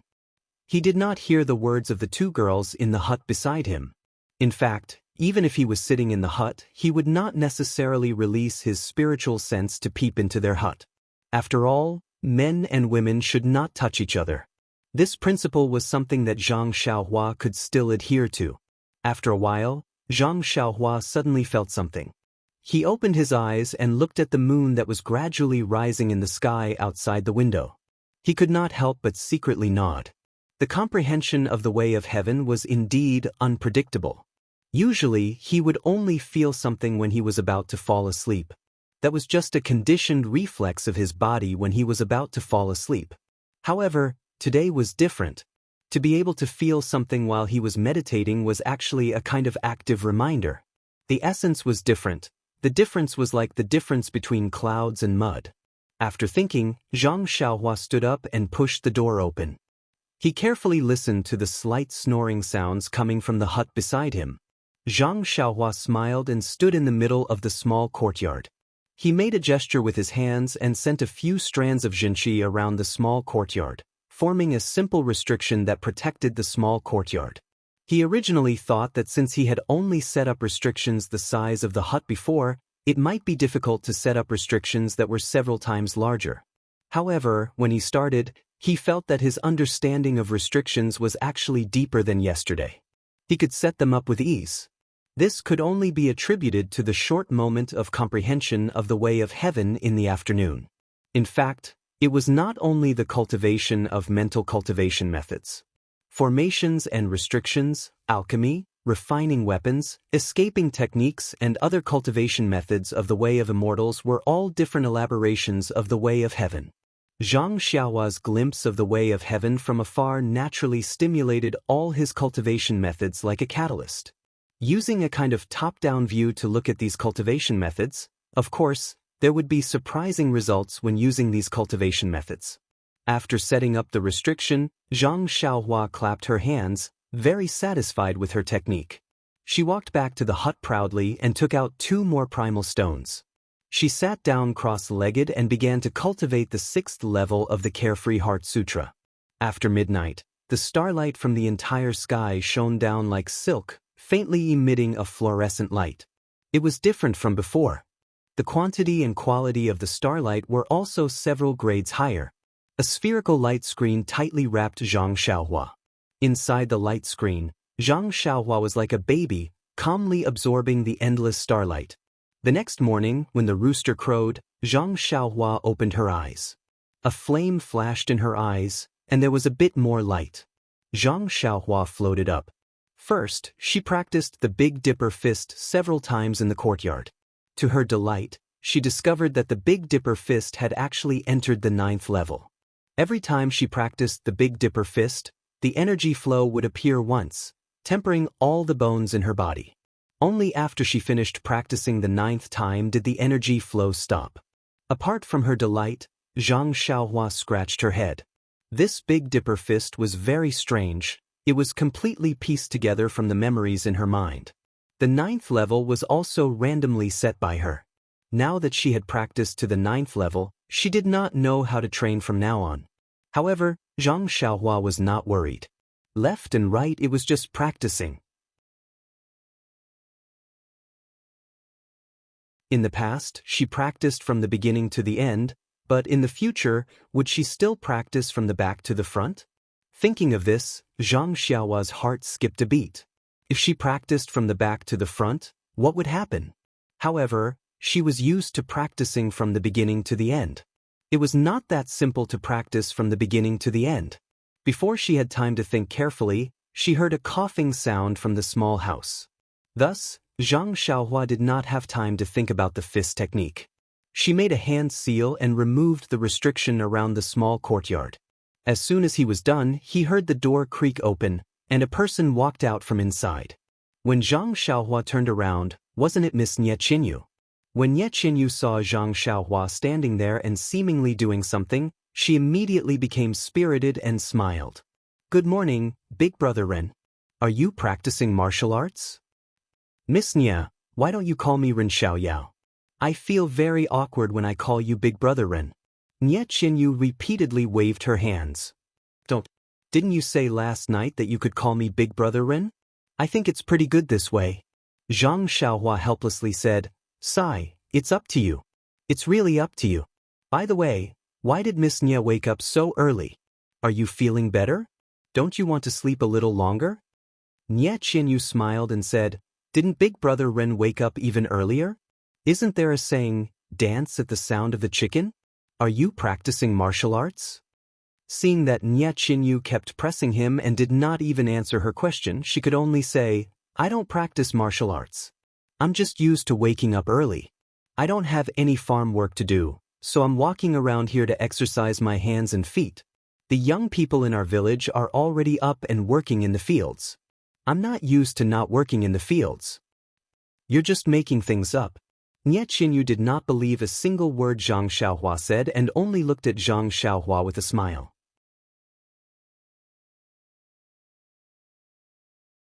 Zhang Xiaohua felt a little uneasy under her gaze and could only ask, "How's Miss Nie's condition?" "I've recovered a long time ago. My fever went down in the second half of last night. I've slept for almost a day and a night. I didn't feel sleepy this morning. I thought I was already very early, but I didn't expect Big Brother Ren to be here." After Nie Qinyu finished speaking, she also slightly moved her hands and feet. Zhang Xiaohua felt very strange and asked, "Miss Nie's wrist is also very good? Has the swelling gone down?" "Yes, it also went down last night." "Ah." Zhang Xiaohua said in surprise, "Miss Nie is really a divine doctor. Just one decoction and the fever has gone down. Even the swelling on your wrist has gone down. It's really incredible." Nie Qinyu laughed out loud. Her black eyes were filled with spring breeze as she said, "Big Brother Ren, you've overestimated me. That decoction only reduced the fever and only had a slight effect of removing blood stasis and reducing swelling. The reason why the swelling on my wrist went down so quickly was because I had already applied the ointment in advance. After a day of the ointment seeping into my wrist, I saw the effect last night." Zhang Xiaohua felt very embarrassed and asked casually, "Miss Nie's medical skills are so brilliant. I wonder if it's passed down in your family? I wonder if someone like me can learn it." Nie Qinyu rolled her eyes and said, "Of course my medical skills were passed down from my father. Medical skills are also passed down from generation to generation in my family. However, if Big Brother Ren escorts us home, I'm sure my father will consider this request carefully." Hearing this, Zhang Xiaohua immediately interrupted. Looking at the unlatched door, she asked, "Why hasn't Little Orange woken up yet? She's an incompetent maid. How can a maid not serve the miss when she gets up?" Nie Qinyu laughed out loud again and asked, "Could it be that Big Brother Ren has read too many novels? Although Little Orange is my maid, she grew up with me. We're like sisters. Why would I need her to serve me at all times? Moreover, Little Orange has been watching over me for a day and a night without any rest. Last night when she saw that my fever had subsided, she felt relieved and went to sleep." Zhang Xiaohua didn't want to talk to her anymore. She cupped her hands and said, "Miss Nie, please move around and breathe in some fresh air. I'll go back to my room and sleep again." Nie Qinyu said anxiously, "Hey, Big Brother Ren, even a hard-working farmer needs to sleep again?" Zhang Xiaohua smiled and said, "Who doesn't eat dumplings during the New Year? It's rare for me to be free. Naturally, I have to make up for the lost sleep when working in the field." After that, she turned around and walked back to her room. Without looking back, she said, "Miss Nie, you'd better not go outside so as not to be seen by others." Nie Qinyu bit her lips and stamped her feet helplessly. The next 2 days were peaceful and quiet. Zhang Xiaohua and the others hid in the small courtyard. Zhang Xiaohua would go to the inn to get their daily meals. She did not allow the waiter or the innkeeper to take half a step into the small courtyard, afraid that they would leak out any information. In fact, Zhang Xiaohua also knew that even if those bad guys were from some big Jianghu sect, they wouldn't be able to search every house like the government. At most, they would go to inns and tea houses to inquire about information. However, for safety's sake, he still hid in the small house. However, even if he hid in the small house to meditate and comprehend the way of heaven and heart sutra, he still released his divine sense. With Zhang Xiaohua's current divine sense, his divine sense could already cover the entire town. From time to time, he could see many Jianghu people riding on horses on the main road. There were also some unknown people inquiring about the town. However, whether they were looking for Nie Qinyu or not, Zhang Xiaohua couldn't be sure. There were also people inquiring about the inn Zhang Xiaohua stayed in. However, Zhang Xiaohua didn't know that. He was immersed in the pleasure of comprehending the way of heaven, so how could he waste too much time on this? When the inquisitors saw that the inn didn't intend to enter and saw the innkeeper's lazy look, he became even more impatient. When he heard that there was a carriage in the yard behind, he stuck his head out to take a look. When he found out that it was a village boy driving the carriage, he didn't waste any more time and went to the next inn. However, his carelessness saved his life. Zhang Xiaohua was already prepared. If anyone came looking for him, as long as there were only a few people, he would kill them all. Therefore, he was quietly cultivating and waiting for someone to take the bait. Early this morning, Zhang Xiaohua used his divine sense to scan outside and found that the unknown people from 2 days ago had disappeared. Therefore, he came to look for Nie Qinyu. Nie Qinyu's body was already fine. It was just that her wrist was fractured, which was inconvenient. She still needed to rest for a few more days. However, didn't she have little Orange? She didn't feel any particular inconvenience. When Zhang Xiaohua entered the house, he didn't stand on ceremony and directly said, "Miss Nie, we've been hiding in this small town for 2 days. Come to think of it, those people who were chasing after you should have passed by now. I think it's better for us to set off now and find an escort agency as soon as possible so that we can find a bodyguard who can protect you. That's the most important thing." Nie Qinyu thought for a while and said, "It's about a 2-day journey from here. We should be in Tanha City. There should be a large-scale escort agency there. I wonder if it's convenient for Brother Ren?"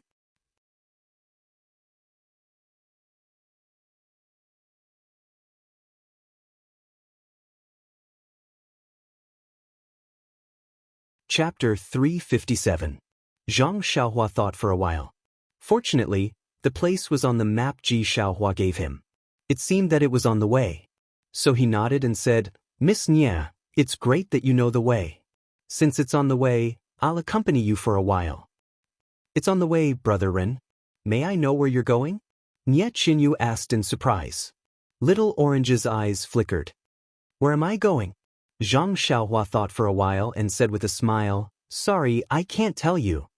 The 2 expectant ladies almost choked and rolled their eyes. Was it necessary? After all, they had gone through thick and thin together. Why couldn't he tell them such a small thing? However, the 2 of them seemed to have forgotten that they didn't even tell him where they were going. Well, maybe they had the rule of ladies first in their hearts, but the Guizhuang house was also Zhang Xiaohua's taboo. Unless it was a last resort, he would never say a word about it, especially when there were so many wolves following behind them. Seeing Zhang Xiaohua looking up at the white clouds in the sky, as if there were endless stories there, Nie Qinyu could only pout and ask Little Orange to pack up and get on the carriage. Fortunately, they didn't plan to stay here for a long time. Everything was in the shabby carriage, so it was easy to pack up. Not long after, they got on the carriage. Zhang Xiaohua went to the counter of the inn to settle the bill and tactfully tipped the waiter a few copper coins. He felt very awkward, but the innkeeper was very happy. Not to mention how much the tip was, this young man had booked an old courtyard and didn't even need the waiter to call him. If there was anything, he would come to the counter himself, which saved them a lot of trouble. They only met a few customers like this in a year, so when Zhang Xiaohua left, the innkeeper sent him off far away, almost wiping his tears with his sleeves. Zhang Xiaohua didn't know and thought that it was the reason for the tip. He praised the charm of the money and raised his vigilance, afraid that the innkeeper would find clues from the carriage. Actually, he was worrying too much. The shopkeeper had also been running the inn for many years. Although he was lazy to run the inn and treated people indifferently, he still had a pair of eyes, didn't he? How could they not see clearly? You have stayed in the small courtyard of the inn for many days. Even if they did not deliberately observe you, they would still have a rough idea. When Zhang Xiaohua often took 2 portions of food from the inn, he had long been labeled as eloping or running away from marriage. He was taken care of by the experienced innkeeper. This was also the main reason why they were not harassed by people who wanted to find out more information. Zhang Xiaohua did not release her divine sense, so of course, she could not see the ambiguous look in the shopkeeper's eyes. She drove the carriage slowly forward and was very satisfied with her performance in this town. Who said that people with no hair on their mouths couldn't do their jobs well? This young master has just entered the pugilistic world, and I've already played those bad guys in circles. On the road again, Zhang Xiaohua was not in a hurry. First of all, Nie Qianyu's wrist had not fully recovered and she was afraid that it would be damaged by the bumps. Second of all, there might be bad guys blocking the way ahead. Who would be stupid enough to rush forward? Third of all, Zhang Xiaohua was sitting cross-legged in the carriage leisurely. It was a good time to comprehend the heavenly Tao. Actually, the most important thing was that the shabby carriage Zhang Xiaohua bought could not go too fast at all. Along the way, she listened to the creaking sound of the small carriage. Every time there was a slightly bumpy road, she would feel her heart in her throat. She was afraid that the carriage would fall apart.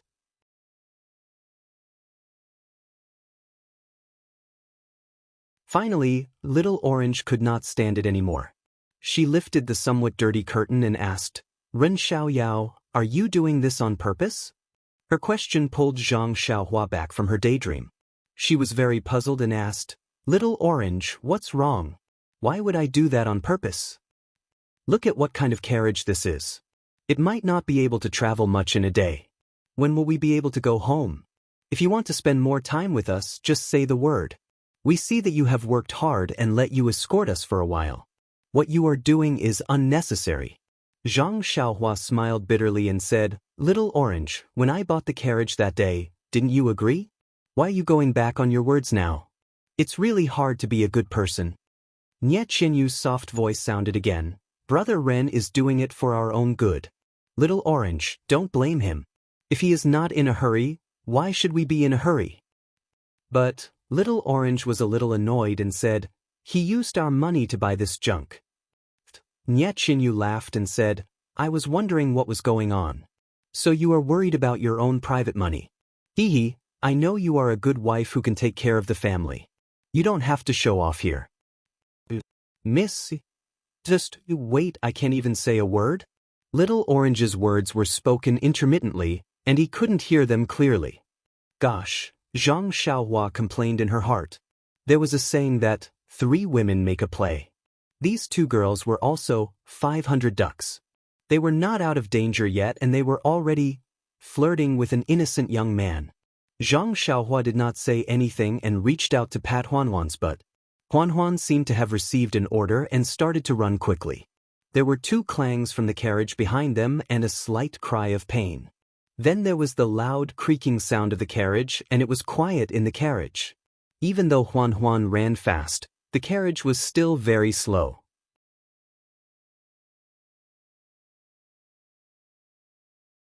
The 3 of them were starving for food and drink along the way. It was only when it was almost dark that they arrived at another town. They found an inn and settled down a little. Zhang Xiaohua went to inquire for information. According to the innkeeper's introduction, this place was still about a day and a half away from Tanha City. Zhang Xiaohua was taken aback, but he immediately understood that his carriage was too slow. It had only taken him half a day's journey the entire morning. The next day, they set off again. Zhang Xiaohua did not increase her speed and instead slowed down a little. This was because she knew that there was only one main road from Tanha City to the town where they were attacked. It should not be too difficult for the group of people who were chasing after Nie Qianyu to find the luxurious carriage that she abandoned.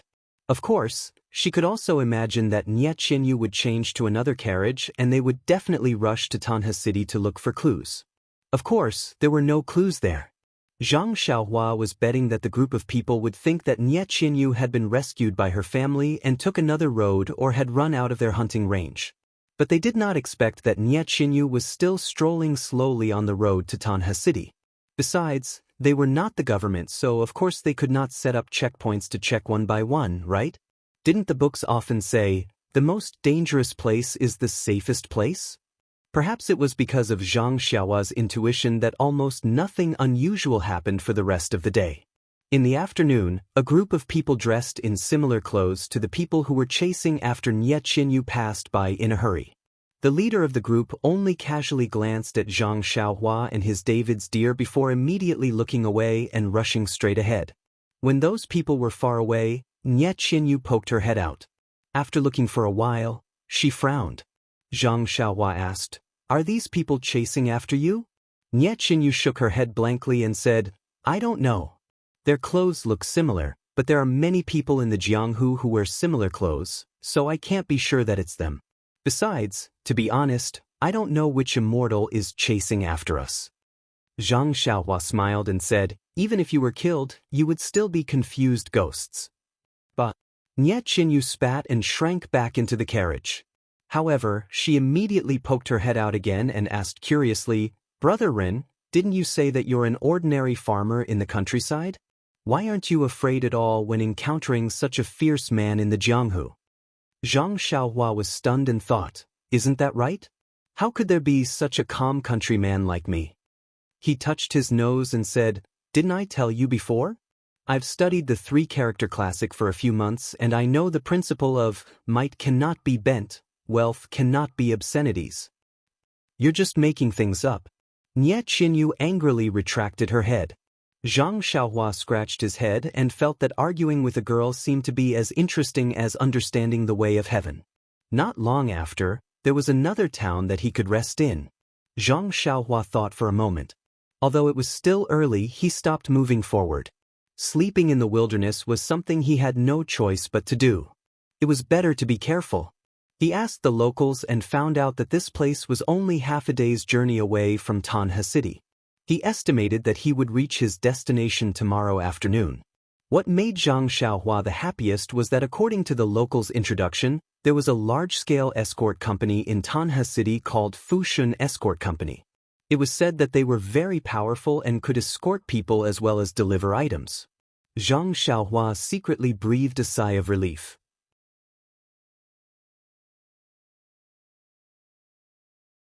After sending them to the escort agency, his task would be completed. He had to go home as soon as possible. It was already winter. If he hurried, he might be able to go home for the new year. Thinking that his family could sit at the same table and have a reunion dinner, Zhang Xiaohua felt warm in his heart and wanted to go home as soon as possible. Early the next morning, Zhang Xiaohua woke them up to hurry. Nie Qinyu and Little Orange looked unhappy, not knowing whether it was because they didn't sleep well or because Zhang Xiaohua wanted to leave them to the escort agency. They didn't meet any Jianghu people along the way. There were a few who were alone and had nothing to do with them. Also in the afternoon, they arrived at a slightly deserted area. While chatting with Zhang Xiaohua, they heard the sound of hurried horse hooves ahead. Zhang Xiaohua released his divine sense and saw 5 men in neat clothes riding toward them. He didn't dare to be careless and quickly asked the 2 to hide in the carriage while he pretended to drive the carriage. Huan was still the same, pulling the shabby carriage to the middle. Zhang Xiaohua quickly asked it to return to the side of the road. The 5 men in neat clothes only looked up at Zhang Xiaohua and his shabby carriage and didn't care. When they were about to pass by, a man with very thick eyebrows suddenly shouted, "Hall master, please wait for a moment. There's something wrong with this carriage."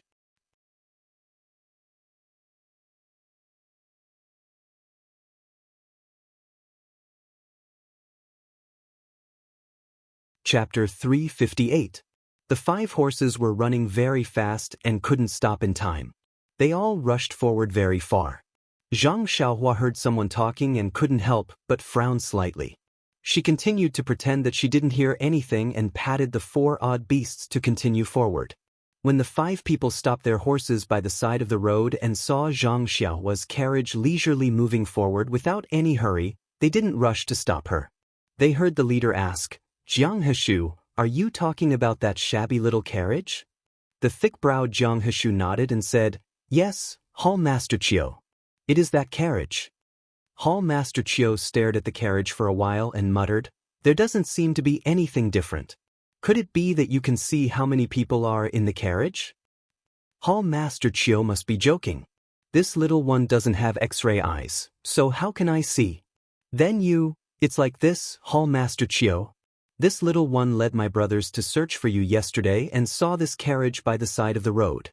At that time, this little one only gave it a slight glance and didn't pay it any attention.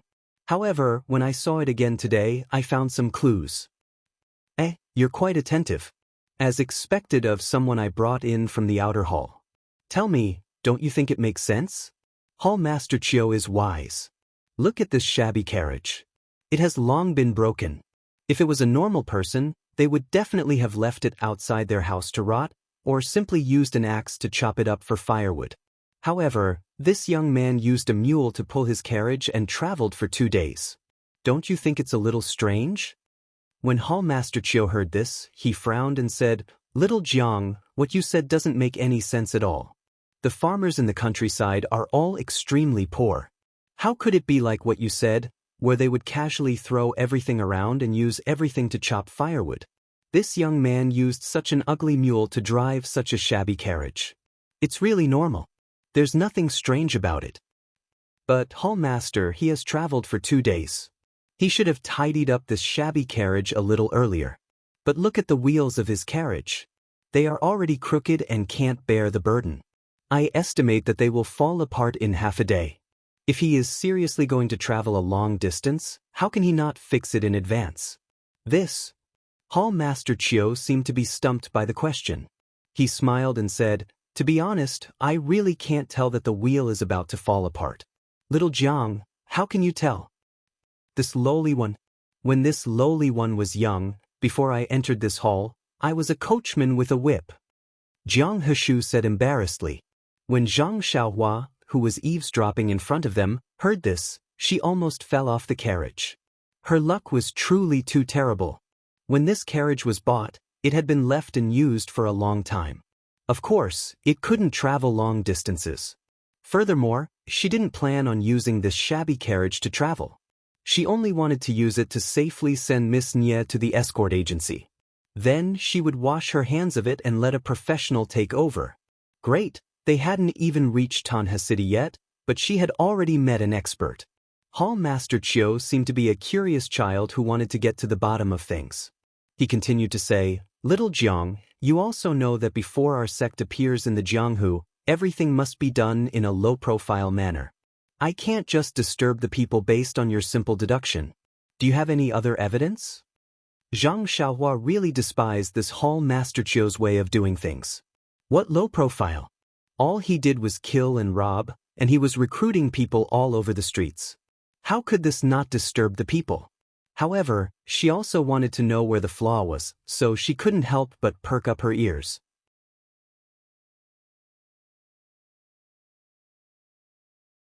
Jianghu continued, "Also, Hall Master Qiu, your inner strength is profound.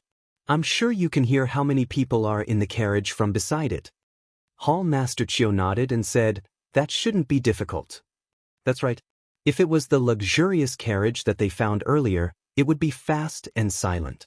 You would be able to hear the breathing sounds in the carriage as soon as you passed by it. Naturally, they wouldn't be able to keep it a secret. Listen to this carriage, it makes creaking sounds along the way. Can you tell? They must be afraid that people would discover the number of people in the carriage, so they specially chose an old carriage. When Zhang Xiaohua heard this, she was secretly happy. She didn't think that she was so smart. Why didn't she realize this before? She was even discovered by someone else. No wonder people often said, "A horse of 1,000 li is common, but a talent scout is hard to find." Hall Master Qiu nodded slightly. Jianghu continued, "Actually, Hall Master Qiu, there's still the most important point." Hall Master Qiu was a bit unhappy. After talking for so long, he was still keeping her in suspense. He didn't even mention the most important point.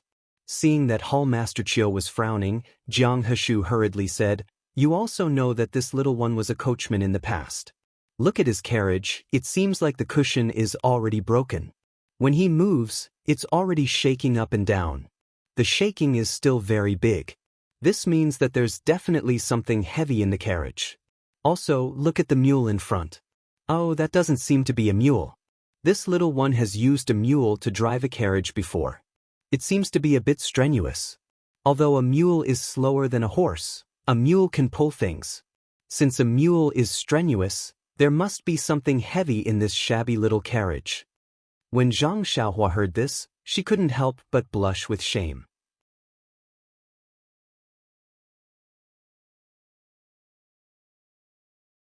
Of course, her sword was on the back of the David's deer.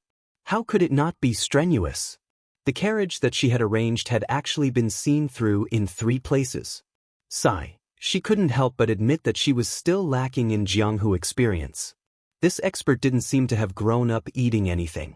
At this moment, Zhang Xiaohua's carriage was already some distance away from the 5 men. The 5 men were not in a hurry and were still eagerly studying the carriage from behind when they heard Hallmaster Chiu say with a laugh, "Little Jiang, your martial arts are weak and cannot convince the others, but I still appointed you as the team leader because I can see how meticulous you are and how you can think things through. Hee, not bad, you were actually able to see so many problems from this shabby carriage. This means that I did not misjudge you. If you can really find those 2 girls and complete the sect master's orders, I will definitely reward you handsomely." When Jianghu heard this, he was overjoyed and repeatedly said modestly, "It's all because of Hallmaster Chiu's good fortune that this little one was able to see it." Hallmaster Chiu smiled and said, "However, after analyzing for so long, what if this youth is just a tenant farmer in the countryside who borrowed a shabby carriage from elsewhere to deliver grain to Tanha City? The grain is very heavy and the carriage is prepared to be repaired at Tanha City? Wouldn't your deductions all be for naught?" Jianghu was speechless. Hallmaster Chiu said proudly, "You don't have any other ideas, right?" "Yes, Hallmaster is wise. Perhaps this little one was wrong. It doesn't matter if you're right or wrong. I have a way to know if you're right or wrong." Jianghu's face was filled with longing as he asked, "Hallmaster, please teach me?" "Ha!" Hallmaster Chiu laughed loudly and said, "All your deductions are nonsense. Stop him and let him open the carriage's curtains to take a look." After saying this, he urged his horse to chase after Jianghu. At this moment, Hallmaster Chiu had tossed their gate master's order of not disturbing the people to the highest heavens. Seeing that Hallmaster Chiu was happy, Jianghu was also overjoyed. He also patted his horse and followed behind, not forgetting to say with concern, "Hallmaster is wise. This little one can't flatter you. However, Hallmaster should still be careful. After all, Vice Hallmaster Zhang is a good example." Seeing that Jianghu was both flattering and showing concern for Hallmaster Chiu, the eyes of the other 3 also lit up. What a talent! No wonder he could climb from a coachman to a captain. He really wasn't bragging. That's right, the coachman was a youth. Even if he knew martial arts, how could he be Hallmaster Chiu's opponent? These words naturally made Hallmaster Chiu's heart warm up, feeling the warmth of spring. Presumably, even if there was nothing wrong with the carriage, Jianghu would still be promoted later. When Zhang Xiaohua heard the sound of horse hooves behind them, she sighed inwardly. You don't want to take the broad road, but you want to take the narrow wooden bridge instead. When the 5 of them caught up to the carriage, they heard Hallmaster Chiu shout, "You brat, stop the carriage." Then, the 5 of them surrounded the carriage and drew their swords from their waists. Obviously, even if they hadn't eaten pork, they would have seen a pig run. We don't know how to flatter, so we should learn from him. Seeing that this youth is unarmed, we should also draw our swords and pretend to be loyal and devoted. Hallmaster Chiu was very satisfied with the performance of his subordinates. With a serious expression, he asked, "Young man, where is your carriage going? What's in the carriage?" Zhang Xiaohua trembled as he got down from the carriage.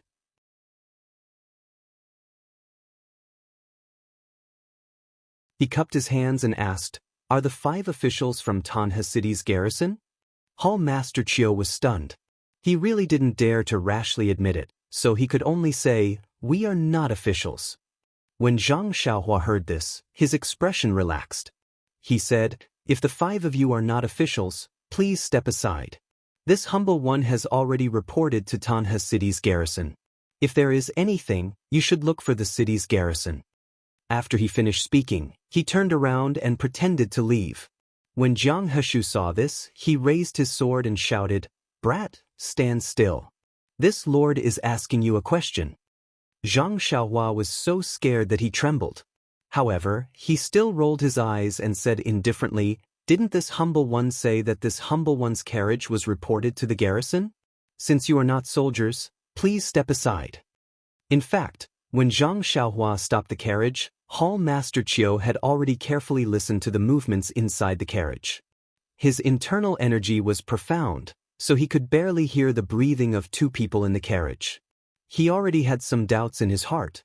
However, this young man kept saying that he was an official, so he was intimidated.